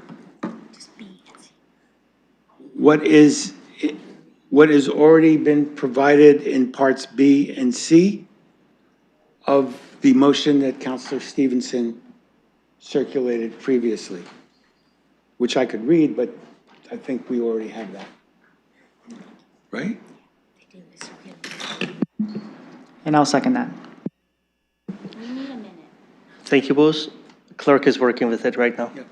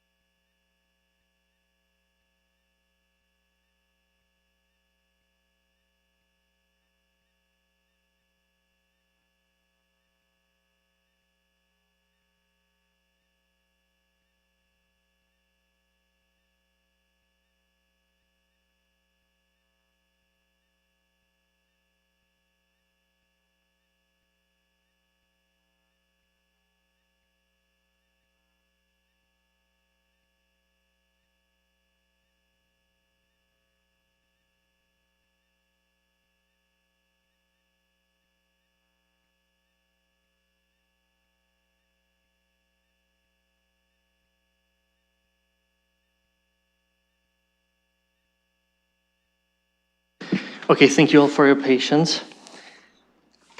So based on the proposed motion from Councilor Trassa, this is an amendment to the originally proposed motion by Councilor Rahman and stated by Councilor Trassa that the motion be amended to add a new part that reads as follows.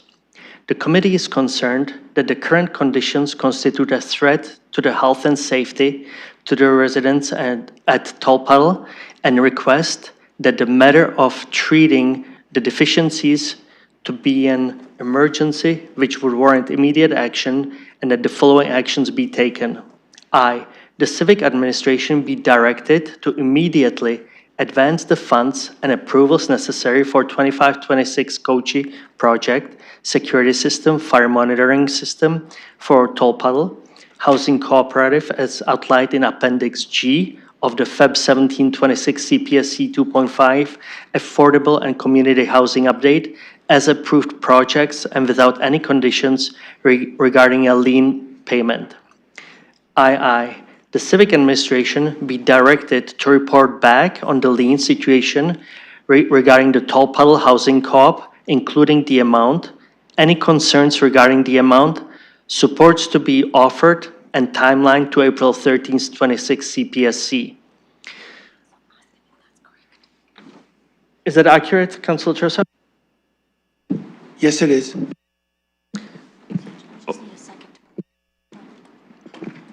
Okay, can I have a seconder for this motion? Councilor Ferreira?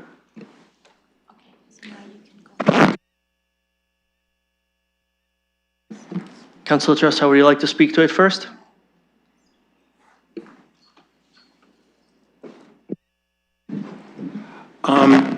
Only to reiterate what I said before about the emergency conditions. And I should express another concern too, and that is now that this is known to members of the public, I fear that the bad condition there right now without these security improvements could lead to more criminal activity on the premises, either through people breaking into the property or being invited in an unauthorized way. And I guess I would raise a question to risk management or the solicitor's office in terms of what type of legal liability we're looking at. Is there something dire or unusual about this? Thank you, Councillor, and I'm going to staff.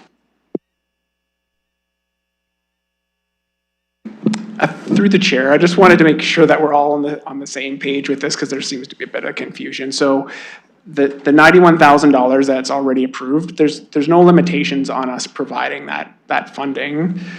There needs to be a request for the funding. We've been told that they do not at this point require the funding from the lien. That was the last meeting that was held. So we need a request, and then there's through the funding that we get from the province, there's requirements for an agreement to be signed, those types of pieces. But we're a little bit unclear what the challenge is as far as actually being able to do that. But the money's available, it's already been committed, so we're ready to proceed with providing that funding as soon as all of those steps take place. Thank you, Councillor. Thank you, that's helpful, in which case I'll withdraw my request to the solicitor and risk management because it doesn't seem as if that's necessary. Now, would it be possible to try to wrap this up before the council meeting? Staff? Through the chair, I don't see that there's any barriers to doing that. So I'll task my team with just ensuring that if there needs to be there's something happening with the telephone game here between all the different pieces, but all the information that I have says that we're prepared to be able to provide the funding as soon as possible. And based on that representation, through the chair. Excuse me, Councillor? Sorry. Councillor, please go ahead. Sorry, through the chair, and I'll slow down. In that case, based on that representation, I don't believe I need to prepare any further amendments. And I think we've reached some type of resolution to this, at least for now. And I want to hear from the other councillors because I'm talking too much.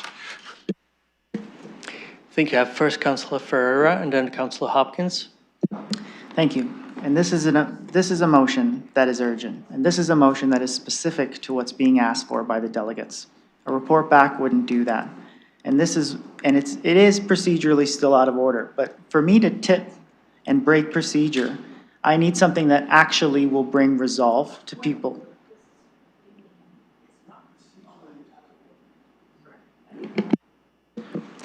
Point of order, Councilor Tressa, go ahead. I don't think it's procedurally out of order because we overruled the ruling of the chair and this is on the floor now. I agree with Councilor Tressa. Councilor Ferreira, please go ahead. He's correct. I forgot about the ruling of the chair. So, but this is something that would carry me over. This is something that is urgent. This is something that will bring direct benefit. Despite the heat that I was getting, I want to see actual movement that helps actual people in real ways. And that was my main concern. This does that. So this is why I'll support that. Staff have gotten the direction that they need, and I'm hoping that we can have as quick of a resolve as possible with the motion. Thank you. Councilor Hopkins. Thank you. My first question is, has this amendment been removed? I heard from the mover that he was going to withdraw the amendment. Oh, sorry.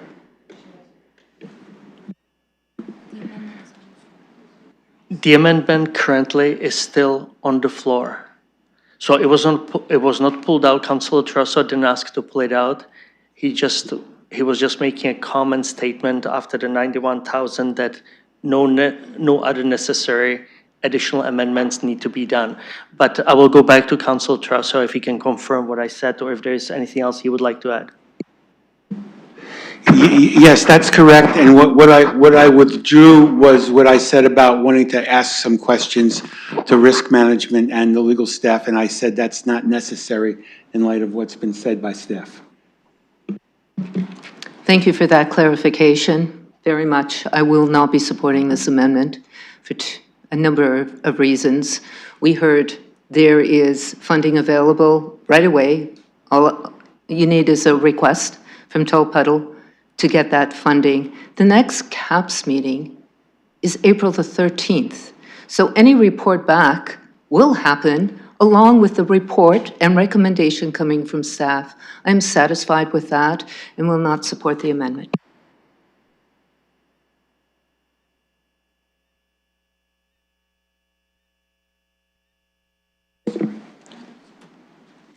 Excuse me, looking for other speakers? Councilor Stevenson? Thank you, and thank you to my colleagues for moving and seconding this amendment. I just want to give you a little bit of history here in that Toll Puddle reached out to me in December, invited me to come and hear the concerns that they had in their building, get a tour and see how terrible it was. They told me at the time that they were likely 6 months away from bankruptcy. Okay? I didn't do anything about it, right? Because civic administration are on it, and I was listening to them. I did what I could. I didn't put it on social media. I didn't go to the news. I didn't make a big deal out of it. I wait. But February 17th comes a community and housing update that does not address the concerns that I heard specifically, right? We're now 3 months now. They're saying they don't have enough money to last the end of the month. On top of that, that report was dated February 17th. There was an appendix in there that listed the projects that were approved. But 2 days later, there's a meeting at Toll Puddle with civic administration, and there's an email that I get that says that it's those two, the fire and the security, which they desperately need, along with the payment of a construction lien that they are fighting, that they don't want paid. And what I was told was that it was a take it or leave it. It's all three or nothing. And the email that I got is civic administration saying, sorry to hear that you've said no to the assistance that we were looking to provide you. That is what I've been trying to get clarity on. I received an appendix that I said, okay, great, they're getting the funding for their fire and their security. But then I find out from them, no, they were told that they felt that they were being held hostage around the payment on the lien. So I want to separate that, and I want to ensure that they get their security and their fire. And the lien gets to be a separate issue that I'm trying not to get into and asking for a report at a later date. But since raising these concerns, there's been a bylaw review of the building, which I'm very grateful for, Okay, and I'm grateful for the staff memo with all of the information. This is important. It was a fast turnaround. I really appreciate it. But that bylaw review lists all kinds of deficiencies that need to be dealt with, and that is a whole nother conversation in itself around what we're doing in terms of who we place in that building, and then the expectations we place on the building, which are just totally mismatched, in my opinion. Today, what I would like to do is just simply ask for this committee's support to support the amendment that was moved and seconded, that reiterates what staff has already agreed they're going to do, to just reassure this board, who is very stressed out and running out of money as we speak, to just reassure them that they will get the security in the fire, that the lien will be left for another day. I'm asking the committee to support it. Staff have said they don't have an issue with it. It provides clarity to some really vulnerable people who need clarity right now. I don't need to get into the details of what's happened. Just provide the clarity today that they will get what they absolutely need, and we will get a report back in April, which again is a super fast turnaround time, and I really appreciate it. Thank you, Councillor. Councillor Rahman, please go ahead. Thank you, and through you. So I just want to go back to the language that's in the as amended section. So part I, just for clarification, because I'm hearing some conflicting information, I just want to be clear that we think that we can reach an agreement with the board using the language that's here. And because this doesn't go to council until the end of the month, that we aren't actually creating a limitation as to your ability to negotiate in the meantime on something that seems very close already. That's my concern with supporting this right now. So I'm asking you through you to staff for that clarification. Thank you, Councillor. Going to the staff. Through the chair. So I'm thinking, I put all the pieces together now, because even for myself, it wasn't clear, because if the comment was related to being able to break it up, I've just conferred with my team that we can do that. This doesn't cause any kind of challenges with us trying to do that in the short term, and I think I understand what the challenge was now. I wasn't aware that we were saying it was an all or nothing, so I think this is very a prudent approach, and I've talked to my team to be able to move it forward in the short term, but this does not conflict or cause any challenges with us proceeding now, and just reinforces what we're going to be doing. Thank you, Councillor. Thank you, and through you. So I'm happy to support it as an amendment to the original motion. Any other speakers? So if you allow me from the chair, I will, sorry, I'm going back to the staff. Please go ahead. Sorry, so the last sentence there indicates that the funds be provided without any conditions regarding a lien payment. That's a requirement of the Construction Act. It's also a requirement of the transfer payment agreement with the province for COCHI funding. So we can't comply with that direction. So is this the payment for the money for their lien, or? Okay, thank you, staff. I will go back. Sorry, my apologies. Is this in relation to the construction lien, or is this in relation to the 10% holdback that's required under the Construction Act? Actually, I'm going to go back to Councillor Trosso. Construction. It's construction lien. I'm hearing construction lien. So does it change your reply, or does your reply stand? No, I think that's fine. Thank you. So thank you, sir. Just comments from the chair. I will be supporting what's in front of us as well. I really thought actually that we had, after the first motion, we had the opportunity to address the second motion. So thank you for bringing this forward, and I will be supporting it.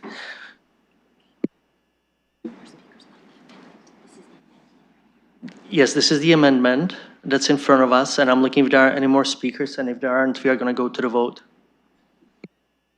Okay, let's go to the vote, please.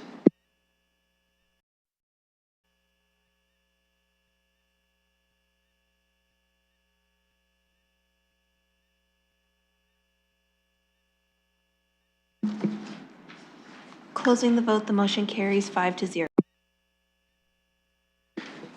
Okay, I'm looking for a mover and seconder for the motion as amended. Councillor Ferreira moving it and seconder. Councillor Trossa. Anyone to speak to it? Councillor Stevenson, go ahead.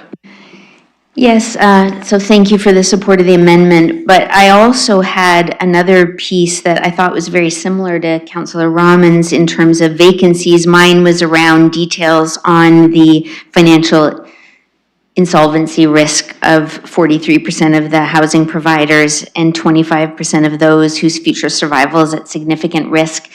And I just didn't know if committee had missed that part or if there's an unwillingness to add that to the motion, but it would be my request. I will be doing it at council, and I heard quite clearly people don't like to do committee work at council, so I would appreciate somebody adding that amendment to this so that in addition to the vacancy, we also get the other information that I was looking for.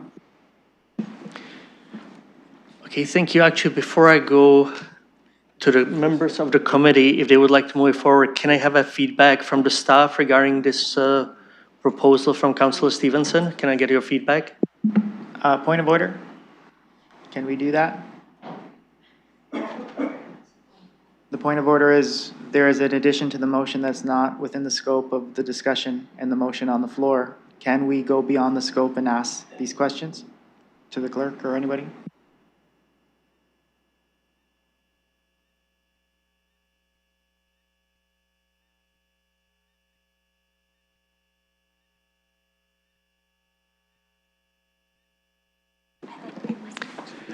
Staff, I still would like to go to you if you have any comments. If you don't, we'll proceed, and then I'll come back to you based on the result of the vote. I call a point of order, presiding officer. You have to hear the point of order when I call it before any further discussion is made with respect.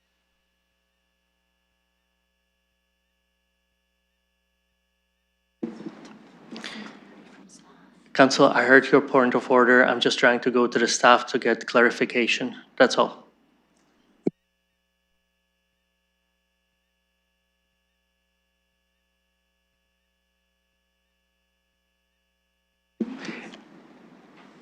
As 45 seconds ago, I'm going back to the staff if you have any comments at this time. Thank you.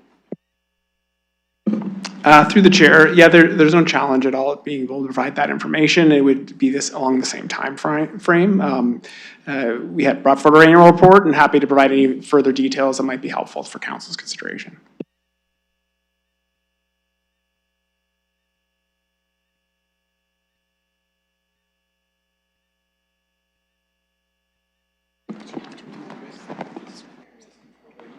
So I'm ruling on the point of order based on what I heard from the staff. I believe, or my decision is that Councillor Stevenson's comments motion are in order. She does not have a motion.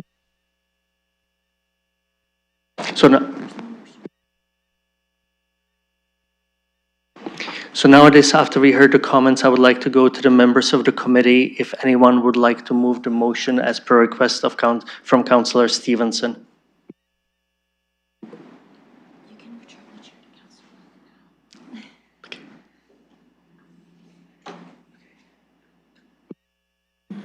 Based on what staff just said, I would move that.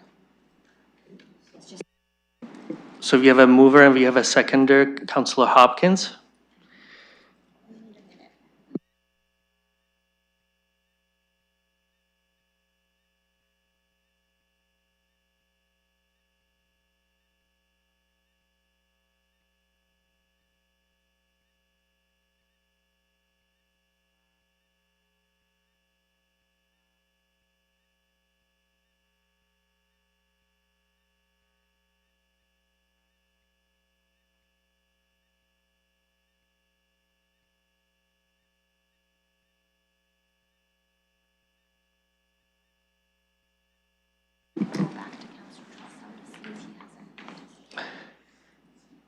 Okay, clerk is advising me that it has been updated in the scribe, so Councillor Trossa, if you can read through it, and if it's actually both Councillor Trossa as a mover and seconder, Councillor Hopkins, if it's accurate as per your comments. number 5.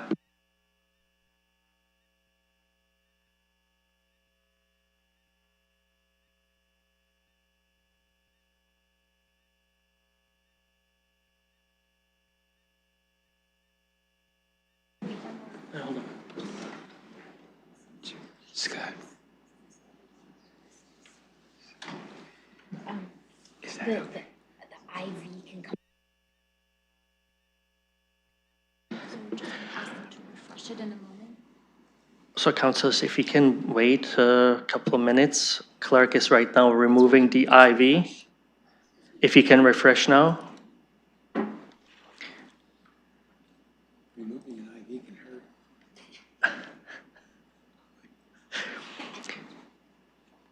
So it has been updated by the clerk, motion 5, and currently X, and there is only 3, 1, 2, 3, I, and III, and IV has been removed. So if you can please confirm, Councillor Trussell and Councillor Hopkins? Yes, I'm confirming this based on what staff said a few minutes ago, and I don't think there's anything in here that's a problem with that. And I'm gonna, yes, I confirm that. Thank you, and Councillor Hopkins? Thank you. I see a nod, and I would like to, anyone would like to speak to it? Speakers list? I don't see any, so we go to the vote.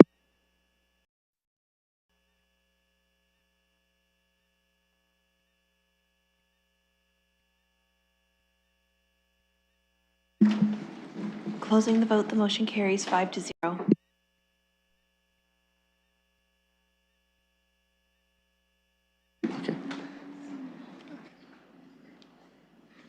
I'm returning the chair to Councillor Rahman.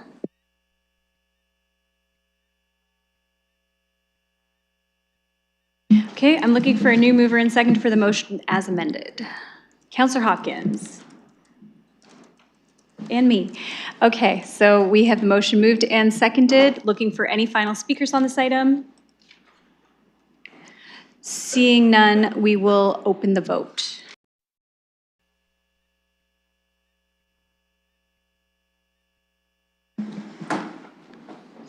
Closing the vote, the motion carries 5-0.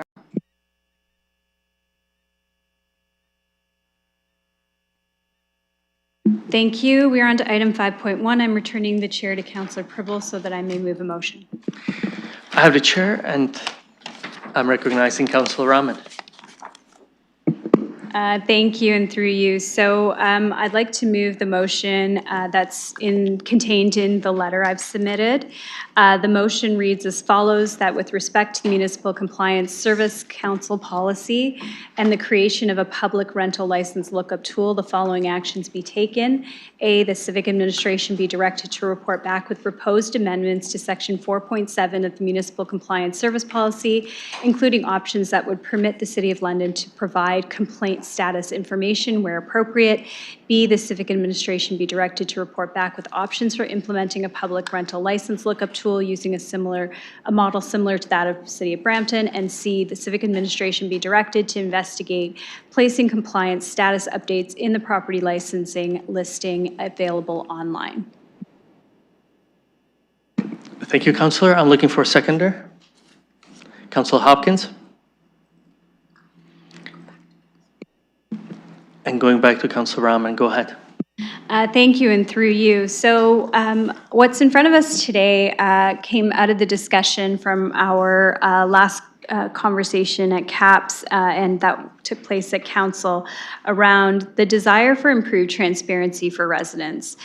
Something I hear from residents in my area is that they are looking for more information at their fingertips.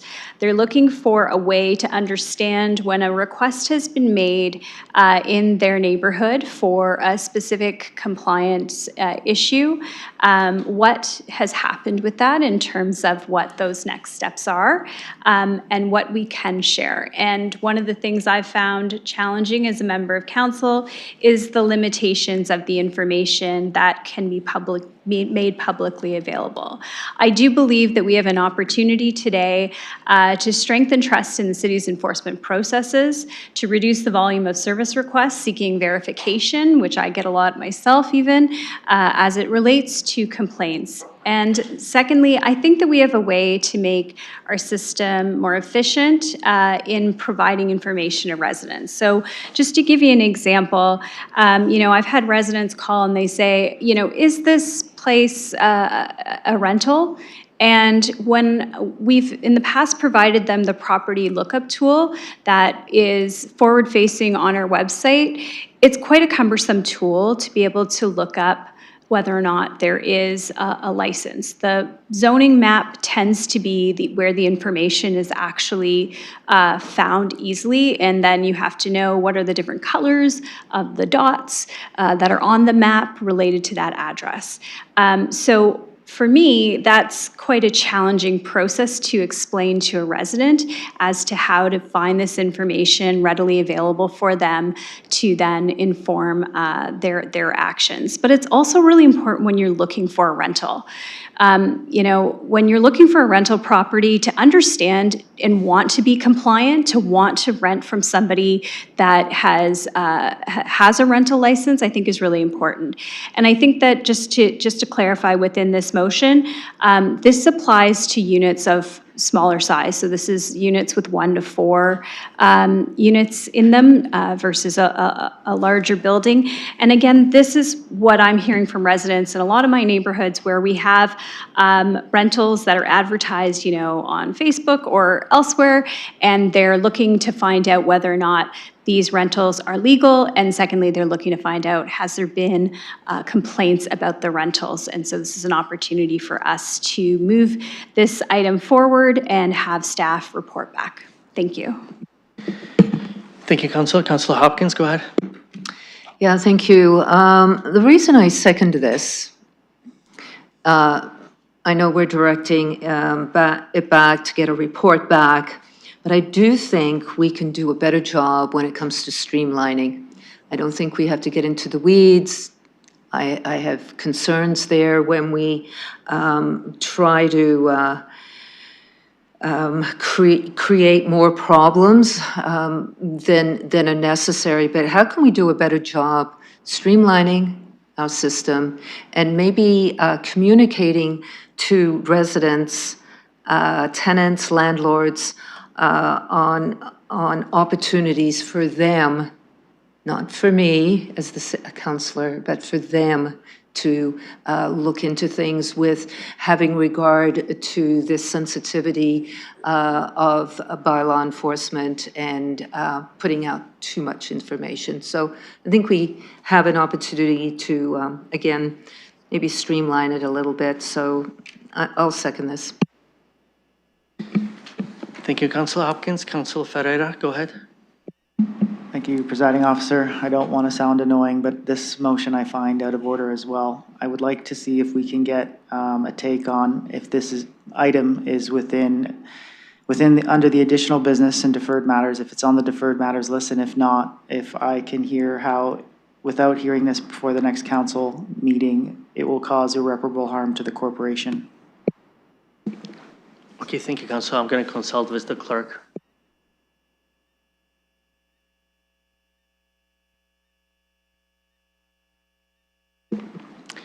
Okay, I will go to Councillor Rahman, if she can state her reasoning.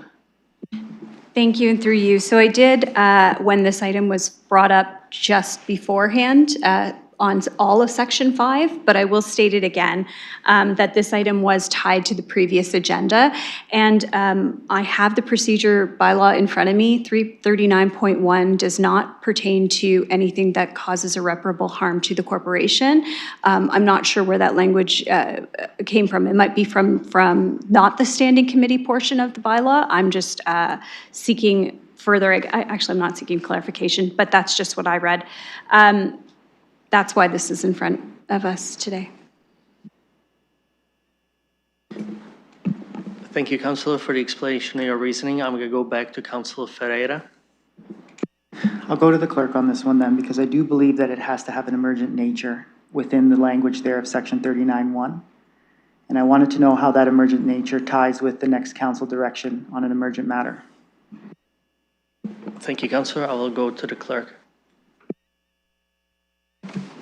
Thank you. Through the presiding officer, Section 31 39.1 of the council procedure bylaw states that items to be dealt with under this section shall include matters contained in the deferred matters list or any other business of an emergent nature. Emergent nature is defined in our council procedure bylaw in the definition sections, but it's not defined in this specific section itself of the council procedure bylaw. Councillor? And under the council section of an emergent nature, what is considered as an emergent nature on the council section if this part of the bylaw points to the council section? Point of order. Go ahead, Councillor Rahman. Thank you, and through you, presiding officer, I do believe that you ruled on the entire section of Part 5 when it was originally dealt with on whether or not these items were deferred matters or additional business. Thank you, Councillor, for the reminder, and I do agree and that I've already ruled on this as both point 5.1 and 5.2 stand under the deferred matter and will be dealing with them today. Point of order on that. Is that correct? If there is a ruling, it's on the entire section, regardless of what item it is? Thank you. I will go to the clerk. Thank you. Through the presiding officer, the point of order was made at stage 5 for the 2 items. Councillor? Okay.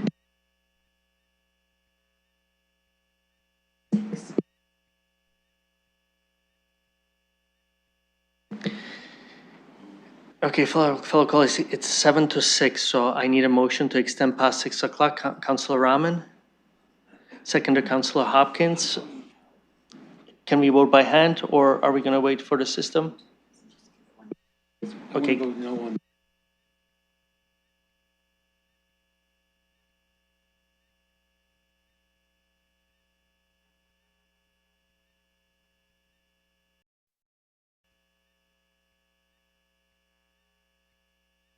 Councillor Ferreira?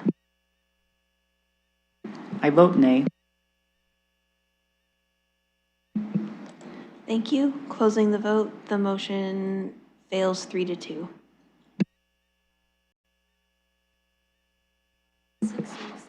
So we have 7 minutes, and we have Councillor Rahman. She talked, we have in front of us her motion. Any speakers towards what's in front of us? Any speakers currently? Councillor Tressa, go ahead.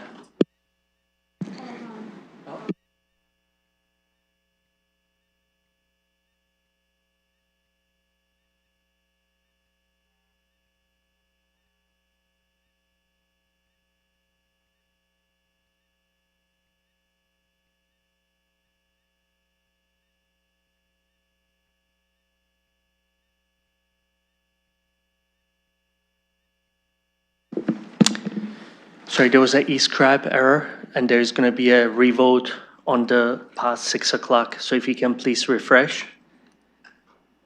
And clerk is going to...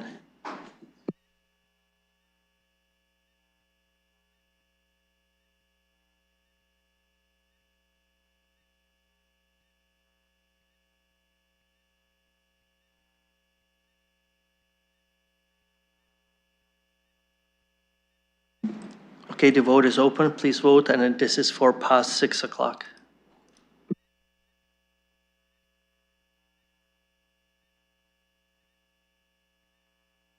Councillor Ferreira?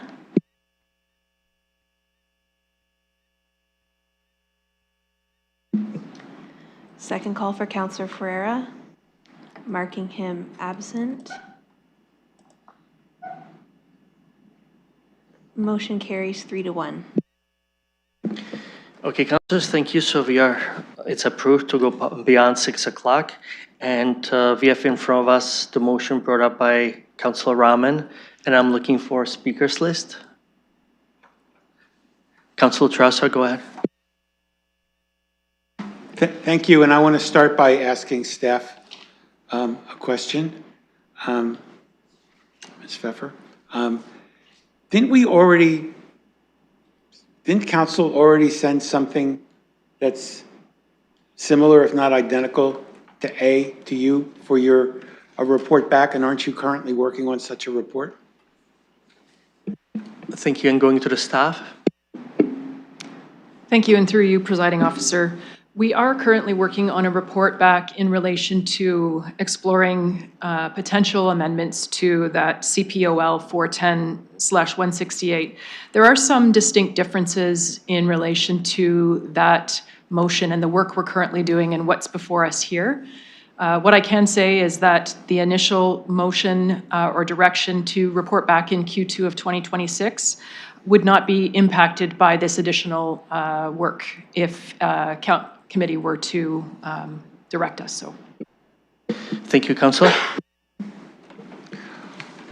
Well, through the chair, I must say I find it very confusing because I worked on that motion that went to you, and as some of the staff members here know, this question of coming up with changing our protocols for how the City of London provides complaint status information where appropriate is something we've been talking about for quite a while, and council's already taken action on this. And I just think at this point in the council term, especially given some of the other demands that we're placing on staff, I want to avoid duplicative requests.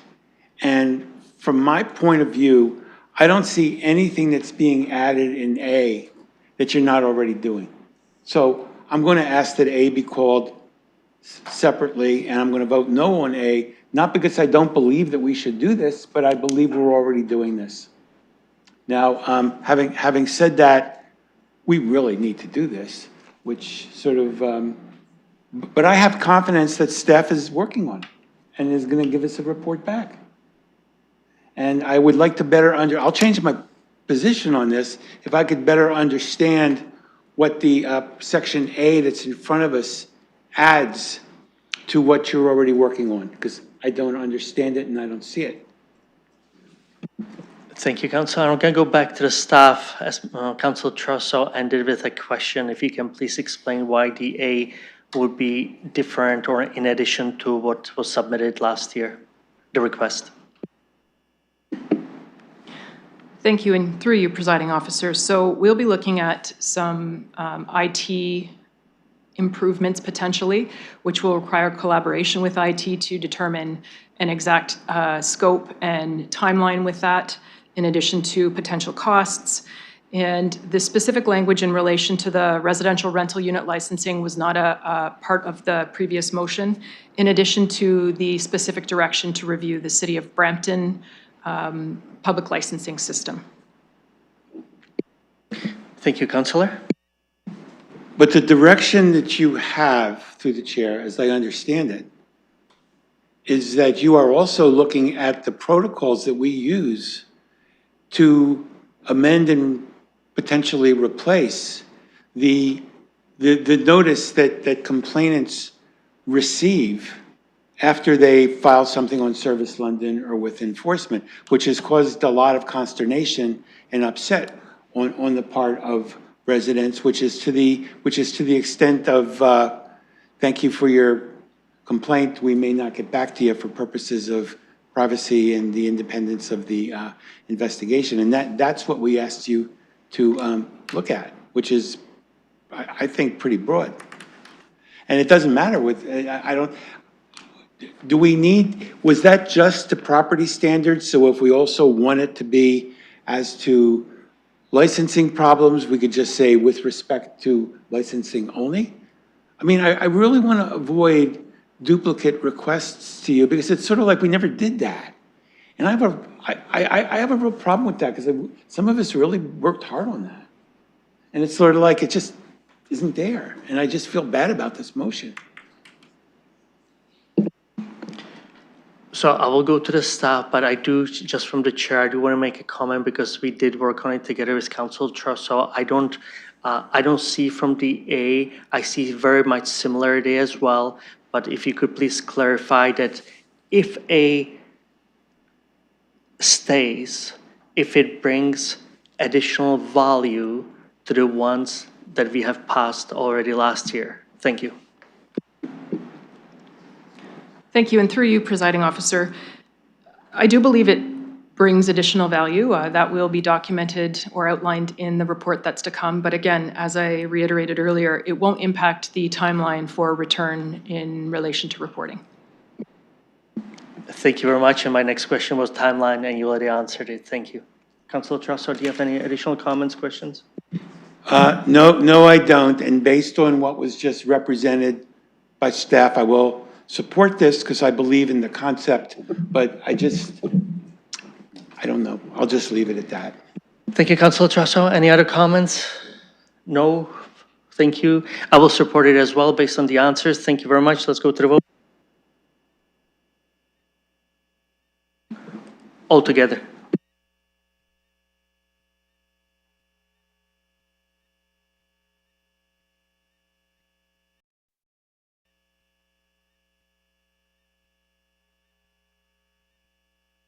Councillor Trossel?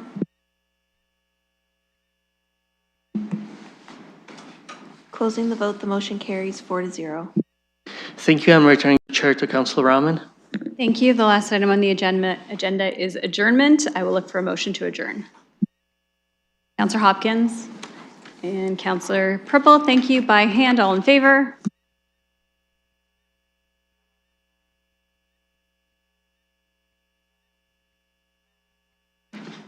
Motion carries.